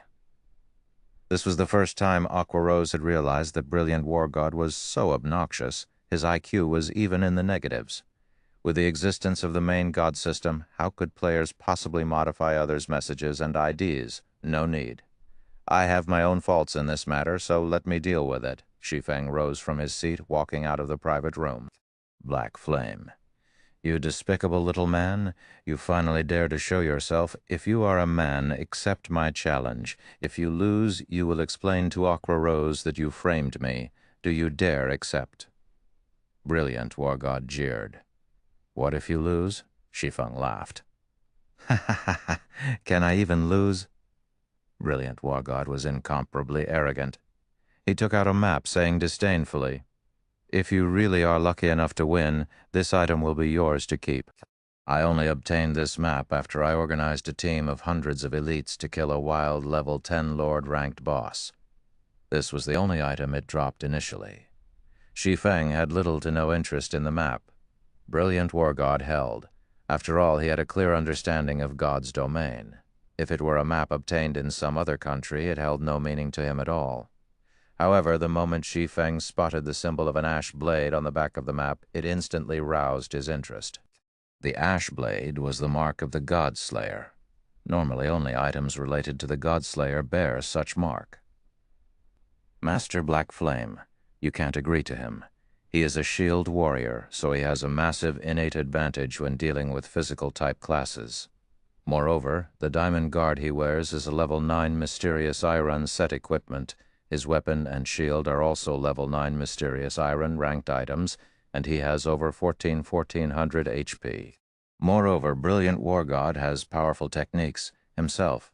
Even 2 to 3 physical-type class experts attacking together wouldn't be his match. Aqua Rose hurriedly stopped Shi Feng. It was simply a farce for a swordsman to duel a shield warrior. Moreover, Black Flame was only a forger. His battle prowess was subpar at best. What? Afraid? Brilliant War God jeered as he glared at Shi Feng. All right, I'll agree, Shi Feng smiled. Chapter 103, Special Condition. Chapter 183, Special Condition. What did you say?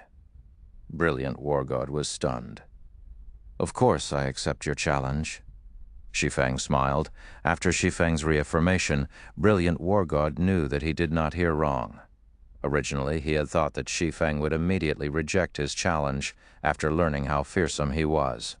He had even been in the midst of thinking of a way to provoke or anger Shi Feng into accepting his challenge.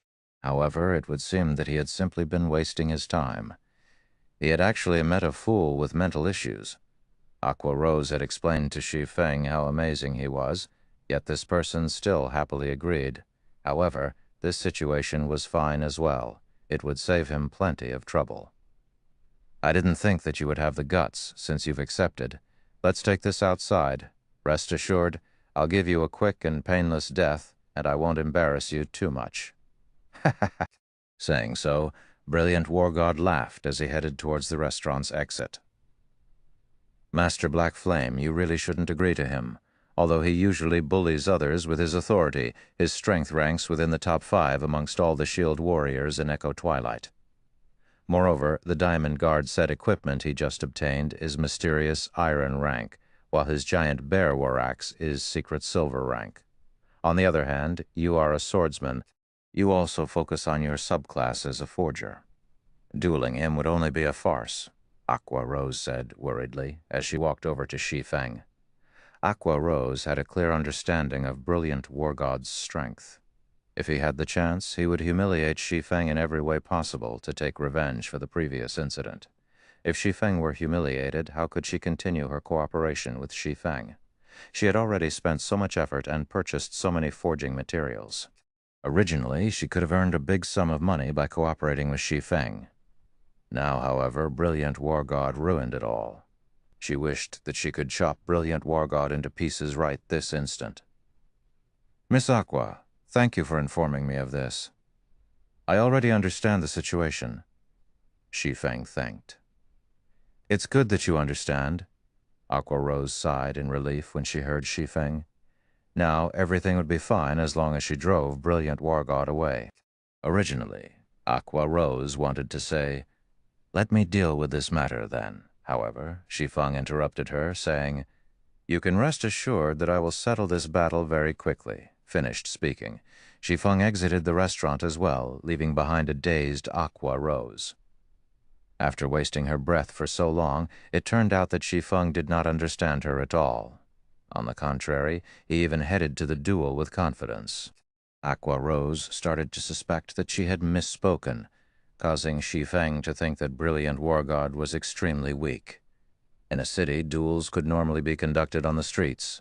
However, both parties must agree to the rules and conditions before the duel could occur, otherwise it was only an attack, and the guards would personally kill and jail the player initiating the attack. The moment Shi Feng set foot out of the restaurant, Brilliant War God sent the duel challenge. Moreover, the rewards and punishments were already set, and only Shi Feng's agreement was necessary to start the duel officially. As the rules were absolute once both sides agreed to them, there was no escaping the rewards or punishments. Even if players were unwilling to hand over the items gambled, the system would still automatically transfer the items to the winner. The loser would similarly receive the punishment agreed upon before the duel. Shi Feng couldn't help but admit that Brilliant War God had a truly cruel heart. The condition set for the loser was an immediate drop to level 0, destroying their leveling efforts over the past several days. The loser would also have a huge level gap with the majority of the current players. It would be extremely difficult for the loser to catch up. If there are no problems, click the Agree button. Brilliant War God smiled coldly. Shi Feng gave the conditions a general glance. After confirming that there were no problems, he clicked Agree. Let's start this meaningless battle then. Immediately after Shi Feng clicked agree, gigantic numbers appeared floating in midair. It was the 10-second countdown timer for the start of the duel, and players were given this time to prepare for the upcoming battle. Ha ha ha! Little brat. Although this duel will be extremely boring, since you've dared slander me in front of Aqua Rose, this young master will make things a little more fun.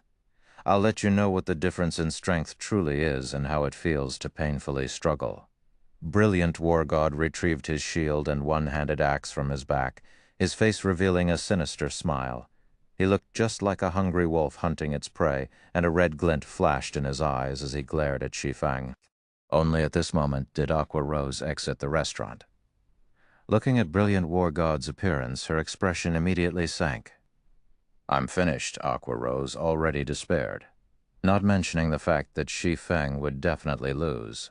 Brilliant War God's current condition was extremely dangerous. There might even be the possibility that he would drive Shi Feng insane, trapping Shi Feng in fear for a long time.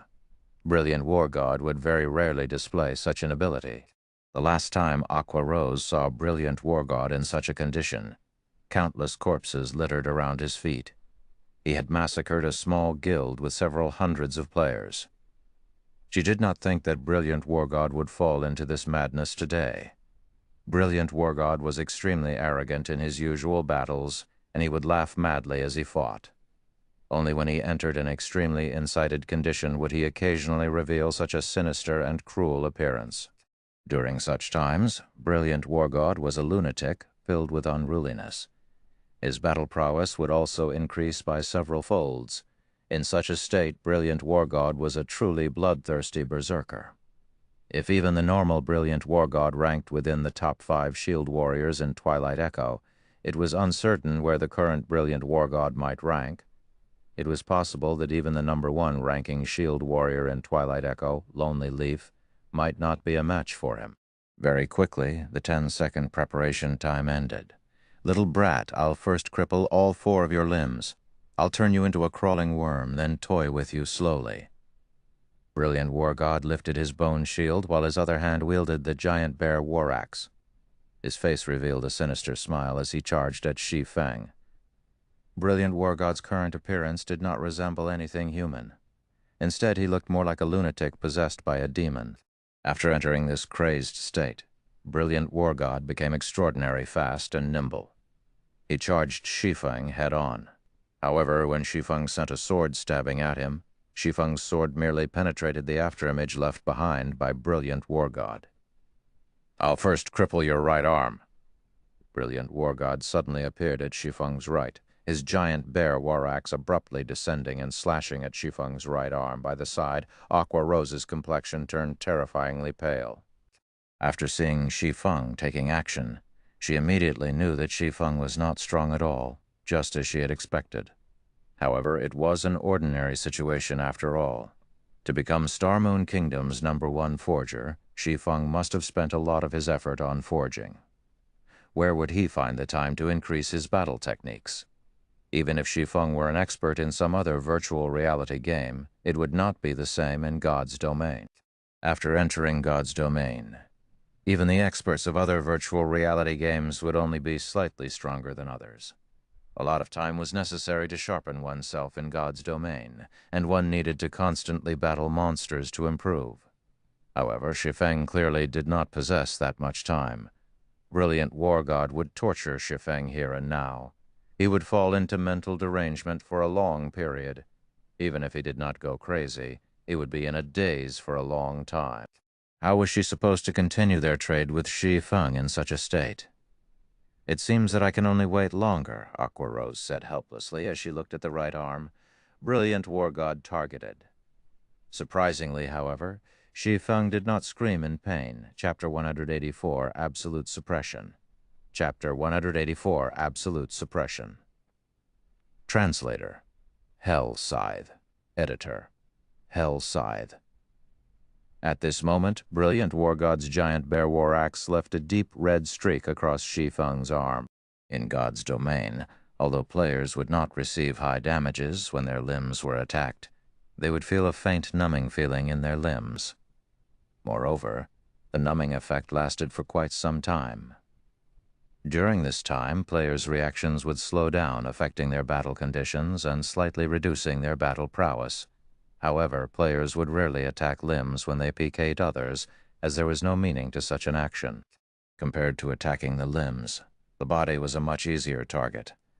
After all, it was much easier to defend against an attack aimed at the limbs.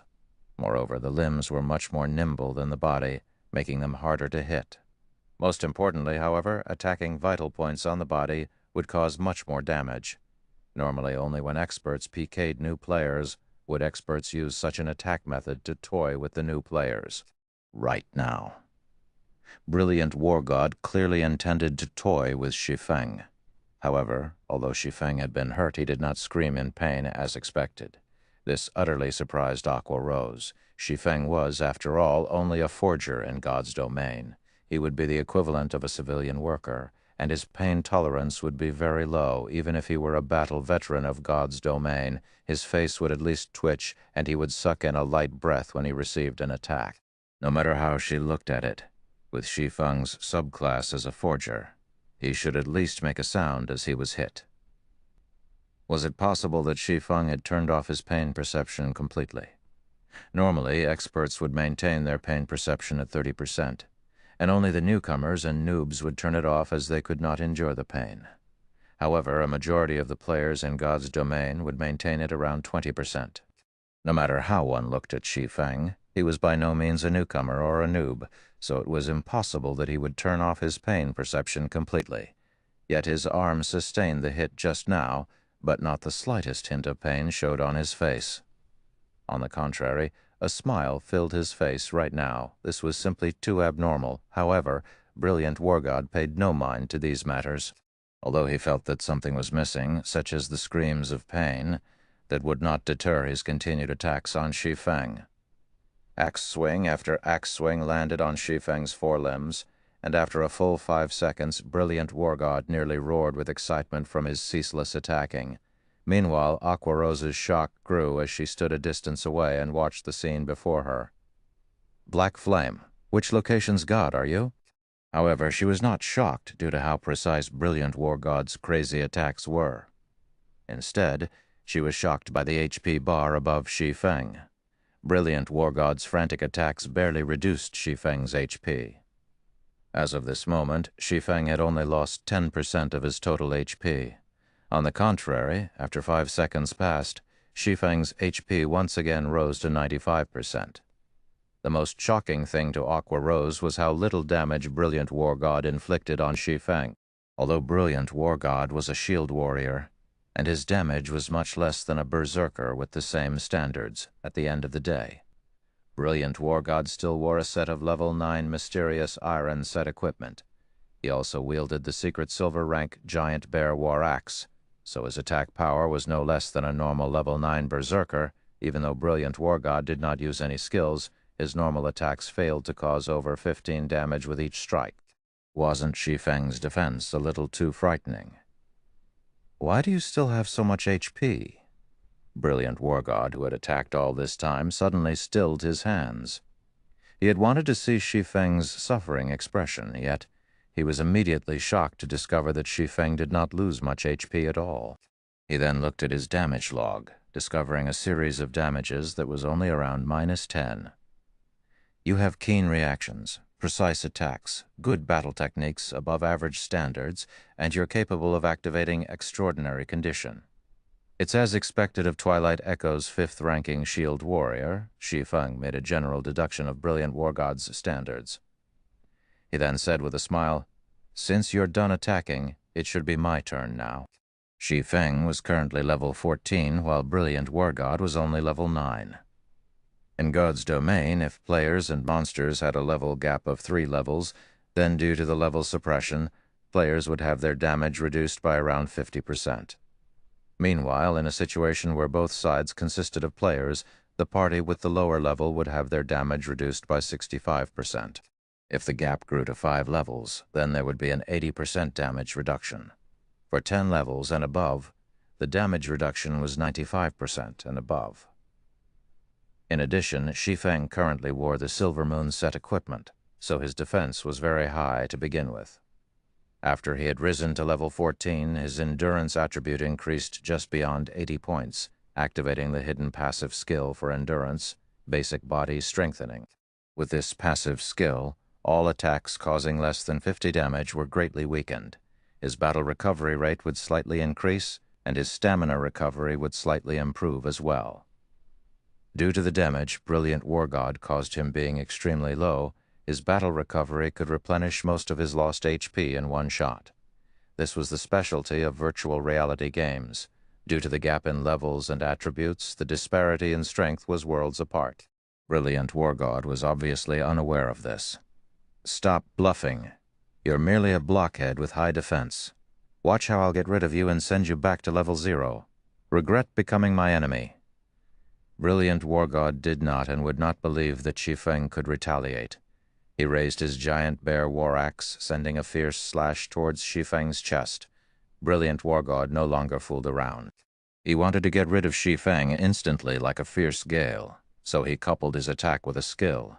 However, standing at a distance, Aqua Rose did not think that Shi Feng bluffed at all. Since the start of the battle, Shi Feng had waved his sword only once, then stood without moving, allowing Brilliant War God to attack him for an entire 5 seconds continuously. 5 seconds. Even the weakest players could attack or defend many times within this amount of time. Yet Shi Feng chose to do nothing at all. The moment Brilliant War God's giant bear axe passed through Shi Feng's body, Brilliant War God involuntarily revealed a cold smile. His belief that Shi Feng only bluffed was reaffirmed. After image, Brilliant War God immediately noticed that sensation of his axe passing through Shi Feng felt odd. At this moment, he realized that the Shi Feng before him was simply an after-image. He then spun, searching for Shi Feng's position. At this moment, Shi Feng had already arrived at Brilliant War God's back. His movements were silent, as if he did not exist at all. Shi Feng's right hand twitched, and the abyssal blade lightly pierced through Brilliant War God's back. A hole appeared in the hard armor that Brilliant War God wore, and the shield warrior instantly felt his heart cool to freezing temperatures. Brilliant War God felt an immense pain in his chest. Since when had a young master like himself experienced such a degree of pain? Immediately, he released an agonizing scream as a damage of over -300 appeared above his head. With a single hit, Brilliant War God lost over a fifth of his total HP. Such speed and attack power! Aqua Rose had distinctly witnessed it from a distance, and her shock-filled eyes involuntarily blinked as a result. She did not think that Shi Feng, as a forger, would actually be so amazing in battle. His attack power was simply inhumane. Because of the equipment he possessed, Brilliant War God's defense was frightening. Yet Shi Feng's normal attack dealt over -300 damage to the warrior. Between the two of them, be it defense or attack power, Brilliant War God was far from Shi Feng's equal. The disparity in strength was clear for all to behold. The two of them were on completely different levels. It was simply unbelievable. Even with Brilliant War God's standards, there was still an evident gap in strength between him and Shi Feng. This fight had completely renewed Aqua Rose's recognition of God's domain. After stabbing Brilliant War God once, Shi Feng did not give Brilliant War God any chances. He once again waved the abyssal blade, sending a chop at Brilliant War God's body. Shi Feng landed a triple damage critical attack, causing over -2,400 damage and instantly killing Brilliant War God. Chapter 185, Ruined Mountain Range. Chapter 185, Ruined Mountain Range. Shi Feng pulled back his sword, sliding it back into its scabbard.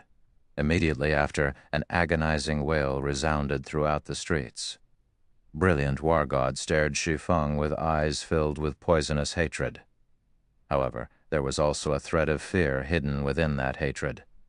After all, Shi Feng had only used a single swordsman skill, chop, to kill him instantly. Brilliant War God's past confidence and arrogance had, at this moment, shattered. He quietly watched as his HP frantically decreased, and in the blink of an eye he only had 1 HP remaining. Brilliant War God fell to his knees, his eyes filled with shock and fear, as this was only a duel Brilliant War God could escape death this time. However, as Brilliant War God regained some of his spirit, he finally understood Shi Feng's comment of this would be a boring battle. At that time, Brilliant War God had still thought that it was Shi Feng's arrogance, not knowing the immensity of heaven and earth. In reality, however, no. Brilliant War God exclaimed as he noticed his levels swiftly decreasing. In the blink of an eye, he had already fallen to level 0. Although duels would not allow players to die, the punishment the losing party received would not be altered in the slightest. The sinister punishment Brilliant War God had previously set for Shi Feng had all come biting back at him. The system also transferred the map he gambled into Shi Feng's inventory. This time, not only had he dug his own grave, but he also bought his own coffin, suffering twice the loss. "Miss Aqua, I'm done. Let's continue our talks." Shi Feng looked towards Aqua Rose with a smile as he spoke. Brilliant War God glared at Shi Feng with a malicious expression, his teeth gnashing. Immediately after Shi Feng turned his back on Brilliant War God, the Shield Warrior took out a Tier 1 magic scroll, using it on Shi Feng. Black Flame. Die. The Tier 1 magic scroll that Brilliant War God used was a flame-type spell called Flame Spear. The scroll contained a relatively strong single-target destructive spell. In any case, Brilliant War God had already fallen to level 0. He would not suffer a loss if the guards captured and jailed him. At worst, he would just have to delete his account and start all over again.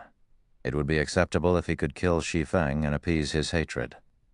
"Careful," Aqua Rose warned. Shi Feng did not expect Brilliant War God to be insane enough to dare attack him in the middle of Blackwing City. However, due to the short distance between them, it was too late by the time Shi Feng realized Brilliant War God's actions. The flame spear instantly struck Shi Feng's back, and Brilliant War God revealed a sinister smile as his attack landed. This flame spear was Brilliant War God's trump card. It was capable of causing up to 2,000 flame damage to a single target.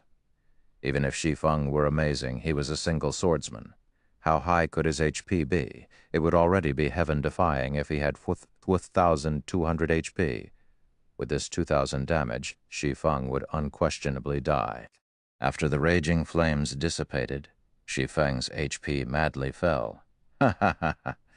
So what if you are amazing? Since you dared provoke this young master, only death awaits you." Brilliant War God laughed loudly as he watched Shi Feng's full HP trickle to 0.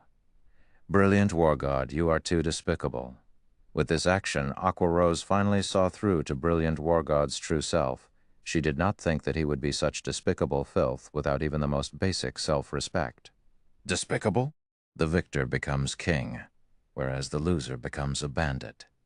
He can only blame himself for his own lack of skills.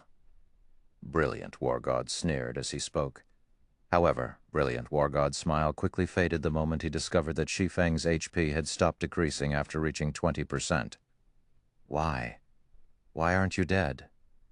Looking at Shi Feng standing there, Brilliant War God retreated several steps. His trembling finger pointed at Shi Feng as he panicked. "This, you don't need to know. However, since you've dared take action here, I'm guessing that you're prepared to receive your punishment," Shi Feng softly said. He chuckled as he clapped at the flames remaining on his body, extinguishing them. The damage caused by the flame spear could indeed kill a level 14 player with one hit. However, Shi Feng was different. He possessed 20 points of fire resistance. He also had the basic body-strengthening passive skill activated, which would somewhat increase some of the hidden magic resistance. In addition, Shi Feng currently had a maximum HP of 1,840 points, so a single flame spear was not enough to kill him. To put it another way, Tier 1 magic had no possibility of killing him with a single hit. At most, it would gravely injure him. Impossible. Brilliant War God was completely dumbfounded by this scene. After all, that was the most powerful Tier 1 magic scroll he had in his possession. It can't be, right? Aqua Rose was similarly shocked. Fire-type magic possessed the highest destructive force of all elemental magic, yet Shi Feng had survived after taking a direct hit from a Tier 1 fire-type spell. Just what kind of defense did he possess? Aqua Rose even started to suspect that Shi Feng was a shield warrior or a guardian knight in disguise. However, even guardian knights possessing the highest magic resistance could not forcefully survive this move. While the two suffered their shock, the Black Knights of Blackwing City had arrived. Compared to other towns and normal cities, Blackwing City's management was far more strict. The penalties it administered were even more unbearable. Hence, in Shi Feng's previous life, no players dared cause a scene while in Blackwing City. Any who did simply sought their own deaths. Not to mention, Brilliant War God had actually dared attack Shi Feng, who possessed the status of a demon hunter. Hence, Shi Feng did not immediately take action against Brilliant War God. In reality, he simply waited for the punishment Blackwing City would provide to Brilliant War God. Brilliant War God, you have committed an offense against Blackwing City's laws. Moreover, you attacked the Lord Demon Hunter. From now on, you will remain in jail in Blackwing City for 15 days. After your release, all your attributes would be decreased by 10% for a duration of 10 days, and the EXP you gain will decrease by 20%. The Black Knight captain walked up to Brilliant War God, stating his verdict. Hearing such a penalty, Aqua Rose sucked in a cold breath. This penalty was simply too heavy, even if they locked Brilliant War God up for 15 days. As an Elder of Twilight Echo, there were other people available to help him level back up. However, now that he was level 0, with the 15-day gap and 20% EXP gain reduction, Brilliant War God would need to grind ceaselessly for over a month to catch up with the level of the majority of the players, not to mention catching up to the top-ranking players. Ha ha ha ha! Black Flame, I admit that you are amazing. However, from the moment I took action, I had already decided to delete my account and start all over again. Did you really think I would fear the system punishment? Although Brilliant War God trembled slightly when he heard the penalty he was to receive. Giving it another thought, he planned to delete and rebuild his account. What should he be afraid of? Is that so, then? I look forward to you deleting and rebuilding your account. Shi Feng smiled faintly, not bothering to explain. Seeing Brilliant War God's confident smile, Shi Feng could not bear to shatter his fantasies. Brilliant War God thought too lightly of God's domain. If a pig-brained person like Brilliant War God could think of such a method to escape punishment, the main God system would certainly have a solution. In Shi Feng's previous life, plenty of players had thought of God's domain as only a virtual reality game. They thought they could do whatever they wanted. There were even some players who had done unscrupulous and condemnable things towards female NPCs. After all, these players all thought they could simply avoid punishment by deleting and rebuilding their accounts from scratch. However, the outcome spoke differently, unless one no longer wanted to play God's domain. Otherwise, any and all punishments would be meted out. No matter how many times one deleted their accounts or changed their gaming helmets, the consequences were inescapable. Although God's domain was a virtual reality game, it had its own bottom line as well. The rules of God's domain were the final bottom line. Any and all who dared go past this bottom line would do well to prepare themselves for their punishments. No exceptions. When Brilliant War God saw Shi Feng's smile, he suddenly felt uncertain about his decision. However, when he gave it more thought, it was possible that Shi Feng just tried to frighten him. Immediately, Brilliant War God logged out of God's domain, preparing to delete and rebuild his account. Meanwhile, Shi Feng no longer cared to pay any attention to this brainless princeling. He then opened his bag, examining the clue to the God-Slayer that he had just obtained. There was no marked location on this map. There were also no written words to give an explanation. If any other players were to obtain this map, they would have no clue of what to do with it. After all, they would not know the location displayed on the map, nor would they know how to look for it. Moreover, the official site did not publish a world map for God's domain. That explained Brilliant War God's ignorant generosity of wagering this map. Fortunately, Shi Feng was extremely familiar with God's domain. In Shi Feng's previous life, the various major guilds in God's domain made their own maps of God's domain, and Shadow was no exception. 10 years after God's domain started its operation, the world map that Shadow possessed was very thorough. Meanwhile, familiarizing oneself with the world map was one of the basic requirements of a guild leader, including Shi Feng. However, the map currently in Shi Feng's hands displayed very complicated terrain. Only after racking his brain for some time did Shi Feng manage to recall a place with a similar terrain as shown on this map. It was the forbidden territory for humans, the ruined mountain range, Chapter 186, State a Price. Chapter 186, State a Price. Just as Shi Feng recognized the location shown on the map, 4 level 200 black guards appeared on Light Street, each wielding a black spear in their hands and walking towards Brilliant War God, the intended to take him away. Don't even think of catching me. Brilliant War God immediately logged out of the game. However, an unbelievable situation occurred. One could describe this as an out-of-body experience, like an empty shell. Brilliant War God's body suddenly fell to the ground, motionless. However, the 4 black guards did not care much about this. 2 of the knights grabbed a hold of Brilliant War God's body from each side, dragging him away from Light Street. Soon after, the Black Knights also dispersed from the scene. Master Black Flame? What is going on here? Didn't Brilliant War God log off? Logically, his body should also have disappeared. Aqua Rose looked at Shi Feng, her shining eyes blinking as she asked. Although Aqua Rose did not know why she would ask Shi Feng, her instincts told her that Shi Feng might know the answer. If Shi Feng knew that Aqua Rose had asked him about this matter out of instinct, the fearsomeness of a woman's intuition would certainly surprise him. Hearing Aqua Rose's question, Shi Feng simply smiled and said, "It should be that the system doesn't allow players avoid punishment." Blackwing City's judgment was, without a doubt, the system's judgment. If Brilliant War God had properly received his punishment, he would only have to pay the smallest price. However, if Brilliant War God deleted and rebuilt his account, not to mention losing the money and equipment that he originally had, he would also lose all the reputation he had earned in God's domain.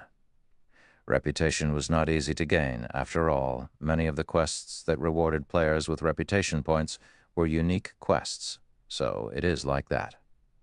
Aqua Rose understood the truth of the matter. Otherwise, if everyone simply deleted and rebuilt their accounts the moment they did something nefarious, wouldn't that turn God's domain into a heaping mess? However, along with the passing of time, player levels would become higher, while the chances of such matters occurring would decrease as well. After all, players had dedicated a great amount of time and energy onto cultivating their God's domain accounts. There would be few people with the courage to start all over again. However, if players encountered a situation like Brilliant War Gods, a majority of them would choose to delete and rebuild. After all, it would be much faster to start all over again, and it could be a way to take advantage of the system. Naturally, the main god system would not make such a mistake. Regarding the calamity that had befallen Brilliant War God, Aqua Rose did not display a hint of sympathy. On the contrary, she was very grateful for Shi Feng's significant help. Her and Brilliant War God's families had always been friendly with each other, and both families intended to increase and widen their wealth and influence through marriage. On the other hand, Aqua Rose had from the very beginning opposed this notion. She intended to create a legacy for herself, increasing her right of speech within her family to oppose this marriage. God's domain just so happened to have given her this very good chance. As long as she could further herself in God's domain, and adding in Brilliant War God's actions, she could easily vanquish the notion of marriage between the two families. After dealing with the matter of Brilliant War God, Shi Feng and Aqua Rose returned to the restaurant and resumed their business talks. Originally, Shi Feng wanted to investigate the Godslayer's whereabouts. However, he set it aside for now, in God's domain. The ruined mountain range was an absolutely forbidden place for humans. In Shi Feng's previous life, many players did not believe this fact. In the end, all who went there found only death. From then on, nobody dared casually enter the ruined mountain range. With Shi Feng's current strength, not to mention entering the ruined mountain range, even the path leading to the ruined mountain range presented an impossible challenge for Shi Feng. How would he reach the location marked on the map? The only choice he had right now was to increase his strength. When he had sufficient strength, he could then think of a way to go there. Master Black Flame, these are the various forging materials that you've requested. Due to limited bag space, I've only brought the rare and precious materials. This time, Master Black Flame has helped me a great deal, so I'll sell these to you at a lower price. You just need to pay me 43 gold coins for them." Aqua Rose displayed the transaction list, smiling as she spoke. The cost of purchasing all these materials came to a total of just over 37 gold. Originally, Aqua Rose intended to sell all these materials to Shi Feng for 50 gold. However, since Shi Feng had helped her out, she chose to earn a little less in this transaction. Initially, Aqua Rose had not possessed enough gold coins to purchase all these materials. However, she made a big profit from the Glimmer chestplate, forging designs, which she bought from Shi Feng last time. Not only had she earned over 100 gold coins, but she also earned back all the credits she used to purchase the forging designs. She still had quite a few Glimmer chestplate forging designs remaining. If she sold all of them, she could still earn tens of gold coins and hundreds of thousands of credits. Even for an Apex first-rate guild like Twilight Echo. The entire guild's currently available fluid funds only amounted to 20 to 30 gold. Meanwhile, Aqua Rose had over 100 gold in her possession, invoking the guild's elders' jealousy after having the first tastes of profit.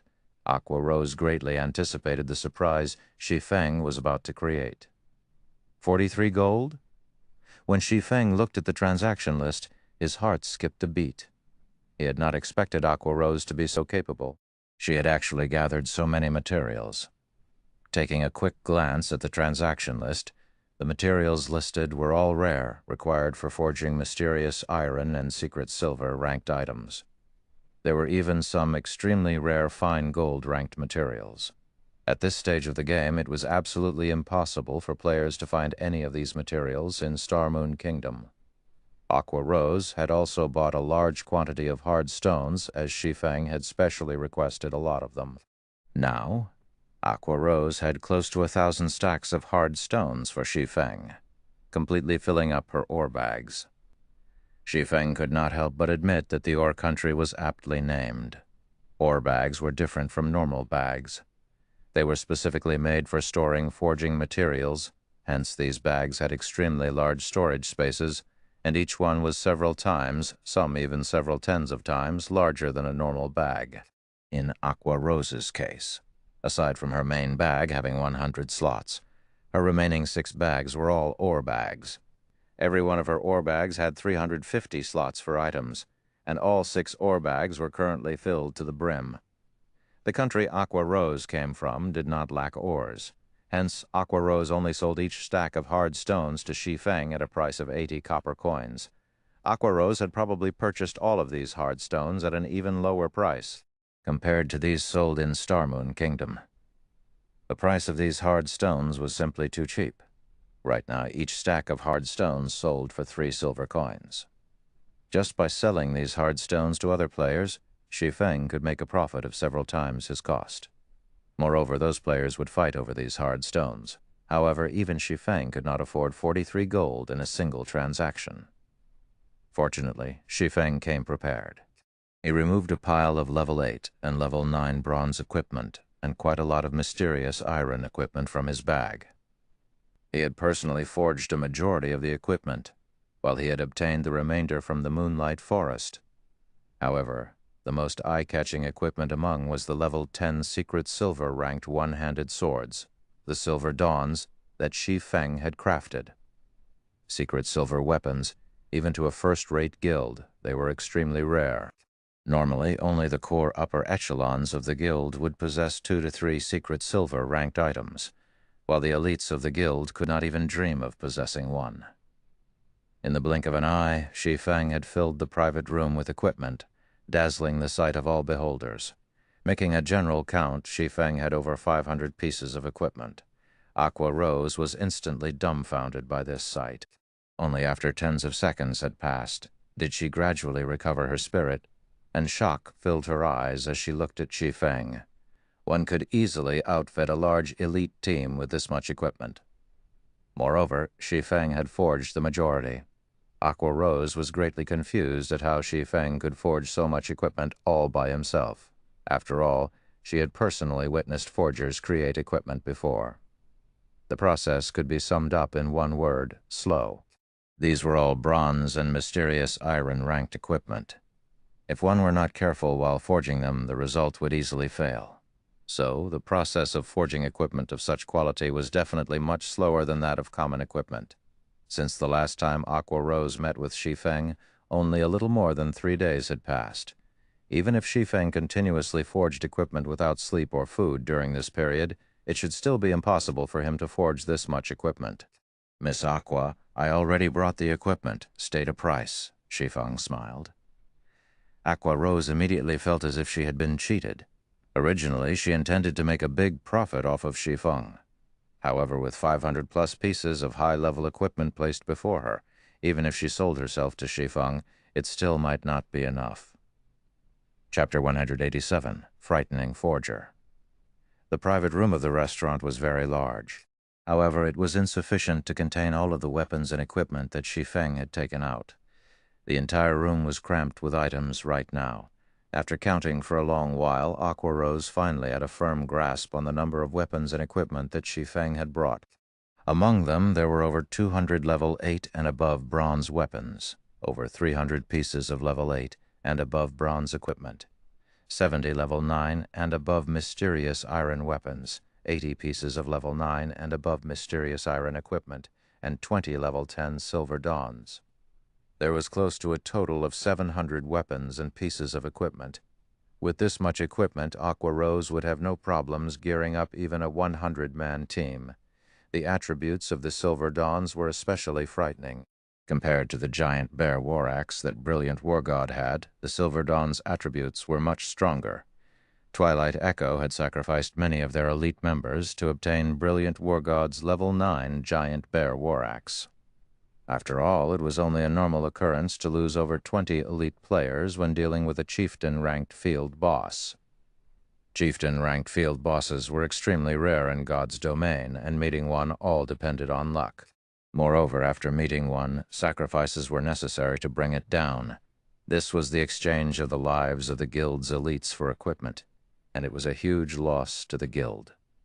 Yet, Shi Feng casually displayed 20 secret silver weapons.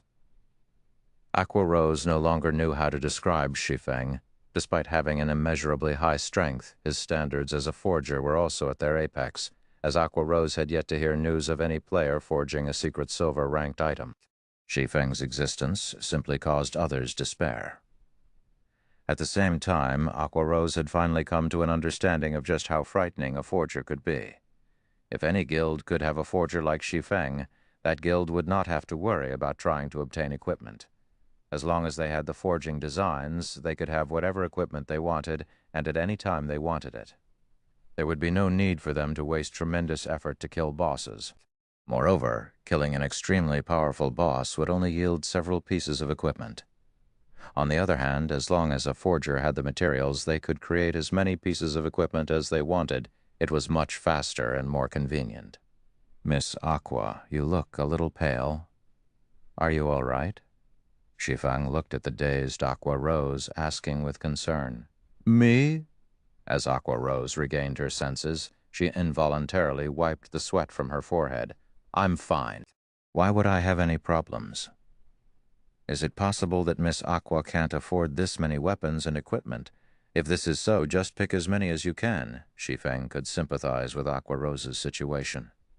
After all, even a first-rate guild could not buy up all this equipment in one go, not to mention Aqua Rose by herself. "Master Black Flame, I want all of these items. However, can we carry out the transaction with credits? Otherwise, if I give Master Black Flame all of my gold coins, I would starve." Aqua Rose smiled bitterly. There were so many good items before her eyes, and it would be a sin not to gobble all of them up right now. What did the various large guilds lack the most? The answer was obvious: high-level weapons and equipment. Level 8 and above weapons and equipment just so happened to be what guilds lacked the most. Just a single piece of level 8 bronze equipment was worth well over 20 silvers on the market right now. Level 8 bronze weapons even sold for 30 silvers or more, while level 9 mysterious iron equipment was worth 50 silvers or more, and level 9 mysterious iron weapons sold for 80 silvers or more. As for the level 10 secret silver weapons, the Silver Dawns, they were priceless treasures, and not a single person out there would willingly sell one. If a price were truly to be set, with the Silver Dawn's attributes at the very least, it would sell for 2 gold coins or more. 20 Silver Dawns would then equate 40 gold coins. That was nearly half of all the game currency Aqua Rose owned. Moreover, this was the lowest price for the Silver Dawn. That's fine as well. I'll just take these forging materials in addition to 50 gold to cover for a portion of the bill. You can pay the remainder using credits. Shi Feng spoke after giving it some thought. This Aqua Rose hesitated for a long time. In the end, however, she gnashed her teeth as she agreed, saying, "All right, I understand." Hearing Shi Feng's words, Aqua Rose really wished that she could recruit Shi Feng. In just a few moments, Shi Feng had taken away a greater half of the gold coins she had earned after much effort. Aqua Rose felt extreme frustration in her heart. However, Aqua Rose suddenly discovered that she truly did not possess anything that could attract Shi Feng to her side. Regarding weapons and equipment as a forger, Shi Feng did not lack any of these to begin with. His money-earning capabilities were obvious. As for status, although he was simply a nobody right now, the moment the name of the Black Flame Forger spread, his status would become undeniably grand, earning the respect of others. The only thing remaining was a girlfriend. If Shi Feng did not have one right now, there were plenty of great beauties in Aqua Rose's elite team. Every one of them possessed beauty that could easily move one's heart, and their bodies were all curved in the right places. Plenty of men often tried to court these women. Aqua Rose would be rich if she could get one of her team's beauties to hook up Shi Feng. However, it would be unquestionably foolish if she asked Shi Feng this question right now. She could only wait until their relationship grew before digging for some hints. If Shi Feng knew the thoughts Aqua Rose had in her head right now, she would probably frighten him away. After all, who would have thought that the elegant and cheerful Aqua Rose could be so cunning? Very quickly, the two of them completed their transaction, aside from obtaining the 43 gold's worth of materials from selling the equipment. Shi Feng also obtained an additional 50 gold coins and over 2 million credits. Just by striving for 3 short days, Shi Feng had instantly multiplied the 10+ gold he had initially spent by more than 10 folds. Shi Feng had made a huge profit from this trade. This time, regarding gold coins, Shi Feng had once again become the richest person in White River City. Meanwhile, Aqua Rose was also greatly pleased. With this many weapons and equipment, she could greatly strengthen her own legion and very quickly turn it into the #1 legion in Twilight Echo. At that time, her right to speak would also grow, while those elders would no longer dare speak nonsense in front of her. Master Black Flame, let's schedule next trade for 4 days from now. It just so happens to coincide with the day the Blackwing auction will be held. What do you think? Without realizing it, Aqua Rose treated Shi Feng as a good friend now. All right. I can also save the number of uses left on the pass. Shi Feng nodded in agreement. He had earned simply too much this time. He also needed quite some time to forge new weapons and equipment. Now that Aqua Rose had yet to obtain additional Blackwing City passes, it was also beneficial to have a time extension. Soon after, the two parted ways. Shi Feng then went to purchase more frost grenades. This time, he bought a full stack of 200 intermediate frost grenades for 18 gold. He also bought 5 stacks of 1,000 basic frost grenades for 13 gold, 50 silver. In just a short moment, he had spent 31 gold, 50 silver. However, Shi Feng did not feel any heartache over it, as the money he obtained from Aqua Rose just now was simply the tip of the iceberg. The true iceberg was still within his grasp with the incomparably popular hard stone. To Aqua Rose, whetstones were neither rare nor special. After all, being from the ore country, such items were available in abundance. The number of forgers there was as plentiful as the hairs on an ox, so they were not particularly desperate for such items. However, it was a different story for the Star Moon Kingdom, with the various guilds in the White River City region who were desperately trying to level up. These guilds were in desperate need of hard stones, yet it was just too difficult to obtain any. They might even go bald from over-worrying right now. As for after these guilds entered White River City, Shi Feng did not need to worry that these guilds would suddenly halt their need for whetstones. Even after everyone entered White River City, the issue of durability would still plague them. It might even become a much more serious issue. Hence, Shi Feng did not worry in the slightest that he could not sell his hard stones. He merely had to decide at what price he would sell them for. Just as Shi Feng was about to return to White River City, Blackie suddenly sent news. "Brother Feng, this is not good right now. All of the guilds within the White River City region are looking for you. They say that if you do not give an explanation on the official forums, all the guilds within the White River City region will add us to the wanted list. Chapter 188, you are digging your own grave.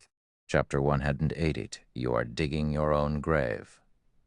After reading Blackie's message, Shi Feng was confused. Why would the guilds within the White River City region suddenly look for trouble with them for no reason? Moreover, they even wanted an explanation. What did they want him to explain?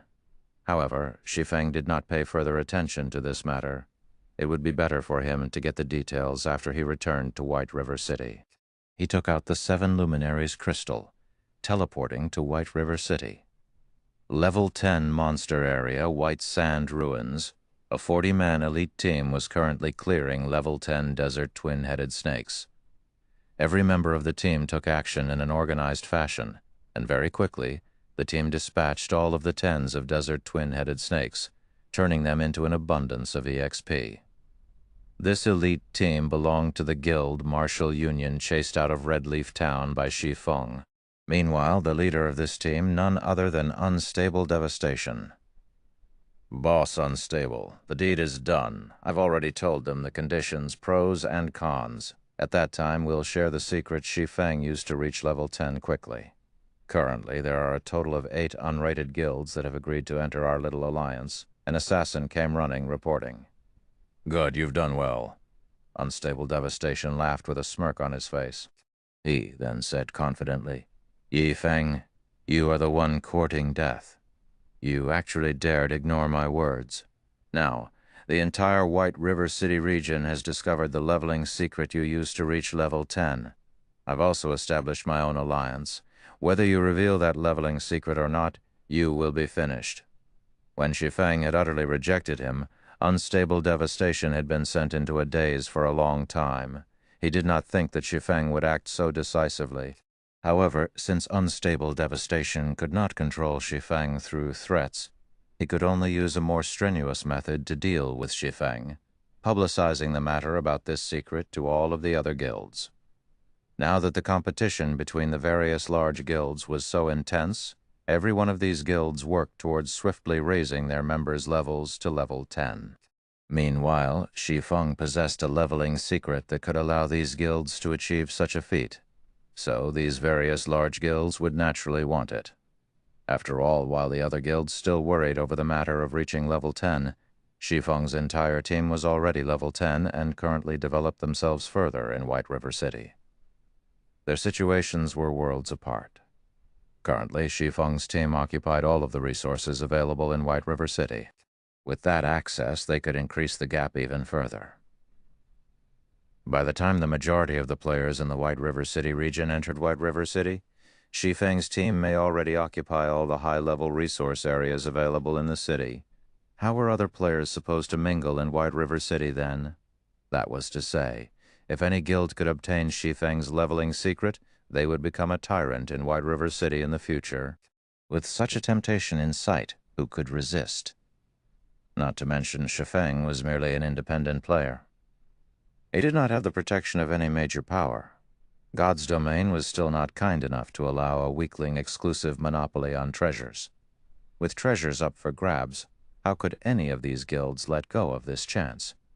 They would do whatever they could to snatch it. As for obtaining the leveling secret through fair trade, it was an impossible notion. After all, the initial criterion for a fair trade was that both parties had to be of equal power. How could a single independent player possibly equal a large guild? If Shi Feng did not obediently hand the leveling secret over, there would only be a single ending for him: death. However, even if he handed it over, death would still be the only thing awaiting him. This was the sorrow of weaklings. At this moment, even unstable devastation pitied Shi Feng. However, who told this fool to refuse his kind suggestion? White River City? Trade area? Bank? The moment Shi Feng returned to White River City, he immediately emptied all of the forging materials he had on him into the bank. Seeing over 10,000 slots of his warehouse full to the brim, Shi Feng could not help but grow emotional. After all, in his previous life, he did not possess such a rich and spectacular warehouse. He wondered just how much money he could make if he sold all of these items. At the very least, it should be enough to serve as his guild's reserve funds.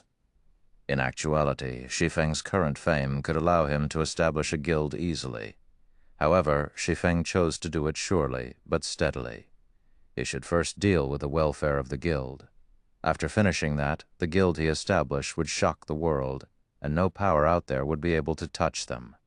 Even if those third-rate and second-rate guilds wished to suppress his guild, they could not stop his guild's swift development. After all, his guild would already possess a sturdy foundation and huge funding at that time. A small skirmish would not easily destroy it. After he finished tidying up his warehouse, Shi Feng opened his system message log, taking a look at what was actually going on. Previously, to prevent unstable devastation from disturbing his trade, Shi Feng had set his system communication and messages to prevent strangers from disturbing him. However, he did not think that so much would occur during the time he did so. Compared to when he entered White River City, the messages he now received exceeded 10,000. Independent players had sent a majority of them, while various guilds had sent the minority. After reading a few of these messages, Shi Feng managed to grasp the general gist of what these players wanted. A majority of these players wanted to privately purchase his strategy of quickly reaching to level 10, while a minority of them directly demanded that Shi Feng hand the strategy over. Naturally, this minority consisted of guild representatives. Every one of the words in their messages contained force. Although they did not use threatening words, their intent was unmistakable. They told Shi Feng to do whatever he saw fit, but he would have to take responsibility for the consequences. Meanwhile, the demand for an explanation posted on the forums was also the doing of these guilds. They were clearly trying to force him into a corner. Fortunately, however, the guilds that had directly suggested that Shi Feng hand over the leveling strategy were all unrated, without a single rated guild among them. Unstable devastation. Shi Feng's brows wrinkled. A chilling battle intent shone in his eyes. This was a scheme concocted by unstable devastation in order to push him down to a hell beyond salvation. From the experiences in his past life, Shi Feng clearly understood a single matter. A hungry ghost could never devour enough. Even Shadow is trying to have a part in this. Shi Feng found a new post on the forums. It was a declaration of alliance made by Unstable Devastation and several other guilds. They requested Shi Feng to hand over his leveling strategy to satisfy everyone, otherwise they would impose a sanction on him. Meanwhile, Shadow was among the several guilds that had joined this alliance immediately. Plenty of people showed their support for Unstable Devastation. They all wanted Shi Feng to hand over his leveling strategy, benefiting everyone. Shi Feng simply smiled. Did they really take him for someone who could be easily bullied? Someone they could mold in the palm of their hands? If Gentle Snow possessed this leveling secret, these guilds and players would have long since shut their mouths. Rather, they would cheer and sing her praises. Immediately after, Shi Feng created a post on the forums, selling the leveling strategy to reach level 10 quickly for 10 billion credits. All insincere buyers will be ignored. Shi Feng then set aside the official forums, looking at the time. It was nearing dawn in the real world, so Shi Feng promptly logged off to rest. However, Shi Feng's post had instantly become popular. Almost everybody paid attention to it when they saw Shi Feng's asking price of 10 billion. Those who had previously wanted Shi Feng to publicly disclose the strategy for free now cursed even more fervently. 10 billion credits. Why don't you die instead? Unstable Devastation and other unknown guilds had all involuntarily cursed the moment they saw Yi Feng's post. This Yi Feng had simply gone insane for money. Which fool out there would spend 10 billion credits to buy a garbage strategy? However, anyone smart enough could easily discern Shi Feng's true intentions. Naturally, these guilds also understood what Shi Feng tried to say. This was Shi Feng's way of indirectly sending them a message saying, "Want this secret for free? Dream on." Without a doubt, Shi Feng declared war with these guilds. "Yi Feng, you are digging your own grave." Unstable devastation spoke in rage, though his tone carried with it a hint of gloating. He was furious due to Shi Feng ridiculing him for being poor, while he was happy as there were over 30 guilds who would deal with Shi Feng. Even if Shi Feng were amazing, he would still be finished the moment these guilds entered White River City. Unless, of course, Shi Feng could repeat the scene from last time, banishing all of these guilds from White River City. However, was that possible? TL notes. A hungry ghost could never devour enough, signifying that greed is endless. Chapter 189, Berserked Market, shortly after Shi Feng logged off. The post Shi Feng had left on the forums became instantly popular. One view became 10, 10 became 100. Players had strong gossiping hearts, so they would not miss out on this good show. Within a short 20 minutes, almost all players within the White River City region had discovered this matter. The guilds that had demanded the leveling strategy from Shi Feng were all enraged. "Crap! Find all of the information about that little bastard for me. Not only am I going to kill him back to level 0, but I'm also going to kill all his friends back to level 0. Since he dares humiliate Ghostwheel, he can forget thinking of mingling in God's domain any longer." Sleeping Bones, the guild leader of Ghostwheel, was furious after listening to his subordinate's report. Although Ghostwheel was an unrated guild, they were still a large guild with over 5,000 members. Yet a lone independent player looked down on them. How were they supposed to show their faces in public in the future if they took this lying down? "Leader, I've already investigated him," an elementalist said. "Speak. Since he dares look down on Ghostwheel, I can't retain the name Sleeping Bones if I don't kill all of his friends back to level 0. Sleeping Bones bellowed. "That Yi Feng is an independent player, and I've confirmed that he has 8 team members. Aside from them, Yi Feng also has a good relationship with Stabbing Heart, the vice leader of the Assassin's Alliance. Rumor also has it that he has a very close relationship with the Snow Goddess, Gentle Snow, as well," that elementalist answered. Sleeping Bones suddenly fell silent. Was this a joke? If they dared to actually kill Stabbing Heart of Assassin's Alliance and Gentle Snow of Ouroboros, then the day they entered White River City would be the day Ghostwheel disbanded. "Forget it. I, Sleeping Bones, am a magnanimous person. We'll just stick to killing Yi Feng and his teammates, lest we want other people to start gossiping about us." "Roger. Guild leader is the wisest." At the same time, the other guilds that did not have a clear understanding of Shi Feng began their investigations about him.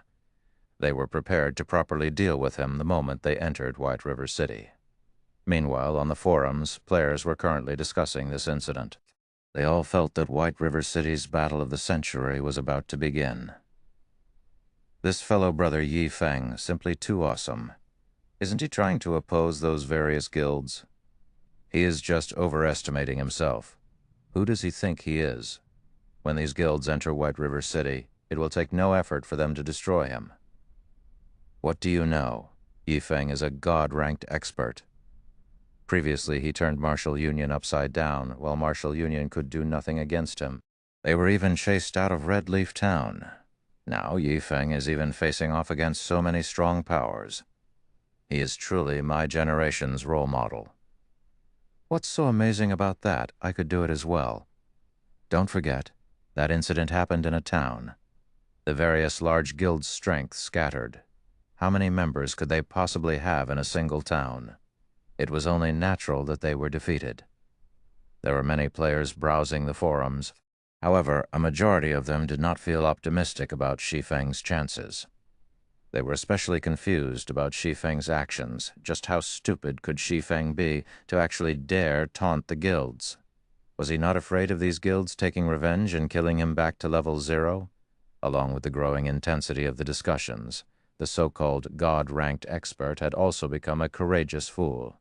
Many started ridiculing Shi Feng.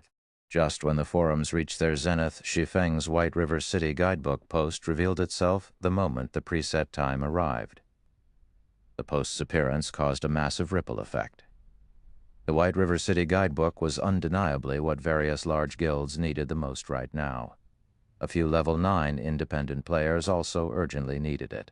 If these players had the White River City guidebook, they would not have to spend a large amount of time exploring the city. They only needed to refer to the guidebook to learn what they needed to know. Compared to the heavenly price of 10 billion for a single leveling strategy, using 20,000 credits to purchase a luxury version of the White River City guidebook was unquestionably a lot cheaper. It was practically the price of cabbage. Also, the cheaper, simplified version only sold for 300 credits. These various guilds and players could easily accept that price. However, afraid of Shi Feng's trickery, a large majority of the guilds chose to purchase the simplified guidebook, taking a look at it before making further decisions. After all, they could afford a loss of 300 credits. As for the players that wished to develop themselves in God's domain, they all grew extremely curious about White River City, a fascinating city. They wished to experience it in advance, so many players had gnashed their teeth as they bought the simplified guidebook. Within half an hour, the simplified version of the White River City guidebook was like a best-selling novel. Sales of the guidebook continuously increased, and before anyone knew it, over 5,000 copies had already sold. In other words, Shi Feng had earned 1.5 million credits within this short time. Many players had discovered business opportunities from this. Players who originally worried about whether or not they could make money in God's domain relaxed at this sight. After all, Shi Feng was their best example. As long as they could grasp a hold of the opportunity, becoming rich in a single night was not just a dream. It was just like how Shi Feng became the first person to enter White River City. Immediately, plenty of players outside of the White River City region grew excited. If they too could be the first to enter their own respective cities and write a city guidebook, couldn't they also become rich? This thought inspired desperation in all of the players in God's domain. As if possessed by the devil, they all started rushing to level up. They all wished to become the first person to enter their respective cities, making a huge profit and becoming rich overnight. Meanwhile, in the trade market of the entire Star Moon Kingdom, the popularity of whetstones had instantly soared. As long as a forger had at least a 30% success rate of crafting whetstones, the various large guilds would instantly target them. The guilds used all sorts of methods to recruit these forgers, continuously raising the standard of treatment. As a result, these forgers earned salaries comparable to the white-collar workers in the big cities. Such a result inspired other players to become forgers. However, forging materials were utterly necessary if one wanted to hone their forging skill. Like adding fuel to a fire, this new situation instantly ignited a blazing inferno that raged through all of the Star Moon Kingdom. The prices of forging materials soared, again and again, madly increasing the price of hard stones as well. By the time Shi Feng entered God's domain that night, a stack of 20 hard stones already sold for a sky-high price of 8 silver coins. However, the supply could not keep up with the demand. Furthermore, even the most common bronze ore sold for 15 silver coins per stack, with 200 per stack. Ha ha ha ha! Luck can't be stopped once it comes. I would never have thought that the White River City guidebook would so fiercely drive the materials market. Shi Feng rejoiced the moment he logged in. During the day, aside from training his body, Shi Feng had gone to the city center to look for suitable locations to start up his workshop. His requirements were very simple. He wanted a good environment surrounding the office building. After surveying over 10 locations, Shi Feng finally found a relatively pleasing office building. It was located in the city center. Moreover, it was an entire floor being sold. The office floor had a wide space of 5,000 square meters, so it was extremely spacious. There would be no problems turning it into an office for several hundred people. Moreover, the surrounding environment and traffic were convenient. However, the most important factor was that the office was relatively close to Big Dipper, the best gym in Jinhai City. The owner of the office floor only sold it to make up for issues surfacing with his business. Otherwise, he would not bear parting with such an amazing location. However, that person had set a price of 60 million credits for the place, with each square meter priced at 12,000 credits. Although such a price was not considered expensive in the city center, it was not cheap either. Shi Feng only had somewhere over 20 million credits stored in his bank right now. He still needed that money for the fellowship party hosted by his school. In the end, Shi Feng could only ask the owner for 15 days to think it over. Shi Feng never imagined that he would be given a fright the moment he returned to God's domain. When he saw the sales of the White River City Guidebook, he even thought his eyes were playing tricks on him. Chapter 190, Taking Precautions. Chapter 190, Taking Precautions. Shi Feng had already received attention since the problem of the leveling strategy cropped up. Now that he had priced the leveling strategy at a shockingly high price of 10 billion credits, he was once more pushed into the spotlight. It was only natural for the White River City Guidebook to receive everyone's attention the moment it appeared. These sales had far exceeded Shi Feng's expectations. Shi Feng quietly called up the half-transparent display screen. When he examined the sales records displayed on the official forums, Shi Feng involuntarily revealed a knowing smile. The simplified version of the White River City Guidebook sold 25,364 copies. The luxury version of the White River City Guidebook sold 367 copies. In only half a day's time, the sales had already reached such numbers. Even a best-selling book could achieve such a feat. The simplified version, which was the cheapest version of the guidebook, already cost 300 credits. This was much more expensive than any ordinary book. However, over 25,000 copies still sold. Moreover, 367 copies of the 20,000 credit version of the guidebook also sold. It was obvious just how great the business opportunities were in God's domain. Just the credits Shi Feng earned within a day exceeded 10 million.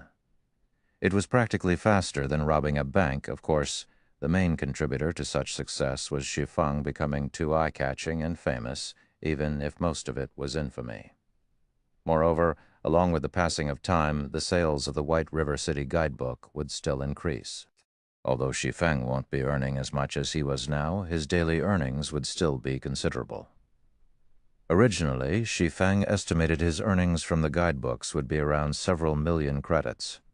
Moreover, he reached this conclusion after taking into consideration that every guild within the White River City region would purchase a copy of the luxury version.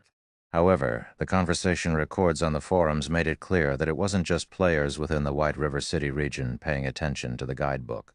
Players and guilds from other cities also purchased the guidebooks, which in turn led to such a high selling rate. Although it was a strange situation, Shi Feng could guess the intentions of the players and guilds of other cities. The difference between cities was not particularly large. Mostly only the quests available, leveling spots, and amount of NPCs were different. However, the main rules in a city and the ways to develop a guild in a city were the same. As long as they bought the White River City Guidebook, they would understand the basic rules of their respective cities. They could also quickly adapt to the playstyle in the cities, so naturally they would purchase a copy of the guidebook to get a general understanding of their respective cities. Now that Shi Feng had gained over 10 million credits for no good reason, confidence regarding his future filled his heart. He might even be able to suppress Shadow at the fellowship party in a few days, becoming the center of attention during the party. However, before he could become the focal point, he needed to make plenty of preparations. After all, his background was simply too weak compared to Shadow's right now. Hard stones will soar in price from now on. It should reach its peak by the time the first corporation enter White River City. That time would be the best opportunity for me to sell my stock and make a killing. Shi Feng closed the official forums as he thought. Right now, aside from credits, he needed a lot of gold coins to increase his workshop's background. However, he could not just hold on to a ton of gold coins. After all, the true way of earning money in a virtual reality game was by spending money in the first place. He currently had far too few coins to carry out such a feat. Hence, he needed to earn many more gold coins.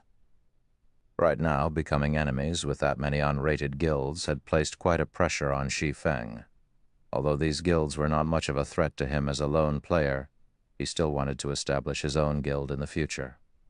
Such a situation would be detrimental to his guild. As the saying went, the barefooted did not fear those with shoes. Establishing your own guild was the equivalent of putting on shoes. Having a guild was the equivalent of having a house, supplying your enemies with an easy target. They could deal with you with greater ease. Hence, in Shi Feng's previous life, plenty of small guilds were forced to disperse due to being targeted by a large guild. On the other hand, the fixed teams formed by independent players got by rather peacefully, and it went without saying that lone players could do so as well. However, there was a limit to the strength of a single individual in God's domain. It was the same in the case of a large team. If Shi Feng wanted to establish his own virtual empire, he, even more, was in need of the strength of a guild. Hence, establishing a guild was his only available option. To reduce the pressure on himself, Shi Feng needed to increase the pressure on these unrated guilds. That way, they couldn't spare any time to deal with him. Although there was still a long time until these guilds would search him out, it was wise to take precautions. Immediately, Shi Feng contacted Stabbing Heart. "Brother Ye Feng, I am truly grateful for your help the last time. Because of your guidebook, the elite teams of our guild could prepare far more than other guilds. After we enter White River City, I believe it won't be long before our Assassins' Alliance reigns supreme over the other guilds in White River City." Stabbing Heart excitedly said, "However, after not meeting for some time, I never imagined that Brother Ye Feng would grow even more famous. I am truly envious. If I become as famous as Brother Ye Feng, I might even be promoted to an elder position during the next guild meeting. I'd rather be more ordinary." Shi Feng smiled bitterly as he shook his head. The nail that stuck out would be hammered down. Although Shi Feng had long since been prepared for this in his heart, he did not think that the actual situation would be so intense. "Brother Ye Feng, since you are looking for me, do you need help for something?" Stabbing Heart asked. Normally, Shi Feng would not take the initiative to contact him unless there was something going on. Of course. Moreover, it is good news for you, Shi Feng laughed. "Good news?" Stabbing Heart grew slightly excited. He had received plenty of praises from the guild leader due to the help he received from Shi Feng the past several times. As a result, his position in Assassin's Alliance had risen by quite a bit. Meanwhile, the matter of the White River City guidebook even earned him the good graces of the guild elders. They had already labeled him as one of the reserve elders of the guild. Such a promotion was rare in the Assassin's Alliance, and it displayed how highly the guild leader and elders thought of him. "Do you lack hard stones right now?" Shi Feng asked. "Lack. My subordinates and I have a headache over this matter right now. Even though I'd sent many people out to grind, the amount of hard stones we obtained is merely a drop in the bucket. Does Brother Ye Feng need some hard stones right now?" Stabbing Heart breathed out a tired sigh when he heard the words hard stone. He then immediately said, "If Brother Ye Feng needs them, I should be able to gather 3 to 4 stacks for you. I truly can't spare any more than that." Stabbing Heart only spoke the truth. After all, he had prepared these hard stones for the forgers in his guild to craft whetstones. "Brother Stabbing Heart, you're overthinking things. I'm not calling to buy, but to sell," Shi Feng laughed. "Sell?" Stabbing Heart was awe-stricken. Hard stones were extremely rare right now, and it was insanely difficult for average players to obtain them. Not to mention, selling them, players would normally choose to keep them for their own use. After all, if one wanted to level up quickly, whetstones were a must. "How many do you have? Be it 2 or 3 stacks, I want all of them. I'll even buy them at above market price. What do you think about 9 silver coins per stack?" In Stabbing Heart's mind, Shi Feng was only an independent player. It was already heaven-defying for him to have 2 to 3 stacks. After all, Stabbing Heart's own team, which consisted of hundreds of players, had only managed to obtain 3 to 4 stacks after a long time. "No, I have 50 stacks, however, I'm only taking coins for them," Shi Feng casually responded, extended 5 fingers. T. Lotes. Notes: the barefooted did not fear those with shoes. This is a Chinese saying that refers to a person that has no scruples of doing something, as that person was already not allowed to do so. Chapter 191, Star Moon's Big Ten.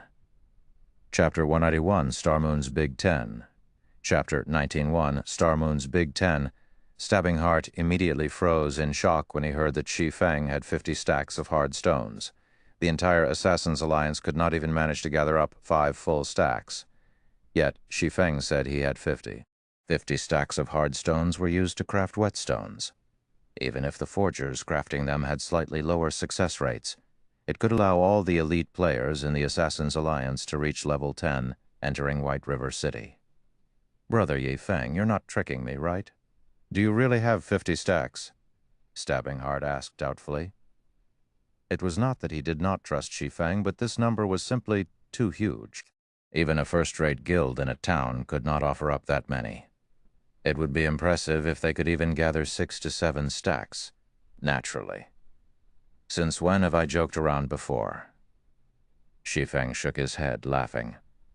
The reason Shi Feng offered Stabbing Heart this many hard stones was not purely to earn coins. A large part of the reason was to assist the Assassin's Alliance in entering White River City and starting their development at an earlier date. After all, the Assassin's Alliance's main forces were all stationed around the few cities near White River City. As long as the Assassin's Alliance grew stronger with his relationship with Stabbing Heart could help him suppress and stamp out those unrated guilds. That way, these guilds would be too busy dealing with the Assassin's Alliance to pay any attention to him. Originally, Shi Feng had wanted to sell some hard stones to Gentle Snow as well. However, Gentle Snow's team was simply developing too quickly. They had managed to reach level 10 in only half a day's time, and at this time all the elite members of Ouroboros had already arrived at White River City. Naturally, they would not need his help anymore. The most important point was that Gentle Snow possessed the super-luxury version of the White River City guidebook that Shi Feng had sold to her. With it, she could easily widen the gap between herself and the other guilds, standing out from the crowd. Now that Shi Feng had protective umbrellas like Gentle Snow and Stabbing Heart, would those unrated guilds possibly dare do anything to him? He could progress with his own development with a peace of mind. Brother Yi Feng, I don't know how to thank you for this. If you have anything you need help with in the future, just mention it. If it is something that I can help with, I will give it my all. Stabbing Heart was extremely touched right now. In his heart, he had already taken Shi Feng as his good brother. However, 4 gold, 50 silver was not easy to obtain.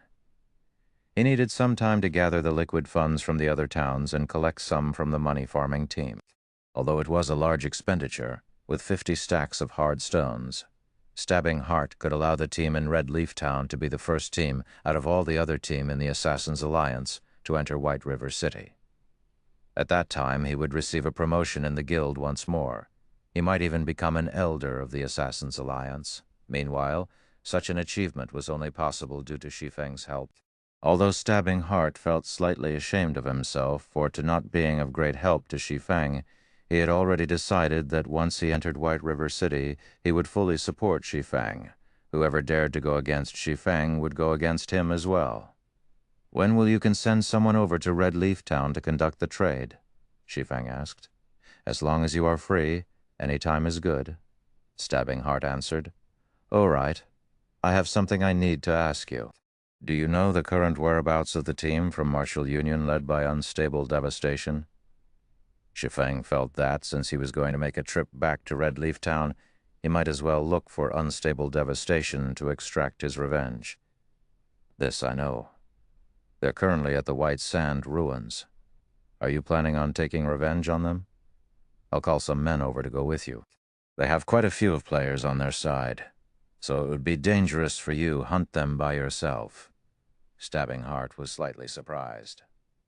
He did not think that Shi Feng would take revenge so quickly.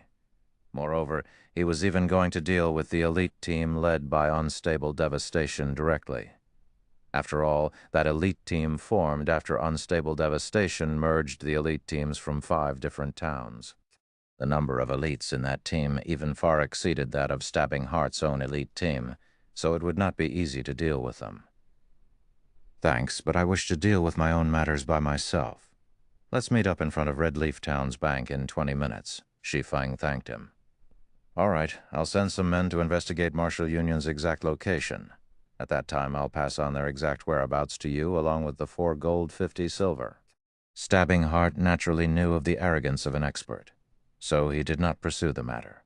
Otherwise, if he were to find trouble with Marshall Union without Shi Feng's agreement, he might even incur Shi Feng's ire. 20 minutes later, Shi Feng arrived in front of the bank in Red Leaf Town. Hello, Big Brother Ye Feng. I am Coco from the Assassin's Alliance. Big Brother Stabbing Heart sent me here. Here is the grinding location of Marshall Union's elite team. A pure and pleasant-looking female elementalist walked over, her eyes sparkling as she looked at Shi Feng. After all, the Shi Feng before her was the god-ranked expert of Red Leaf Town that everybody knew about. He was a person that even team leader Stabbing Heart of Red Leaf Town treated with respect. Most importantly, Shi Feng was good friends with the snow goddess that she admired greatly. There was absolutely no chance for a normal lifestyle player like herself to come into contact with such a legendary figure. She was only here today to conduct a trade because the other forgers in the guild were too busy, while she was a newly recruited forger in the guild. Only, she did not think that she could meet such a great character. Shi Feng glanced at this girl, and his expression immediately froze. Cream Coco? Wasn't she that famous master forger of Star Moon Kingdom? As one of the 10 great master forgers in Star Moon Kingdom, Cream Coco was a forging genius who was the closest to becoming a Grand Master Forger. Her talent was almost comparable to that of Celiora of White River City. She was both a beauty and a forging genius. Plenty of first-rate guilds had willingly offered her an annual salary of hundreds of millions to recruit her.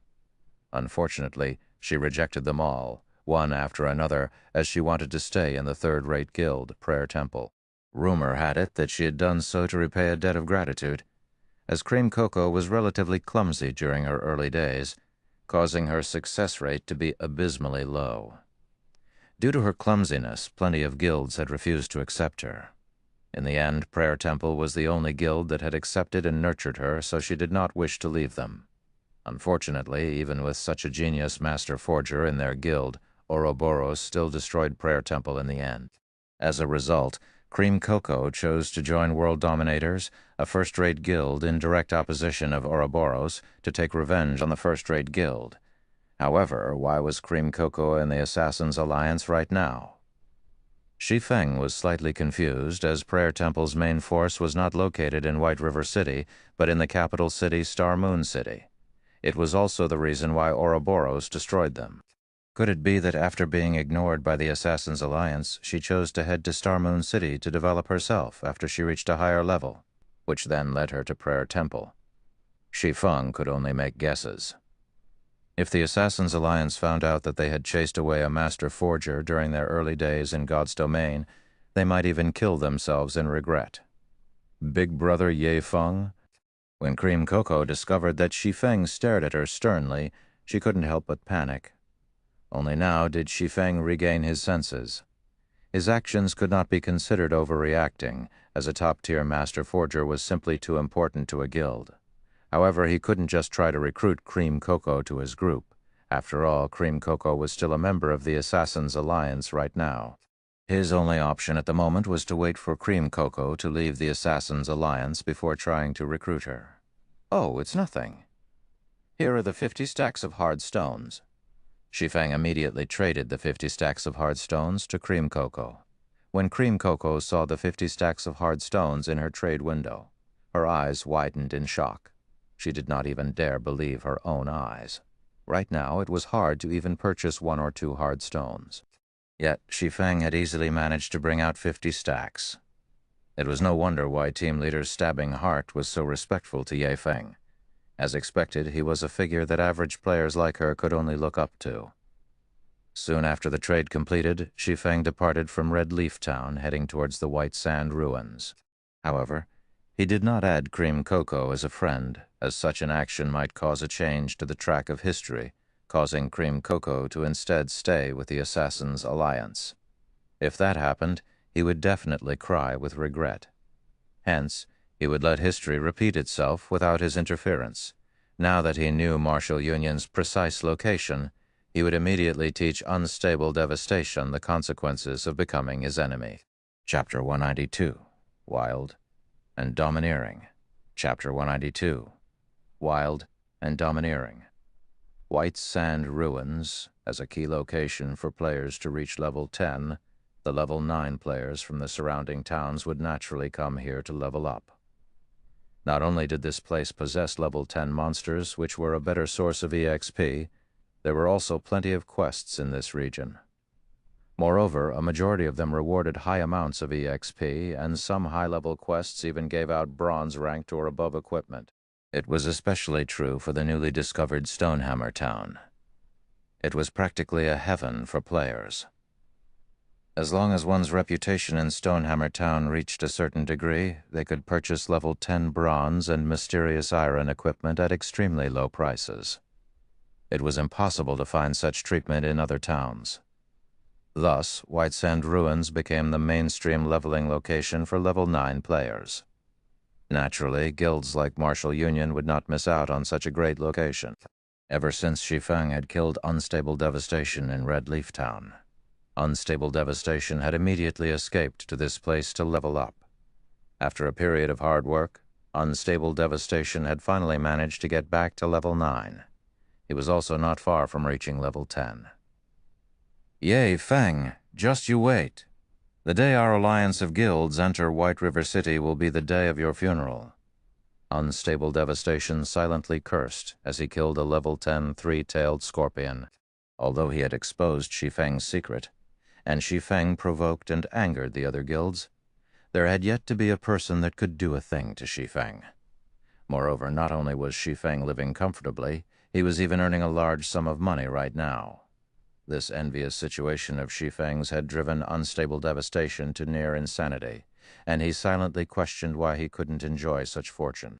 Martial Union was originally a guild that had migrated to God's domain from another virtual reality game, so they did not possess the investment of any large corporation. There were only a few wealthy young masters spending money to support the guild. While Martial Union still played that other virtual reality game, these wealthy young masters were considered rich tycoons. They could casually spend up to several 100,000 credits, allowing the Martial Union of those days to take the gaming world by storm easily. Such a situation had allowed these wealthy young masters great pleasure. Hence they went on to establish Martial Union in God's domain. They wanted to continue taking the world by storm. As Unstable Devastation was one of the upper echelons of Martial Union, his monthly salary was over 10,000 credits. It was a relatively high salary even within the big city. He was even extremely elated about this matter, often bragging in front of his friends about how he was a God-ranked player. When he treated his friends to a normal restaurant, he would always foot the bill with a casual wave of his hand, appearing domineering and earning the envy of others. However, after Unstable Devastation witnessed the sales of the White River City guidebook, his mind turned into a complete mess. With a rough calculation, Unstable Devastation guessed that Shi Feng's earnings in a single day had exceeded 10 million credits. Considering the follow-up earnings, Shi Feng's assets might have surpassed even that of the wealthy young masters in Martial Union. If Shi Feng took a step further and sold his leveling strategy at a low price, he might truly be able to live his remaining years without worry. Wealth and beauties would be within Shi Feng's grasp. His life might become even more comfortable than those young masters. Thinking up to this point, bitterness and envy filled Unstable Devastation's heart. However, the only fortunate thing was that Shi Feng had not offered the leveling strategy at a low price. As long as he could snatch it, becoming the first one to sell it on the official forums, he wouldn't need to remain a professional player any longer. He could immediately live a rich life in the real world. Boss Unstable, I discovered a location with an extraordinarily high amount of monsters. The respawn rate is also quite fast. Our leveling efficiency could probably rise by 60% or more there, an assassin said in the team chat. Report the location. We'll head there right away. Unstable Devastation grew excited upon hearing this. Right now, there were simply too many players in the White Sand Ruins, while the number of monsters was far from enough for them to grind. If there were such a valuable location available, they might make it to White River City today. These are the coordinates. That assassin immediately transmitted the coordinates into the team chat. Good. We'll head over there after we get rid of these monsters. Unstable Devastation laughed. His luck had finally arrived. In a moment, Unstable Devastation led his team of elite players to that location. Just like that assassin had reported, this place was extremely secluded. There were plenty of monsters here as well. There were almost more than 50 three-tailed scorpions respawning every interval.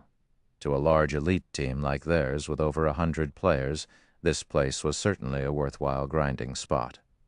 The only problem was that there were already quite a few players grinding here as well. Boss, Unstable, what are we going to do? A shield warrior looked towards the 60 to 70 players grinding ahead, his eyebrows scrunching as he spoke. Duh. Can't you see that they're all independent players? Unstable Devastation said disdainfully. They're merely temporary parties grinding here. How can we let them occupy such a good location? Go, get rid of them. From now on, this place will be Martial Union's grinding spot. Indeed, just as Unstable Devastation said, the players here were all independent players that did not belong to any guilds. They had simply teamed up temporarily to grind. If a normal guild were to see this many players, they would not dare attempt to steal this territory. However, it was a different story for Unstable Devastation and the bunch from Martial Union. Unstable Devastation's team consisted of the elite players of 5 different towns, and even the elite team Stabbing Heart led could not outnumber them. Clear out the place. All those not from Martial Union, leave. Otherwise deal with the consequences at your own risk. Unstable Devastation glared at the group of independent players with contempt as he yelled his warning. Meanwhile, the 100-plus elite players from Martial Union all wore sneers as they surrounded the location. As long as anybody dared resist, they would extinguish them without hesitation. The equipment of independent players had always been of poor quality. Even if these players had reached level 9, their equipment was still far from comparing with Martial Union's. Martial Union even had the advantage of numbers up to 132 players, while these independent players only numbered around 60 to 70. Not to mention, these independent players were not unified in heart, so they were even less of a challenge to Martial Union. At this moment, the representative sent out by these independent players said, "Brothers from Martial Union, shouldn't we do things properly? It isn't easy for everyone to level up. Why don't we do this? We'll each take half of these monsters. Scram, I'll count to 10. If all of you don't get lost by then, I don't mind letting you stay here forever." Unstable Devastation bellowed. You guys are too arrogant. We've only managed to discover this place after much difficulty. So what right do you have to chase us away? Listen to me, everyone. Why don't we team up and fight it out against Martial Union at most? Both sides will suffer losses. I don't believe that these players from Martial Union are really so fearless as fight it out with us. Just as one of the parties tried to organize everyone else into a team to go against Martial Union, tens of fireballs blasted on the players of said party, instantly killing them all. This situation had frightened these independent players. However, they did not dare utter a word, only silently glare at Unstable Devastation. What? Do you have something to say? Unstable Devastation laughed coldly, waving his hand once again. Suddenly, another dozen spells fell upon them, and several more players glaring at Unstable Devastation perished. "Let's go." Unable to endure the pressure, one of the parties took the lead. Soon after, the several remaining parties looked at each other. They all shook their heads as they departed. As for the 2 parties that died, nobody cared about them any longer. "Ha ha ha ha! They are merely a bunch of trash, yet they dare compete with us, Martial Union." Unstable Devastation watched the departing independent players, jeering. Meanwhile, the other members of Martial Union also started laughing, exhilarated. At this moment, Shi Feng arrived at the White Sand Ruins after running without rest. Martial Union should not be far ahead. Shi Feng compared his current location to the marked location on the map, increasing his pace as he headed onward. Chapter 130, Holy Grail Nights. Chapter 193, Holy Grail Nights. When Shi Feng arrived at the location Stabbing Heart had provided, he couldn't even find a shadow of Martial Union. Where are they? Shi Feng surveyed his surroundings. Aside from a dozen or so three-tailed scorpions, not a single player occupied this flat, sandy area. Was there an error in the information Stabbing Heart gave me? Shi Feng thought the possibility of such an error was low. After all, the Assassin's Alliance was a top-tier, second-rate guild. There shouldn't be any significant errors in their information gathering. Moreover, Stabbing Heart had been so confident in providing the information, so he must have had a basis for his confidence. Forget it. I didn't have much hope of finding them immediately in any case, since Shi Feng was not in a hurry. He started searching around the surrounding area. If Martial Union had already entered White River City, Stabbing Heart would have notified him at the first notice. However, there was not a huge possibility for Martial Union to enter White River City right now, as even Stabbing Heart's team had yet to enter the city. Time passed, little by little. More and more players reached level 10, each of them entering White River City one after another. Right now, the majority of the players who entered White River City were the elites and upper echelons of guilds. There was only a small amount of teams consisting of independent players. Most of these independent players had purchased the White River City guidebook, and they all admired its creator. Leader, this Shi Feng is truly amazing. The information he wrote in this guidebook is so detailed. Fortunately, we bought the luxury version. The introductions in the simplified version were overly brief, and it only helps one get a general understanding of White River City. Meanwhile, the luxury version mentioned plenty of locations with good quests meant for specific classes. Thanks to it, I've accepted plenty of valuable quests. I know, right? It is all thanks to Team Leader's wisdom for buying the luxury version. If I didn't know that Shi Feng had personally penned this guidebook, I would even think that the game officials had published it. I really wonder what Shi Feng's previous profession was to possess such powerful observation skills. That Shi Feng indeed has some skills. Originally, I had simply intended to purchase the guidebook as a reference. I never thought that the information was all true. I was shocked after we arrived at White River City. It was worth the 20,000 credits.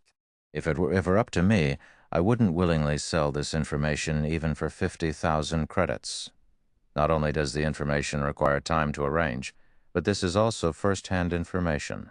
I can't imagine why Shi Feng would willingly sell all of this for only 20,000 credits. In front of the teleportation hall of White River City, a non-guild team consisting of 10-plus elite players happily chatted while waiting for their other companions. An independent team? At this moment, Gentle Snow emerged from a teleportation gate, spotting this merry team of players. She felt slightly surprised by the sight.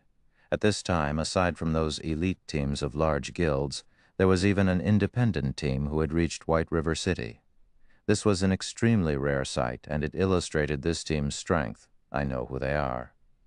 5 years ago, these players were very famous in a relatively sizable virtual reality game. They were known as the Holy Grail Knights at that time.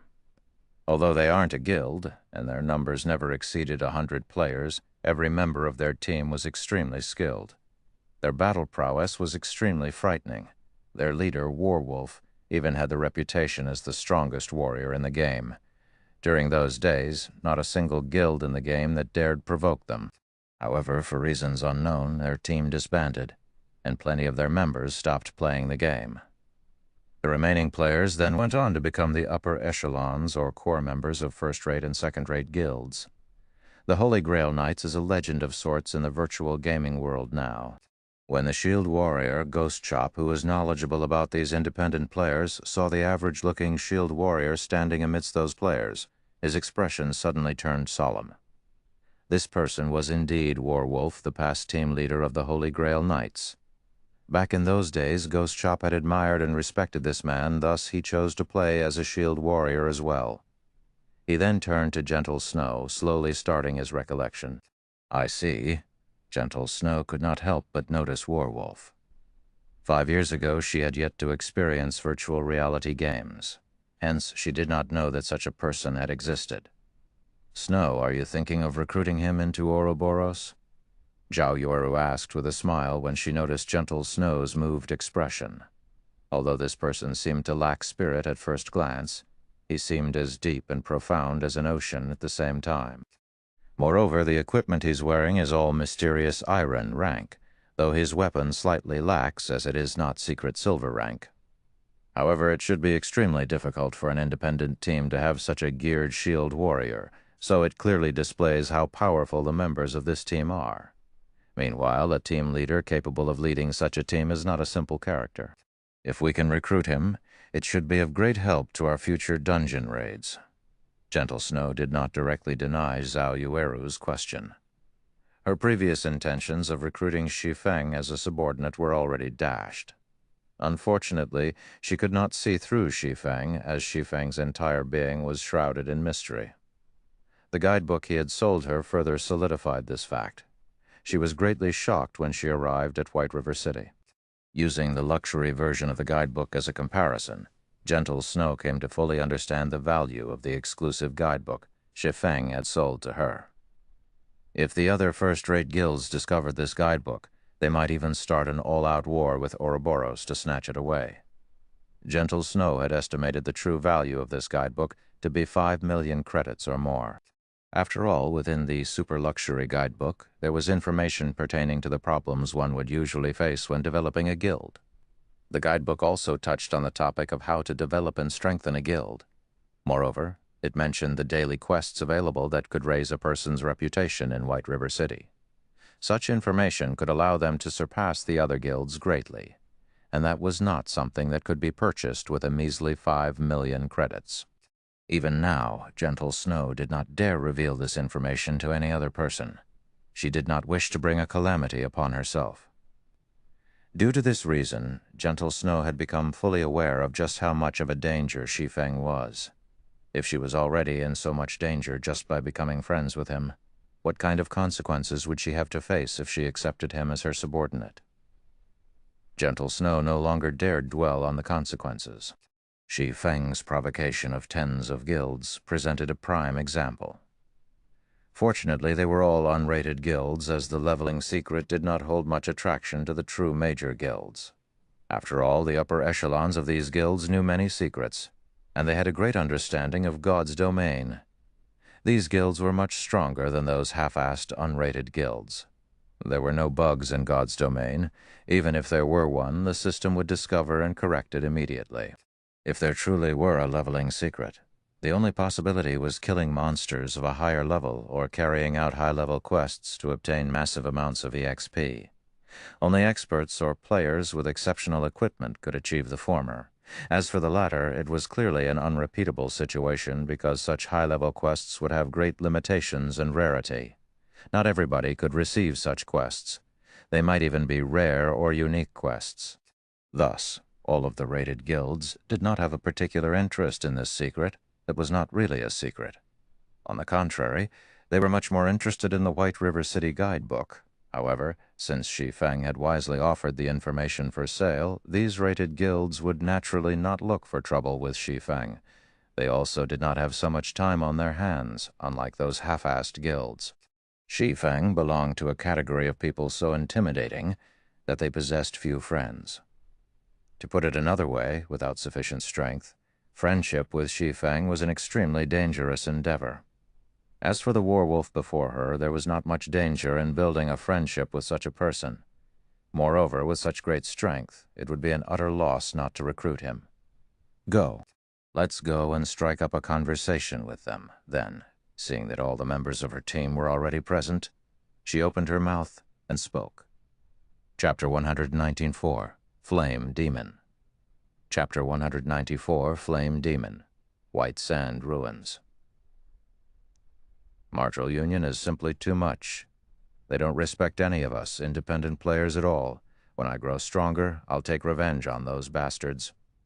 Shh! Shut up! Didn't you see Martial Union kill those other two parties simply for speaking up? We can't do anything about this. We aren't as powerful as they are, so we can only give way and take a step back. If I was a member of a third-rate guild, I don't believe that Martial Union would dare kick us around like they just did. Leader, why don't we just join a large guild? With our current technique standards, we should be able to join a large guild. A guild, is it? Indeed, we should consider it. However, let's talk about this after we enter White River City. The Assassin's Alliance is currently the strongest guild in Red Leaf Town. But when we get to White River City, the Assassin's Alliance would only rank above average at best. There are still a bunch of first-rate guilds we can choose from. One of the six-man parties Martial Union had chased away started a discussion as they searched for a new grinding location. They had experienced firsthand the strength and usefulness of a guild. If they did not join a guild, they could only compete with other independent players over locations with scarce resources when these guilds occupied all the valuable leveling locations. Excuse me, but do you know where Martial Union is? Shi Feng had been searching the White Sand ruins for quite some time, having no luck of finding any traces of Martial Union. At this moment, however, he had overheard these passing players discussing Martial Union, so he asked them. Yeah, we know it. What business do you have with them? Don't tell me. You're not trying to join Martial Union, are you? The leader of this party nodded. However, when he noticed that Shi Feng was an independent player with both his name and level hidden, aside from trying to join Martial Union, what other reason could a player like Shi Feng have to look for Martial Union? Hearing that the player in front of them intended to join Martial Union, the other members of the party instantly shot glares filled with killing intent at Shi Feng. The rage they had from Martial Union's oppression had yet to subside. If it were not for Martial Union having the advantage of numbers, they would have long since started a fight with Martial Union. From the conversation Shi Feng had eavesdropped on before, he knew that Martial Union had bullied these players. Their hatred towards Martial Union should be intense. In addition to their party leader's words about Shi Feng wanting to join Martial Union, the other party members' moods would naturally sour if he dared claim that he intended to join Martial Union. These players might charge at him without hesitation. I'm not trying to join Martial Union. I'm looking for Martial Union because I have some business with them. I wonder if you can tell me their current whereabouts? Here is an inquiry fee of 1 silver coin, Shi Feng smiled, taking out a silver coin. To average players, their daily income would at most range around several tens of copper coins. Even if these veteran players banded together to form a party, their total earnings would be around 1 to 2 silver coins. Hence, an inquiry fee of 1 silver coin was not a small amount to them. What a rich fellow. The party leader's eyes shone when he saw Shi Feng offer a silver coin as an inquiry fee. He then spoke in the party chat.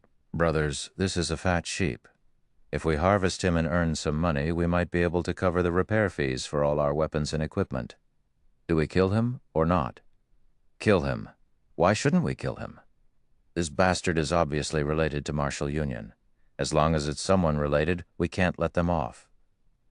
We'll follow leader's decision. The other party members all voiced their support. It seems that this fellow has a deep connection with Martial Union. Martial Union had badly tormented us few brothers, and rage still fills our bellies. Since you have some connections with Martial Union and you are so rich, shouldn't you pay us some compensation in place of Martial Union? We don't want a lot. Just leave behind 20 silver coins and all of your equipment. Then I'll tell you Martial Union's location. How about it? The Guardian Knight party leader said with a cold laugh. With that said, the other party members also started moving forward, their faces carrying cold smiles as they closed in on Shi Feng. I said I don't have any connections with Martial Union. I'm only looking for them for some business. Whatever has happened between you and Martial Union has nothing to do with me. If you guys aren't going to tell me where they are, so be it. Please move aside, Shi Feng said. This I understand. However, it is still your fault for mentioning Martial Union to us. If you don't agree to our demands, we can only use you to relieve some stress. Although we don't know your level, it should still be around level 8 or level 9. If you lose a level right now, you will probably lose 1 to 2 days' worth of effort. You should think through your options, the party leader jeered, his hands retrieving the gladius and shield from his back. Shi Feng couldn't help but laugh when he heard these words.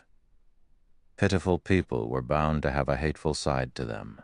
Although these players endured Martial Union's bullying and oppression, when the tables turned, didn't they act just as Martial Union had? Little fool, what are you laughing at? I'll smash your face into a pulp if you keep laughing, an assassin bellowed. Didn't you guys want money? I'll pay the fare for your trip down to hell." Shi Feng unsheathed the abyssal blade as he said so. Immediately, clear blue flames covered the body of the abyssal blade. Shi Feng had no room for pity for players like these. Shi Feng brandished his two swords, and instantly countless sword images filled the sky surrounding these players. Although these independent players had good techniques and were also relatively powerful in terms of strength, they were simply too weak compared to Shi Feng. Before any of them could react, the sword images made pincushions of their bodies. Aside from the Guardian Knight party leader, the remaining 5 party members died within an instant. Moreover, the ice-blue devil flame destroyed all of their equipment. Even though these players had relatively high levels, the equipment they wore was of very poor quality. They only had 6 or 7 pieces of bronze equipment each, and none had even a single piece of mysterious iron equipment. Under the ice-blue devil flame's might, none of their equipment could survive even one hit, and it all immediately became nothing more than scrap. "So, are you willing to tell me Martial Union's whereabouts now?" Shi Feng looked towards the party leader, smiling calmly as he spoke. That party leader was dumbfounded. The person before him could actually produce fire all over his body, and his attacks were so fast that none of them could even react. At this moment, the party leader only had one thought about his situation. He had met a demon. Moreover, it was a fire demon capable of controlling flames. I'll speak. Martial Union is at a nearby sunken land to the southwest. There are also plenty of cavities around the area." "Very good. You may go now." Shi Feng immediately extinguished this party leader's life. He then advanced towards Martial Union's location. By the time these independent players revived back at Red Leaf Town, they immediately filled the skies with their screams of anguish. Not only did they lose a level from dying, but all their equipment had also been destroyed. Not to mention leveling up, they could not even go out into the fields to kill monsters now. Suddenly, a rumor about a flame demon in the White Sand ruins spread. The rumor stated that the flame demon wore a black hooded cloak, and he revealed no personal information. The demon also had 2 sharp swords hanging from his waist. One was black and the other white. The rumor also mentioned that if players did not quickly answer this flame demon's question, they would die and lose all their equipment. One wouldn't even have the chance to shed tears of regret when that time came. However, Shi Feng, the origin of this rumor, was not aware of any of this. "I've finally found you, unstable devastation." At this moment, Shi Feng stood atop a tall slope, looking down at the 100+ players currently butchering several dozen 3-tailed scorpions. These players were all level 9, and they were not far from reaching level 10. On the other hand, Unstable Devastation, who currently commanded from the rear of the team, had already reached level 10. The reason why he had reached level 10 with such speed was that he was not in a party with these elite players. Meanwhile, Unstable Devastation killed the monsters that had their HP lowered to a critical point. Due to the rules of God's domain, Unstable Devastation would receive 60% of the total EXP from the kill. Thus, he reached level 10 ahead of the other elite players. Chapter 195. 1 against 100. Chapter 195. 1 against 100. You, lure some more monsters over. With such a good leveling spot, I want to charge to number 1 on the ranking list and teach the other guilds in the Alliance the strength of Martial Union. Unstable Devastation spoke in the team chat. Yes, the several assassins replied. Right now, Fire Dance still occupied the first place on the ranking list. However, the second place had already changed. However, it wasn't because Fire Dance and the others' leveling speed was slower than the other players. They were simply busy doing quests. These quests were all rare reputation quests, and they could obtain relatively large amounts of White River City reputation by completing them. In God's domain, if players wished to have an official class when they reached level 20, they could only apply at the class association in the various large cities. However, players required a certain amount of reputation before doing so. The first task Shi Feng wanted Blackie and the others to accomplish after they entered White River City was to do these rare quests and quickly raise their reputation. By the time they reached level 20, they would be able to change into their basic classes immediately. If they discovered this fact only after they reached level 20, they would have to waste a lot of time earning sufficient reputation, which in turn would delay their progress. Just as unstable devastation excitedly hunted three-tailed scorpions, Shi Feng had also arrived at Martial Union's healer's position using the Ring of Nothingness. Nobody would ever think that a single independent player would take the initiative to seek vengeance upon a guild's elite team.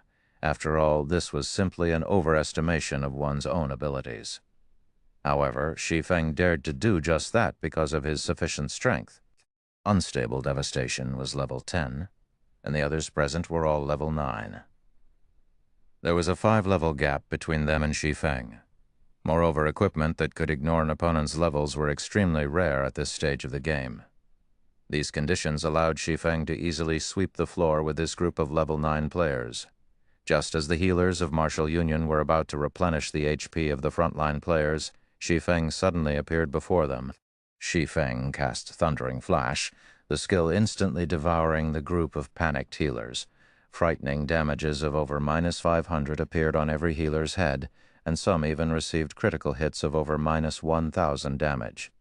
In the blink of an eye, a majority of the healers died. However, due to the healers standing relatively spread apart, there were 3 who managed to remain unscathed after Shi Feng's attack. Shi Feng immediately used Windblade and charged over. He used Chop on one of the shocked healers, killing them instantly. Shi Feng then continued to brandish his sword at the 2 remaining healers, reaping their lives with a few sword strokes. "Ye Feng." Unstable devastation bellowed, countless veins surfacing on his forehead. "Unstable devastation, haven't you been trying to find me all this time?" Shi Feng faintly smiled as he looked at unstable devastation. Regarding the 100-plus players standing around unstable devastation, glaring at him, Shi Feng paid no attention to them at all. "Now that I've arrived, I wonder if you've prepared to die yet." "Kill me? I'm afraid that you're the one who won't leave this place alive. I lost to you the previous time because you had a higher level. This time, however, I am level 10 as well. Do you think that I'm still afraid of you? Everyone, get him. Kill him." Unstable devastation smiled disdainfully, immediately commanding all of his subordinates to get rid of Shi Feng. Unstable devastation did not believe that Shi Feng could leave alive when faced with his team of over 100 elite players, not to mention manage to kill him. The players from Martial Union revealed sneers as they looked at Shi Feng. They all thought that there was a problem with Shi Feng's head. However, they didn't mind teaching Shi Feng a lesson. 1 against 100. Did he really think he was Superman? In the past, the players from Martial Union that surrounded Shi Feng were mostly normal members. There were only a few elite members of the guild present at the time, hence Shi Feng caused such a massacre. This time, however, they were all Martial Union's elites, and they were all level 9 players. Yi Feng would only meet one end today: death. Suddenly, tens of spells launched at Shi Feng. The other remaining tens of shield warriors, guardian knights, berserkers, and swordsmen charged towards Shi Feng. Meanwhile, the assassins entered stealth, waiting for their chance to strike. Faced with the attacks of dozens of mages, Shi Feng dared not be careless. He immediately activated Windwalk and the Tier 2 life shield before proceeding to charge at the incoming wave of players. As Shi Feng's speed was extremely fast, very few of the tens of spells hit Shi Feng. In the end, only 3 or 4 spells actually managed to deal damage to Shi Feng. Unfortunately, these spells were all fire-type and ice-type spells, such as Fireball and Frost Arrows. With Shi Feng's resistances, these spells managed to cause less than -10 damage each. In addition to the life shield absorbing a portion of the damage, the actual damage these spells caused was less than -6 points. All of the mages were shocked. Even if it is a tiny amount of damage, beat him with all you've got. There has to be a limit to his HP. Without any healers, he won't last long. Melee classes spread out, and be careful of his AoE skills. Unstable devastation was similarly shocked. However, after giving it some thought, even if Shi Feng had an insanely high defense, he still wasn't a boss. There was bound to be a limit to his HP.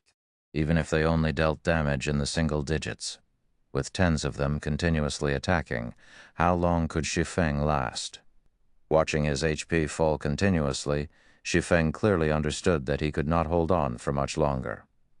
The difference in attributes was simply not enough to overcome the strength of over 100 elite players.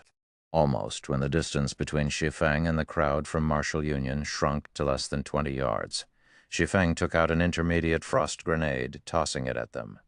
Martial Union noticed Shi Feng throwing an item. However, since it was not a skill, they did not pay it any heed.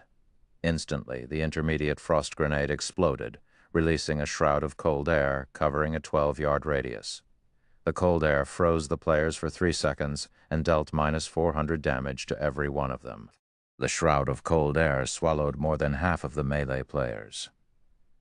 MTs, activate your life-saving skills. Mages, increase your firepower and controlling skills. We must not let him get near the frozen players.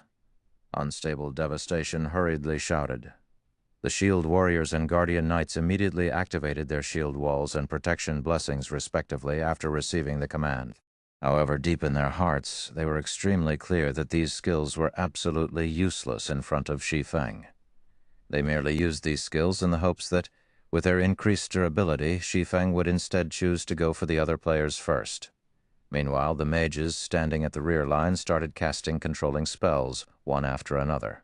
They used spells such as ice walls and ice spheres to prevent Shi Feng from closing in on the frozen players. Shi Feng simply smiled. Using silent steps, he instantly arrived behind these mages. With the ice-blue double flame covering his entire body, he sent thunder flame explosion blasting down on these mages. The elementalists and cursomancers who were within the range of thunder flame explosion were instantly wiped out of existence. Moreover, those who received critical hits of over 2,000 damage also had their equipment destroyed.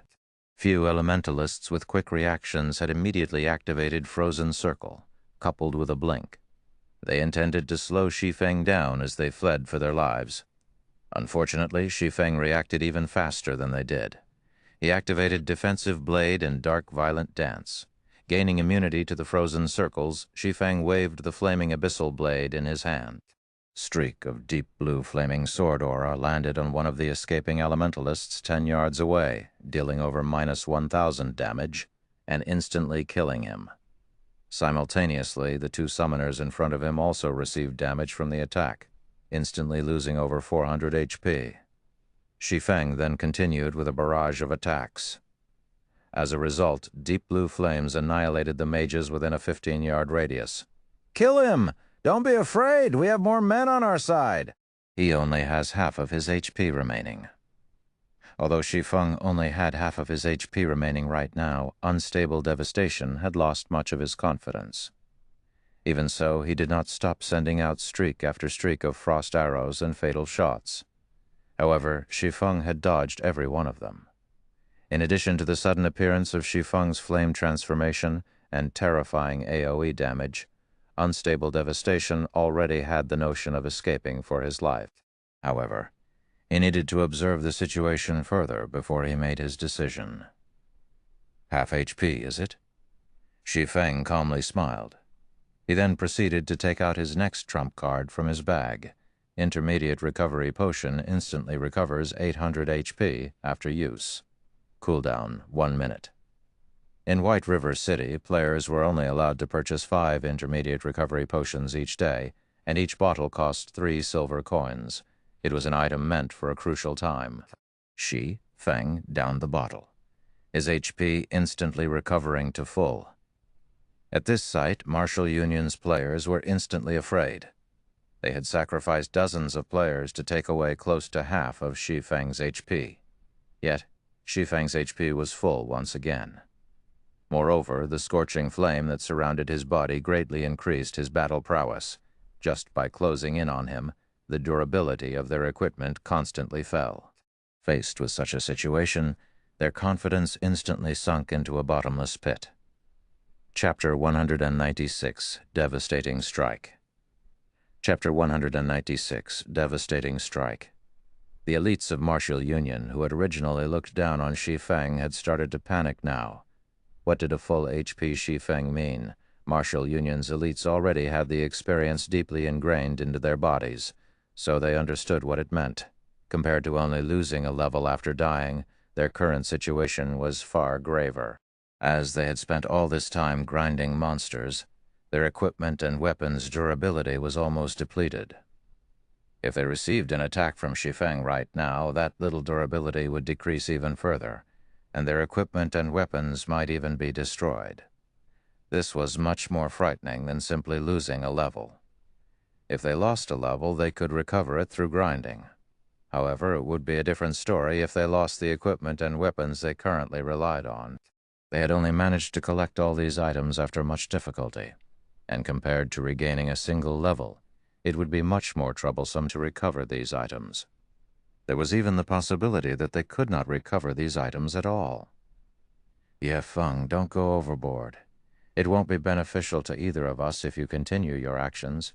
It is not too late for you to leave this place right now. In the future, we will mind our own business, and we will each walk our separate paths. Although unstable devastation felt dissatisfied, Shi Feng's strength was simply too frightening. He could only grit his teeth and take a step back in this matter. If he lost everything he had right now, his dreams of rising in martial union would also vanish. Overboard? These are your last words? Shi Feng laughed at the absurdity. He truly could not understand unstable devastation's thought process. Did he think that, after slapping someone across the face, everything could be settled just with simple apology? Hearing Shi Feng's contempt, unstable devastation felt humiliation for the first time. He had already taken a step back, yet Shi Feng reacted so aggressively. However, he could do nothing to Shi Feng right now, so he could only watch as his subordinates were butchered one after another. This sort of helplessness had driven him close to insanity. Unstable devastation never thought that such a day would befall him. In the beginning, he had a 100% certainty of crushing Shi Feng. Now, however, due to a mystical exploding object and an intermediate recovery potion, that confidence shattered. Even if they managed to kill Shi Feng today, the elites of martial union would receive insufferable losses. Ye Feng, you have forced my hand. Let's see which one of us will die first then. Everyone attack him together. He already has a super red name. As long as we can kill him, he will drop all of his equipment, and it will be enough to make up for all our losses. Don't be afraid. His HP potion's cooldown is definitely very long. We can exhaust him to death. Upon receiving Unstable Devastation's command, the members of Martial Union went into a frenzy. They used all their skills and techniques to restrict Shi Feng while slowly depleting his HP. Meanwhile, Unstable Devastation also reluctantly retrieved a flame-red arrow from his back, aiming and firing it at Shi Feng. This was Unstable Devastation's strongest treasure. Originally, he had intended to use this arrow to deal with a Lord-ranked boss. Now, however, he could only use it to get rid of Shi Feng. Shoo! The flame-red arrow soared through the air, leaving behind a sonic boom as it shot towards Shi Feng's heart. Extremely complicated incantations were carved on the flame-red arrow's body, causing the surrounding fire-type mana to gather around the arrow. It seemed like a consumable item. Shi Feng had also noticed this flame-red arrow flying at him. He stopped paying attention to the spells attacking him and immediately used parry to block this flame-red arrow. Boom, boom, boom! The moment the arrow collided with Shi Feng's swords, it exploded. The force of the explosion instantly sent Shi Feng flying. Fortunately, parry had managed to block the attack fully, and Shi Feng received no damage from the arrow. Shortly after, Shi Feng landed, unscathed. Immediately, he charged towards the mages, resuming his massacre of Martial Union's elites. Just like slapping at flies, Shi Feng killed one player from Martial Union with each of his attacks. Within a short moment, 4 elites had died. Watching this scene play out, Unstable Devastation's eyes nearly popped out of their sockets. Even after he used his final trump card, Shi Feng had taken not a threat of damage from it. On the contrary, his attack aided Shi Feng in closing in on the mages and continuing his slaughter. To begin with, Shi Feng's movement speed was extremely quick. These mages had no chances of escaping him at all. Furthermore, Due to the level suppression and Shi Feng's magic resistance, these mages were rendered utterly helpless. They could only watch as they were slaughtered. Noticing that the frozen effect on the melee players was about to dissipate, the mages of martial union released a sigh of relief. They finally saw hope. Unfortunately, Shi Feng took out another intermediate frost grenade from his bag, tossing it at the melee players again. The frost grenade landed precisely on the same location as before, and in the blink of an eye, these melee players froze solid once more. A damage of -400 also appeared on every one of their heads, and the assassins and swordsmen who had low HP fell into critical conditions. Shi Feng then made a slashing motion with his sword, sending a flame blade flying at the assassins and swordsmen, ending their lives. This attack even destroyed the equipment they wore. At this stage of the game, where everyone's levels were still low, there were plenty of skills that players had yet to learn. It was especially true for high-level skills that could remove controlling effects. Thus, the elites had no defenses against Shi Feng's frost grenades. They had no ways of dealing with them at all. With the melee players frozen once again and Shi Feng killing so many of their allies, these mages truly felt despair. They no longer cared about Unstable Devastation's command. They all ran, escaping in any direction they could. Nobody would have thought that Shi Feng would still have a weapon of mass destruction like that. If they had known about this earlier, they would have long since fled and not remained here for slaughter. Everyone's escaping now? Shi Feng immediately felt his head ache. If he hunted them down, one by one, he might let even more players escape. After all, although the frost grenades had frightening might, nobody would be foolish enough to stand still and wait for their deaths. Helpless, Shi Feng could only start throwing out basic frost grenades without stop. Although there was a 1-second cooldown, it could freeze a player for 3 seconds. With this, Shi Feng could get rid of all these scattered players.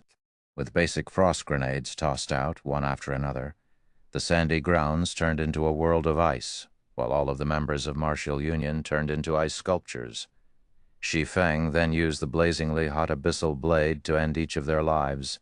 Watching as his teammates died and their equipment destroyed, the remaining players trembled in fear as they were driven to insanity. Some of the players who could not endure the sight even tried to log off from the game immediately. However, players were not allowed to log off during combat, so they could only helplessly wait as Shi Feng walked step by step, closing in on them. Very quickly, Shi Feng had reaped the lives of 100+ elite members of martial union, and only Unstable Devastation remained alive now. Unstable Devastation quietly stood still, his mind in a daze. He had even forgotten to resist. Over 100 elite players had died, and all of their equipment was destroyed. These were all of his assets, and right now it was impossible for him to climb back up in martial union even if he wanted to. He no longer had any means to compete with his rivals in the guild. At this moment, Unstable Devastation only had regret filling his heart. All of this had stemmed from his own arrogance. If he had known that Shi Feng was so frightening from the very beginning, he wouldn't have dared to become enemies with Shi Feng, even if he were beaten to death. Even if he had to become enemies with Shi Feng at the very least. He would have waited until all members of martial union had entered White River City. However, it was too late now. Soon after, Shi Feng killed Unstable Devastation with 2 sword slashes as well. I'm finally done cleaning up. It should also be about time to bring Blackie and the others down to a dungeon for some equipment upgrades. Shi Feng took a look at his surroundings. After confirming that there weren't any members from martial union remaining, he used the demon mask to wipe clean his name. He then took out a return scroll, chanting the incantation and returning to White River City. After killing Unstable Devastation and the elite players under him, even if Unstable Devastation wanted to do anything to Shi Feng in the future, he would need to wait until these elite members recovered before he could. However, there was no need to concern himself over a matter that couldn't happen for quite a while. Shortly after, Shi Feng wiped out Unstable Devastation's entire elite team. A large commotion occurred among the alliance of guilds that wished to carry out a crusade against Shi Feng. This commotion was a result of Unstable Devastation suddenly declaring his retirement from this small alliance. Unstable Devastation's actions had confused these other guilds. He also refused to speak of anything in the Alliance's chat before leaving it. After witnessing Shi Feng's fearsomeness, Unstable Devastation didn't dare battle Shi Feng any longer. Since Shi Feng could kill him at the White Sand Ruins, then he could similarly kill him again and again out in the field. The same went for his team. Unstable Devastation no longer dared think of this matter. He still wished to make a living through God's domain. He was truly afraid of Shi Feng now. Unstable Devastation also expressed his apologies on the official forums. In the future, he swore to no longer participate in any matters relating to Shi Feng. As long as he met Shi Feng, he would make a circle and do his best to avoid Shi Feng. Immediately, Unstable Devastation's actions had sent shockwaves through the White River City region. Chapter 197, Crazy Stone. Chapter 197, Crazy Stone. Although Unstable Devastation was not considerably well known, he was still one of the upper echelons of martial union. He was also arch-enemies with Shi Feng, and he had recently revealed one of Shi Feng's big secrets. So there were quite a number of people who knew about him. Nobody would have thought that Unstable Devastation would publicly apologize to Shi Feng. Many people were stunned when they read Unstable Devastation's message. Martial Union was obviously a large guild, yet they had actually submitted to a lone independent player. Although such incidents had occurred before in past virtual reality games, the total occurrences could definitely be counted on one hand. Above all, God's Domain was a game that had just recently released. At this stage of the game, the difference in strength between players would mainly display itself in terms of techniques, and this difference could easily be overcome using the advantage in numbers. Yet Unstable Devastation had succumbed to Shi Feng. It was simply unbelievable. Can someone tell me just what is going on here? Wha? Is this going to be the uprising of independent players? As expected of my idol Yi Feng, what's so great about guilds? Haven't they succumbed to strength all the same? Chaos ensued in the official forums of the White River City region. Unstable Devastation's message was like a small pebble thrown into a tranquil pond, generating ripples that spread out in all directions. As a result, players on the forum posted their own opinions, especially the independent players. No matter which virtual reality game they were in, guild players and independent players would frequently conflict with each other. However, this could not be helped after all. To surpass others, one must obtain more resources. Naturally, guilds would occupy these resources. Meanwhile, the independent players who lacked strength could only retreat in the face of these guilds. Thus, it created conflicts. Now that an independent player like Shi Feng had made a large guild submit to him, this incident received an unquestionably huge response from many independent players. However, to the alliance of guilds that planned a crusade against Shi Feng, this matter was just like a bomb filled with peril. Unstable Devastation, the leader who started this alliance and planned this crusade, had actually chosen to withdraw from the alliance. Moreover, he did not even speak a word about this incident. Just what sort of power could cause Unstable Devastation to react in such a way? This incident struck panic into the other guilds of this small alliance. Brother Zhang, what should we do? Flaming Tiger quietly asked. Due to Unstable Devastation's shocking actions, the various guilds in the small alliance started feeling insecure. Zhang Lue fell deep into thought for some time before saying, "Let's not involve ourselves just yet. We'll wait until we are all in White River City before we deal with this matter." However, for him to force a person like Unstable Devastation to submit, I have truly underestimated this Ye Feng. Tell Ling Feilong to get in touch with Ye Feng. See if he can get Ye Feng to join Shadow. Although Shadow has only recently started its development, our resources are plenty. Tell Ling Feilong this, as long as Ye Feng agrees, I can give Ye Feng an elder position, an annual salary of 1,000,000 credits, and 10% of the workshop's shares. Flaming Tiger was stunned. He admitted that he was not Shi Feng's opponent, and that Shi Feng's skills were a level higher than his. But wasn't this promise a little too great? Not only could an elder of the guild live leisurely, but the authority they wielded was also great. Aside from Brother Lan and Zhang Luowei, Shi Feng would have the highest authority in Shadow, not to mention an annual salary of 1,000,000 credits and 10% of the workshop's shares. Even Flaming Tiger only had a minimum monthly salary of 20,000 credits. Flaming Tiger simply could not understand why they had to pay such a huge price to recruit Shi Feng. However, he did not have a say in this matter, so he could only do as he was told. White River City, Trade Area.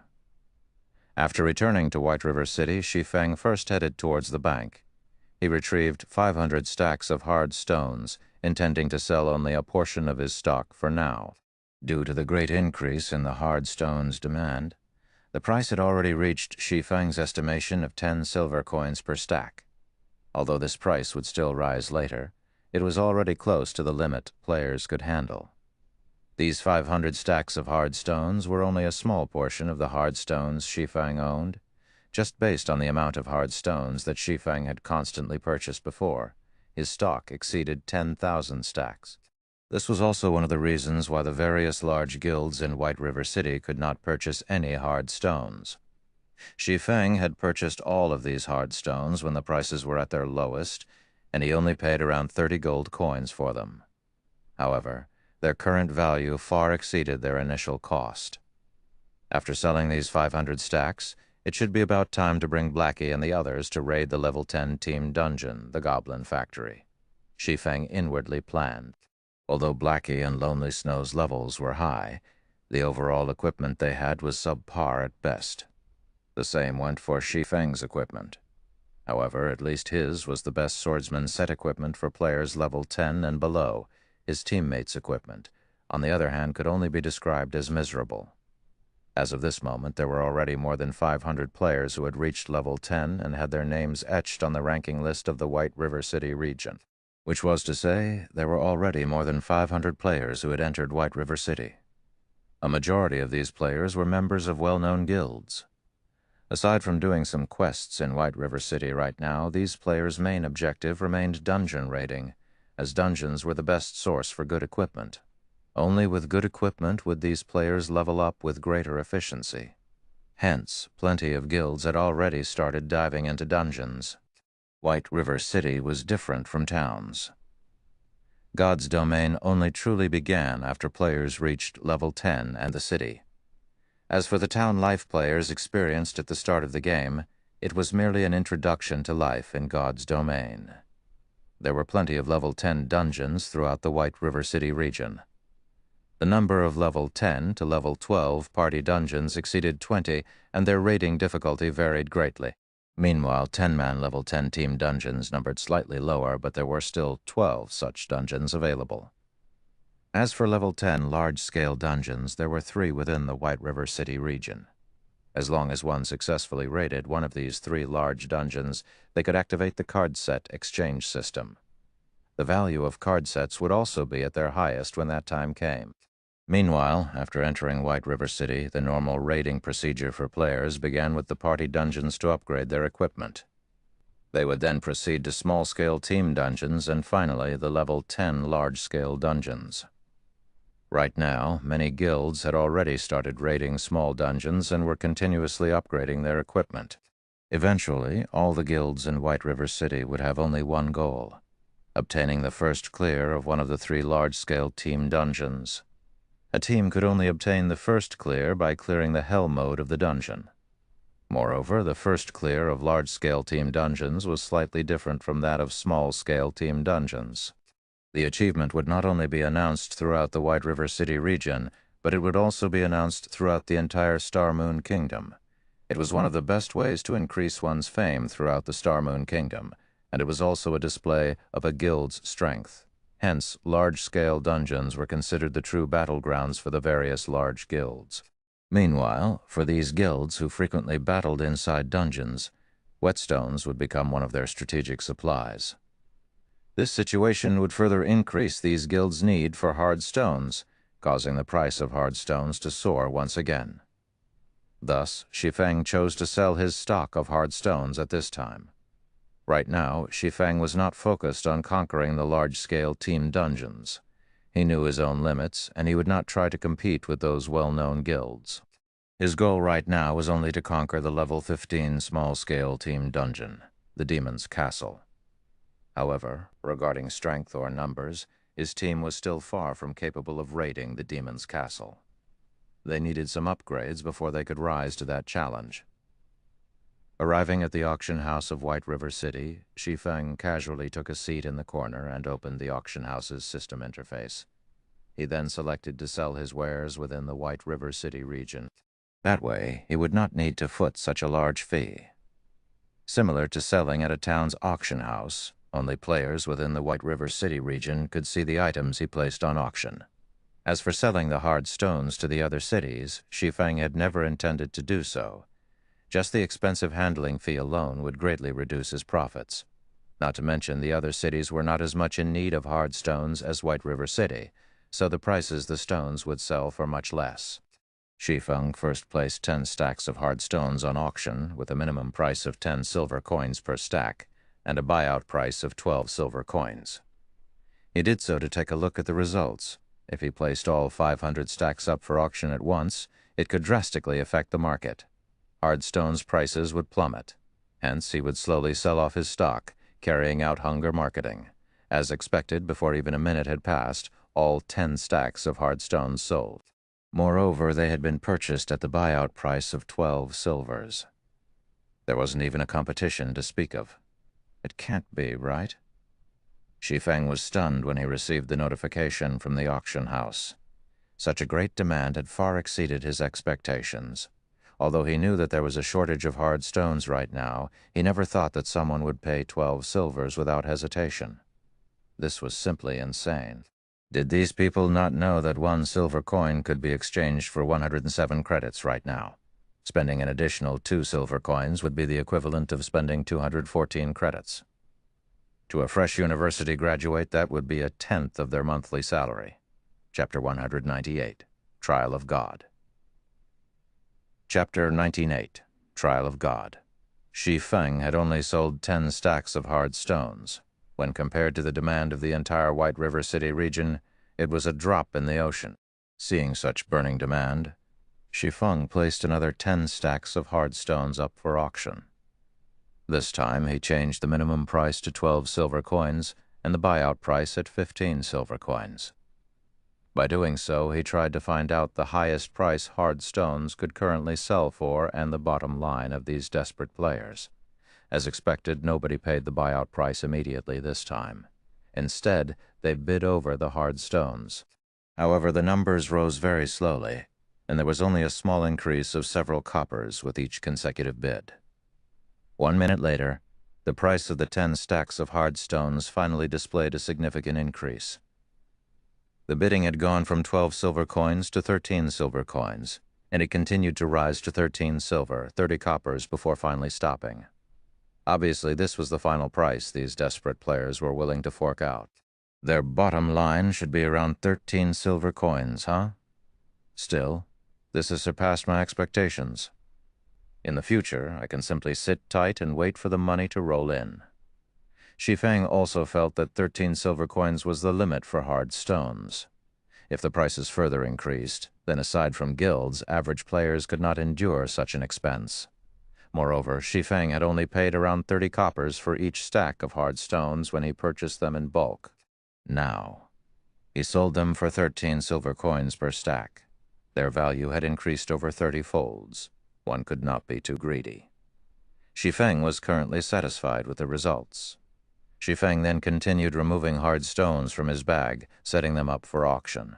He sold 20 stacks per batch, and each batch would be available every 10 minutes or so. Considering the consumption rate and finances of the players in the White River City region, 1,600 to 1,700 stacks should sell each day.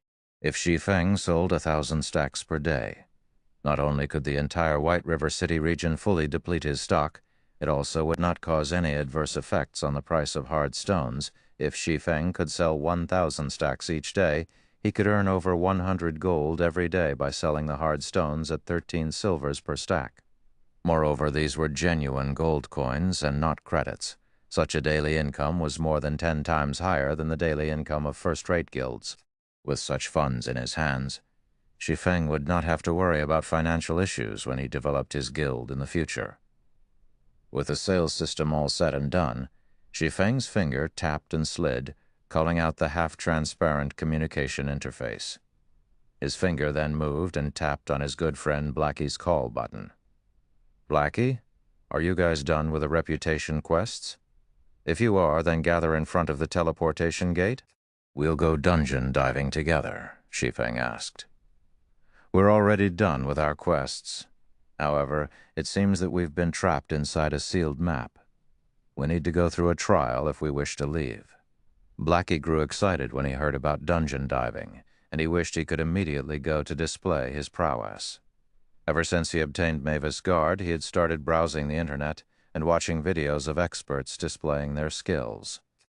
He had also frequently sparred with his team members, and his techniques had greatly improved. He would definitely shock Shi Feng with his new techniques. Unfortunate, he couldn't do any of that right now, a sealed map. Shi Feng's eyebrows wrinkled, his mind entering a deep thought. He did not know how Blackie and the others managed to enter a sealed map. Logically, the quests he sent them on had no such locations. However, after recalling Blackie's description of the place, he suddenly understood the situation Blackie and the others were in. He could not help but admit that their luck was truly impressive. There were various miraculous opportunities available in God's domain, and players most frequently discovered the trial of God. Players also called it the trial of heroes, and it was a test given by gods for mortals to become heroes. As long as it was a level 10 map or above, there was a chance for this trial to appear. Players would occasionally encounter this trial out in the fields, questing or grinding. However, less than 1 out of 10,000 players would have a chance of meeting this trial. Blackie and the others were definitely lucky for encountering this trial. Every trial of heroes was a heaven-sent opportunity. As long as players could clear it, they would receive a bountiful reward. In this trial, equipment and EXP were considered the lowest form of reward. If players could perform exceedingly well in the trial of heroes, they could receive permanent attribute increases, super rare or improved skills, an abundant amount of weapon mastery, and many more super rare rewards. Weapons and equipment could only be used for a period of time. They were like foreign objects. They were not truly part of one's strength. However, it would be a different story if players could receive things like permanent attribute increases and super rare skills. The value of such things far surpassed that of weapons and equipment, and they would be of immense help towards one's future development. "How many colors were on the trial door that you guys entered?" Shi Feng asked. Shi Feng's question confused Blackie. However, since Shi Feng had asked, Blackie tried to recall the number of different colors on the large double doors they had entered. He then said unconfidently, "I think there were 4 colors?" "4? Are you guys trying to get yourselves killed?" Shi Feng immediately wanted to scold Blackie. The trial of God did not only possess rewards, but it would also mete out punishments. The punishments and rewards given were also equal in God's domain. With opportunity came danger. There was no such thing as a free lunch in God's domain, and even if there were, it might very well poison you to death. The trial of heroes was normally categorized into 7 tiers. If there were only 1 color on the teleportation gate, then the trial would be Tier 1. It was also the easiest trial to clear. Along with the increase in number of colors, the difficulty would increase exponentially. If there were 4 colors on the door of trials, then it would be a Tier 4 trial.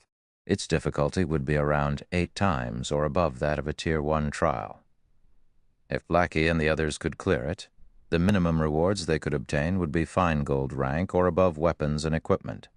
Normally, it would be a dark gold ranked item. If they could finish the trial with a sufficiently high completion rate, there was a possibility they could receive permanent attribute increases or have one of their skills upgraded to a stronger version. However, the punishment for a Tier 4 trial was no joking matter. If Blackie and the others failed to complete the trial, the lightest punishment they might receive was a massive loss in EXP. They could very well lose several levels.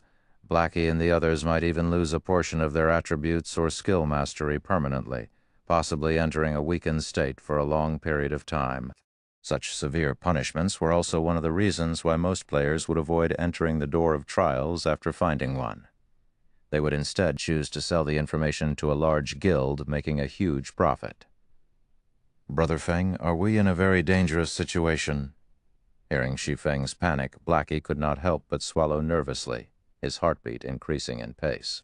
Meanwhile, Fire Dance and the others who stood beside Blackie also became extraordinarily serious after hearing Shi Feng's words. They no longer dared belittle this trial.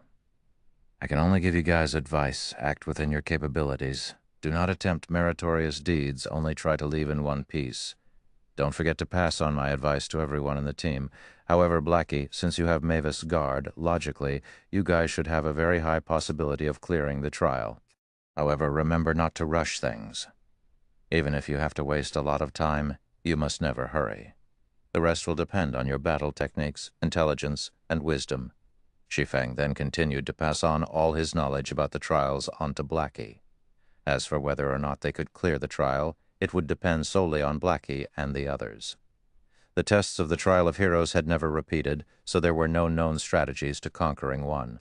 However, in Shi Feng's previous life, after collecting the knowledge and wisdom of many predecessors, he managed to form a strategy that was not an actual strategy, which was to act within one's own capabilities and plan before taking action.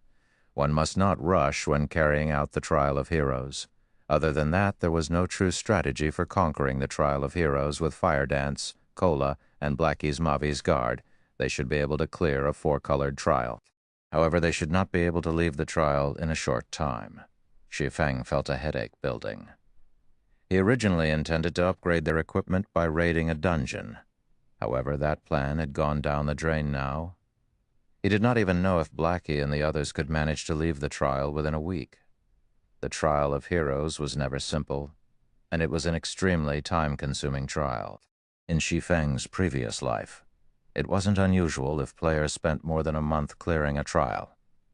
In the past, a top-tier expert had once made a fair evaluation of the trials. A 5-colored trial had the difficulty rivaling an epic quest. A 6-colored trial had the difficulty rivaling a legendary quest. As for a 7-colored trial, it had the difficulty rivaling a top-tier legendary quest. In Shi Feng's previous life, even after God's Domain had been in operation for over a decade, there had yet to be a player that could clear a 7-colored trial. Of course, part of the reason was that no true Apex expert had encountered a 7-colored trial in the past. The highest-tiered trial cleared was a 6-colored trial. Meanwhile, one of the conquerors of a 6-colored trial was the cleric god, Violet Cloud, one of the publicly acknowledged top 10 cleric gods in God's Domain. Thinking that Violet Cloud was currently with Blackie and the others, Shi Feng hesitantly released a sigh of relief. Although Violet Cloud had yet to grow into her prime, her potential could not be ignored. For a 4-colored trial, Blackie and the others might possibly be able to clear it. Forget it. No point worrying about it too much. "It seems that I can only upgrade my own equipment for now," Shi Feng sighed. Habitually, he opened up the auction house interface, searching for items under the miscellaneous section. The miscellaneous section of the auction house was just like Taobao. Oftentimes, players would auction some good things without realizing their actual value or things that they felt were not valuable at all. Hence, Shi Feng often browsed through this section hoping to find a lucky catch, just as Shi Feng casually flipped through the pages. Flaming Sun Scripture. Shi Feng incidentally discovered a flame-red book displayed on the item interface of the auction house. Shi Feng's expression trembled at the sight of this book, and he could not help but wish he could immediately snatch this book into his hands. Someone dared to sell even this item. This is simply ludicrous. Shi Feng's sight then shifted towards the price tag displayed on the upper left corner of the ancient book. T-Lote. Notes. Taobao. Taobao is a Chinese online shopping website similar to eBay, Amazon, and Rakuten, which is operated in Hangzhou, Zhejiang by Alibaba Group Chapter 199, Flaming Sun Scripture. Chapter 199, Flaming Sun Scripture. Displayed on the half-transparent pale blue screen, the price of the Flaming Sun Scripture was similarly striking. Crap! This seller must have been dropped on his head as a child. Shi Feng loudly cursed the moment he saw the price. In actuality, Shi Feng wasn't the only person who loudly cursed when they saw the price for this flaming sun scripture. Some players would even couple their curses with a few finger motions. 1,000 gold coins. This person was simply insane. Shi Feng then took a look at the seller's name. Sinfully Handsome. Shi Feng could only look at this person with respect when seeing this exotic name.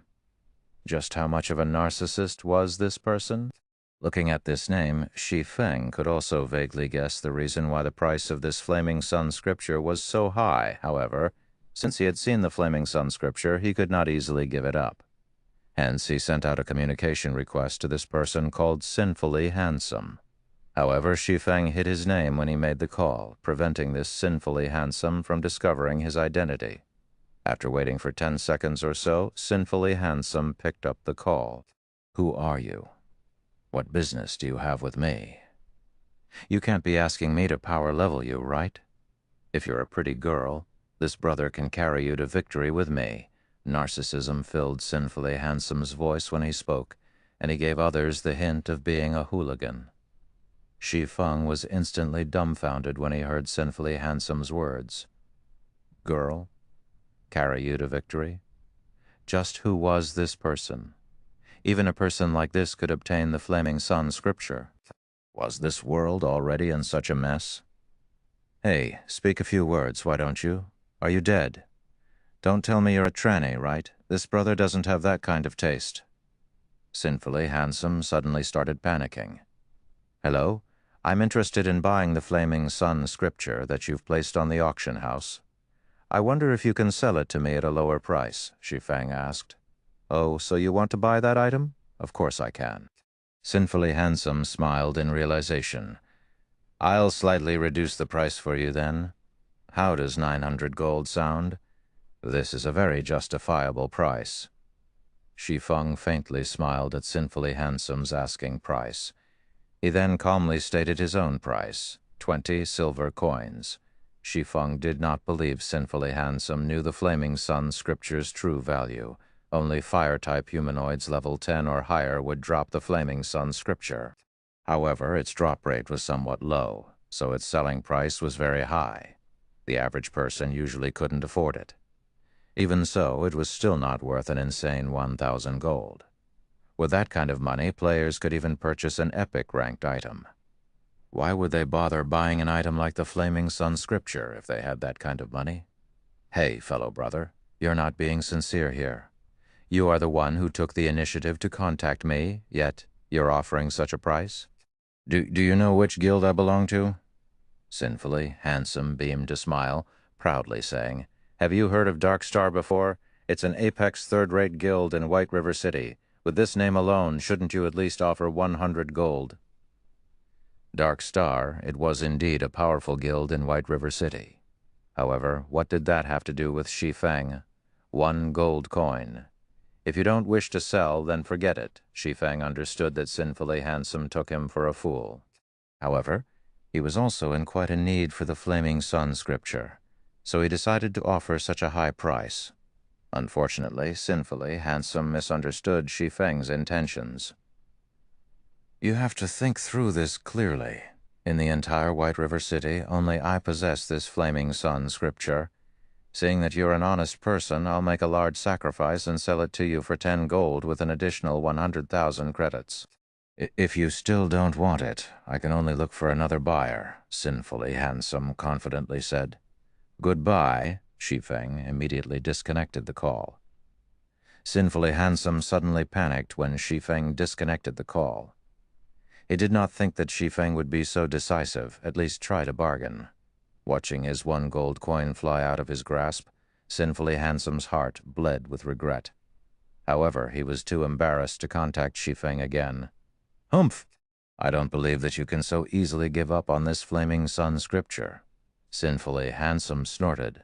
Although he did not know the use of the Flaming Sun scripture based on its powerful and tyrannical name, it was not an ordinary item.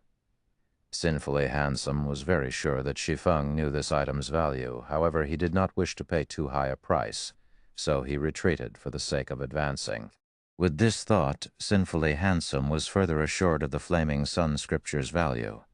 It was definitely worth more than 1,000 gold coins. Hence, Sinfully Handsome ran towards the auction house, changing the price of the Flaming Sun Scripture from 1,000 gold coins to 10,000 gold coins. He wanted to see if Shi Feng was willing to beg him for this item. However, when Sinfully Handsome arrived at the auction house, he discovered that there was not only a single Flaming Sun Scripture on auction anymore, there were 5 of these books now. Aside from his copy, priced at 10,000 gold coins, the other 4 books were all priced at 15 silver coins. The most inconceivable thing was that the number of Flaming Sun Scriptures up for auction continued to increase. In the blink of an eye, there were already 10 copies of the book up for sale. Just what sort of situation is this? Sinfully Handsome's eyes widened. He thought he was dreaming right now. How could there be so many Flaming Sun Scriptures? While the quantity of these Flaming Sun Scriptures increased, someone else bought them, one after another. There were a total of 32 copies of the Flaming Sun Scripture offered in the auction house. Among them, Shi Feng had bought 30 of them. Only Sinfully Handsome's copy and another copy sold by Nobody Cares for 20 silver coins remained. Sinfully Handsome suddenly thought of something. He then hurriedly opened the trade section under White River City's official forums. As expected, there was an anonymous post stating, "Buying Flaming Sun Scriptures at 14 silver coins per book. Willing to purchase it at 15 silver coins if placed in the auction house."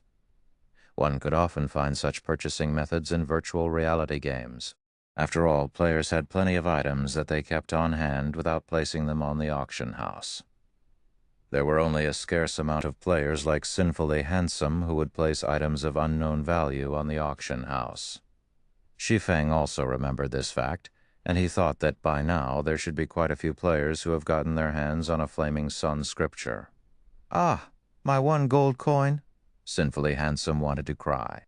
Originally, he thought that the Flaming Sun Scripture's value could rival that of an epic-ranked item. However, after seeing so many other players possessing this item, Sinfully Handsome immediately realized his mistake. If he had sold his copy for 1 gold coin, he would have made a huge profit. Elsewhere, Shi Feng felt great satisfaction after purchasing 30 copies of the Flaming Sun Scripture. He would have completely forgotten about this item's existence if he had not discovered the Flaming Sun Scripture on the auction house in the first place. 30 books should be enough for my purposes. Shi Feng looked at the 30 Flaming Sun Scriptures laying in his bag, utterly pleased. Although he had spent 4 gold 50 silvers, shrinking his assets slightly, the gold coins he possessed would only depreciate as time passed. It was much better if he used those gold coins to profit further. Thus, Shi Feng had spent so much money to purchase the Flaming Sun Scriptures. In Shi Feng's previous life, plenty of players had obtained the Flaming Sun Scripture. Unfortunately, none of them knew its purpose. Hence, they sold it at bargain prices. However, there was a ranger who had desperately bought these Flaming Sun Scriptures. Even after the prices of the Flaming Sun Scriptures rose to 1 gold coin per book, that player still bought them without hesitation, earning the suspicion of many. So many players started to investigate the Flaming Sun Scripture. On one occasion, a party of players met with a ranger who grinded solo at the level 25 map, Flame God's Cave.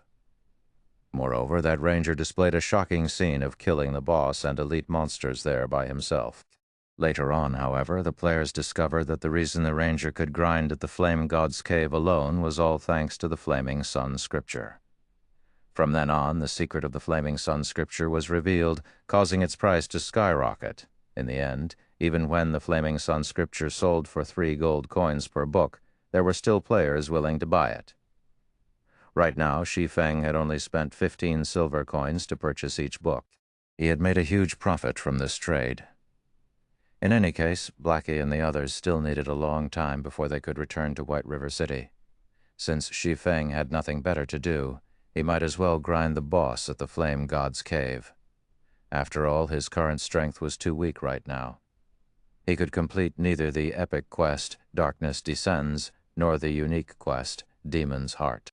Moreover, there were plenty of important quests in White River City that required a team to carry out. This was the tragedy that befell all solo players. Hence, grinding bosses was the best option available for Shi Feng at the moment. Most importantly, the Flame God's Cave was a valuable location specialized in dropping forging designs. These forging designs had made that ranger into a rich man, and he had earned over 600 gold coins from all the forging designs he sold, becoming the envy of countless players.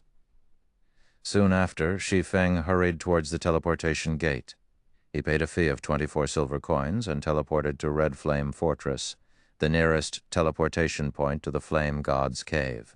Chapter 20. Flame God's Cave. Red Flame Fortress was located in the middle of the scorching hot canyon. A large volcano loomed behind it. The terrain around this region was extremely hot all year round, and the air was similarly parched and blistering. A gust of wind here was like a wave of heat, and one wouldn't feel a hint of relief from it. Meanwhile, the surrounding environment of the canyon consisted of only scorched, barren earth and mountains. All around, web-like cracks decorated the ground.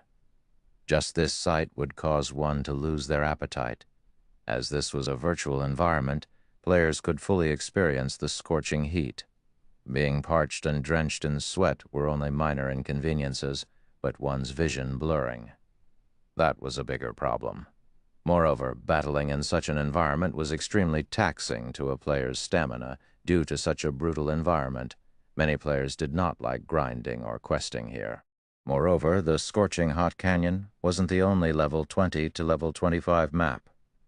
There were more than 20 such maps within the White River City region. The millions of players within the White River City region could simply choose any one of these other locations to grind and do quests. For example, the cooling lakeside, the shady forest, and such were all good locations. There was no need for them to torture themselves by coming to the scorching hot canyon. For Shi Feng, however, such a brutal environment did not affect him much. In addition to having activated the hidden passive skill, basic body strengthening, Shi Feng also had 20 points of fire resistance.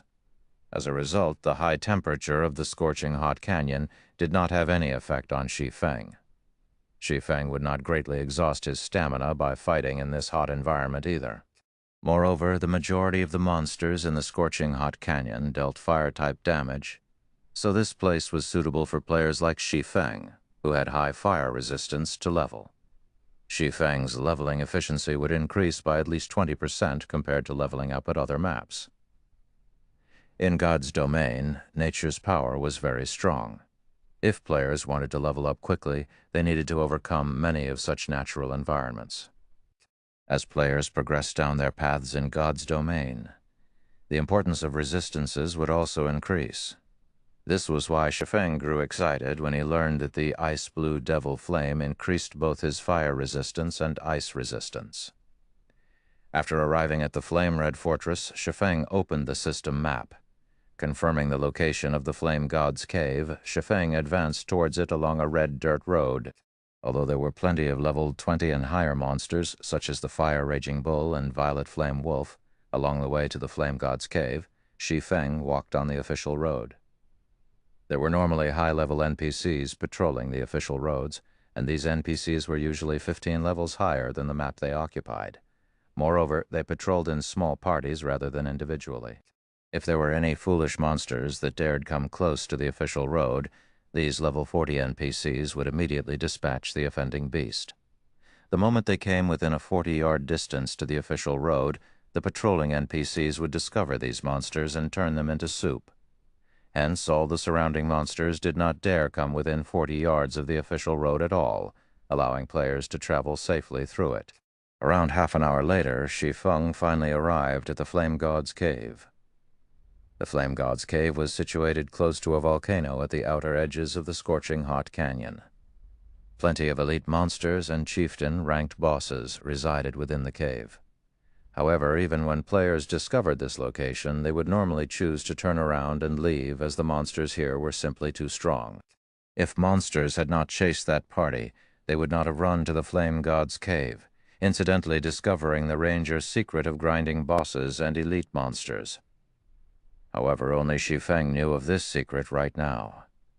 The monsters in the Flame God's Cave were all level 25, and generally only players who had reached level 20 would grind here. However, Shi Feng's equipment had the ignore levels attribute, so he could barely grind here as well, though with much lower efficiency. Regardless, he would still be grinding level 25 monsters. Even if his speed were slower than a level 20 player, his gains would still be much greater compared to grinding level 14 monsters. As for why the monsters in the Flame God's Cave were so amazing, it was mainly because of the extraordinarily high damage of their fire-type attacks. Even if it were only a level 25 common monster, it could still kill an MT of the same level with just 2 or 3 moves. Not to mention, the monsters in the Flame God's Cave all lived in groups, and one would usually meet 5 or 6 monsters at the same time. Even an MT with top-tier equipment could not handle so many monsters at once. There was also a large amount of elite and special elite monsters here. They could practically one-shot an MT of the same level. Hence, even when players knew about the Flame God's Cave, there was still nobody daring enough to grind at this place. However, it was a different story when one had the Flaming Sun Scripture. The Flaming Sun Scripture could grant players a Flaming Sun's blessing effect. The effect was closely related to the surrounding environment. The denser the fire-type mana present in a location, the greater were its effects. The effect lasted for 2 hours. However, the introduction of the Flaming Sun Scripture did not reveal such an effect, so players in the past couldn't discover its exact purpose. The Flame God's Cave could be considered as one of the locations within Scorching Hot Canyon that had the densest fire-type mana. As a result, the fire-type damage of the monsters inside was extraordinarily high. However, precisely because of this same reason, the Flame God's Cave was also a perfect place for one to use the Flaming Sun Scripture. However, even with the Flaming Sun Scripture, Shi Feng needed to be extremely careful while he was here. After all, the Flame God's Cave was a nest for level 25 monsters. With a level gap of 11 levels, these monsters could easily extinguish Shi Feng's life with just 2 moves, and Shi Feng would not even have the chance to resist before dying. Moreover, Shi Feng's level was just too low. These monsters could detect him easily, hence he needed to act with extreme caution. The moment Shi Feng carefully set foot in the cave, a wave of hot air swept past him from within the cave. Just when Shi Feng's 5 senses heightened to their maximum limit, his system communication suddenly rang out. "Crap! That nearly gave me a heart attack." Shi Feng jumped, taken by surprise. He glanced at the system notification. Fortunately, monsters could not hear the system notifications. In the same way team chat worked, only specified players could hear them, while outsiders would remain unaffected. Flying Dragon? Why is he playing God's Domain as well? Shi Feng wrinkled his eyebrows at the sight of the caller ID blinking before him. This Flying Dragon was none other than Shi Feng's classmate and the 9th ranked in Jinhai University's fighting competition, Ling Feilong. However, in Shi Feng's previous life, Ling Feilong only joined God's Domain long after the game's release. At that time, Shi Feng had already become the guild leader of Shadow. For Ling Feilong to join God's Domain in advance, could this be the result of the butterfly effect? Shi Feng lowered his head in thought. However, he soon revealed a smirk. In this life, he had not revealed his character's ID to anyone else. As for Blackie, Shi Feng had long since told him not to reveal anything. Hence, no one in Jinhai University knew Shi Feng was Ye Feng. Similarly, nobody else knew that Blackie was Black Cloud in God's Domain. Blackie's friends only knew that he was getting by fairly well in the game. "Who are you? What business do you have with me?" Shi Feng answered the call with a cold and imposing tone as if he were a god looking down on an ant. Ling Feilong immediately felt chills all down his body when he heard Shi Feng's voice, followed by immense pressure. He felt like he had just walked out of a cold pool of water. His heartbeat instantly soared to 180 beats per minute. "This is Ye Feng, the god-ranked expert that caused even Martial Union to submit. His voice alone is already so imposing and threatening. The pressure he gives off is even stronger than Brother Zong's. It's as expected of a god-ranked expert. No wonder Brother Zong wanted me to recruit him." Ling Feilong was inwardly shocked. and he grew even more respectful towards Shi Feng. Originally, Zhou Yuhu should have been the one to contact the God-ranked expert. However, Zhou Yuhu previously had a falling out with the God-ranked expert, so the responsibility had been pushed onto him, Ling Feilong, instead. Ling Feilong felt that his chance to shine had arrived. As long as he could deal with this matter appropriately and gain the favor of such a God-ranked expert, his position in Shadow would rise quickly in the future. It would surely surpass Zhou Yuhu, after all. Zhou Yuhu had once found conflict with this God-ranked expert. In the future, Zhou Yuhu would certainly have difficulty getting by in Shadow. Before Ling Feilong had personally felt Ye Feng's imposing aura, he always thought that nobody could be as strong as Brother Zhang. However, Ling Feilong was now completely certain that if this God-ranked expert joined Shadow, even Zhang Loi would have to submit to his strength. Meanwhile, Shadow would similarly fall under the control of this expert. "How are you, expert?" "I am Shadow's representative, Flying Dragon. We sincerely want to recruit a God-ranked expert like yourself into Shadow. As for the treatment you will receive, please rest assured. We at Shadow will certainly not mistreat you." Ling Feilong's tone was both soft and respectful when he spoke. After all, the God-ranked expert before his eyes right now, someone he needed to fawn over desperately in the future. He was truly afraid that this God-ranked expert would immediately disconnect his call.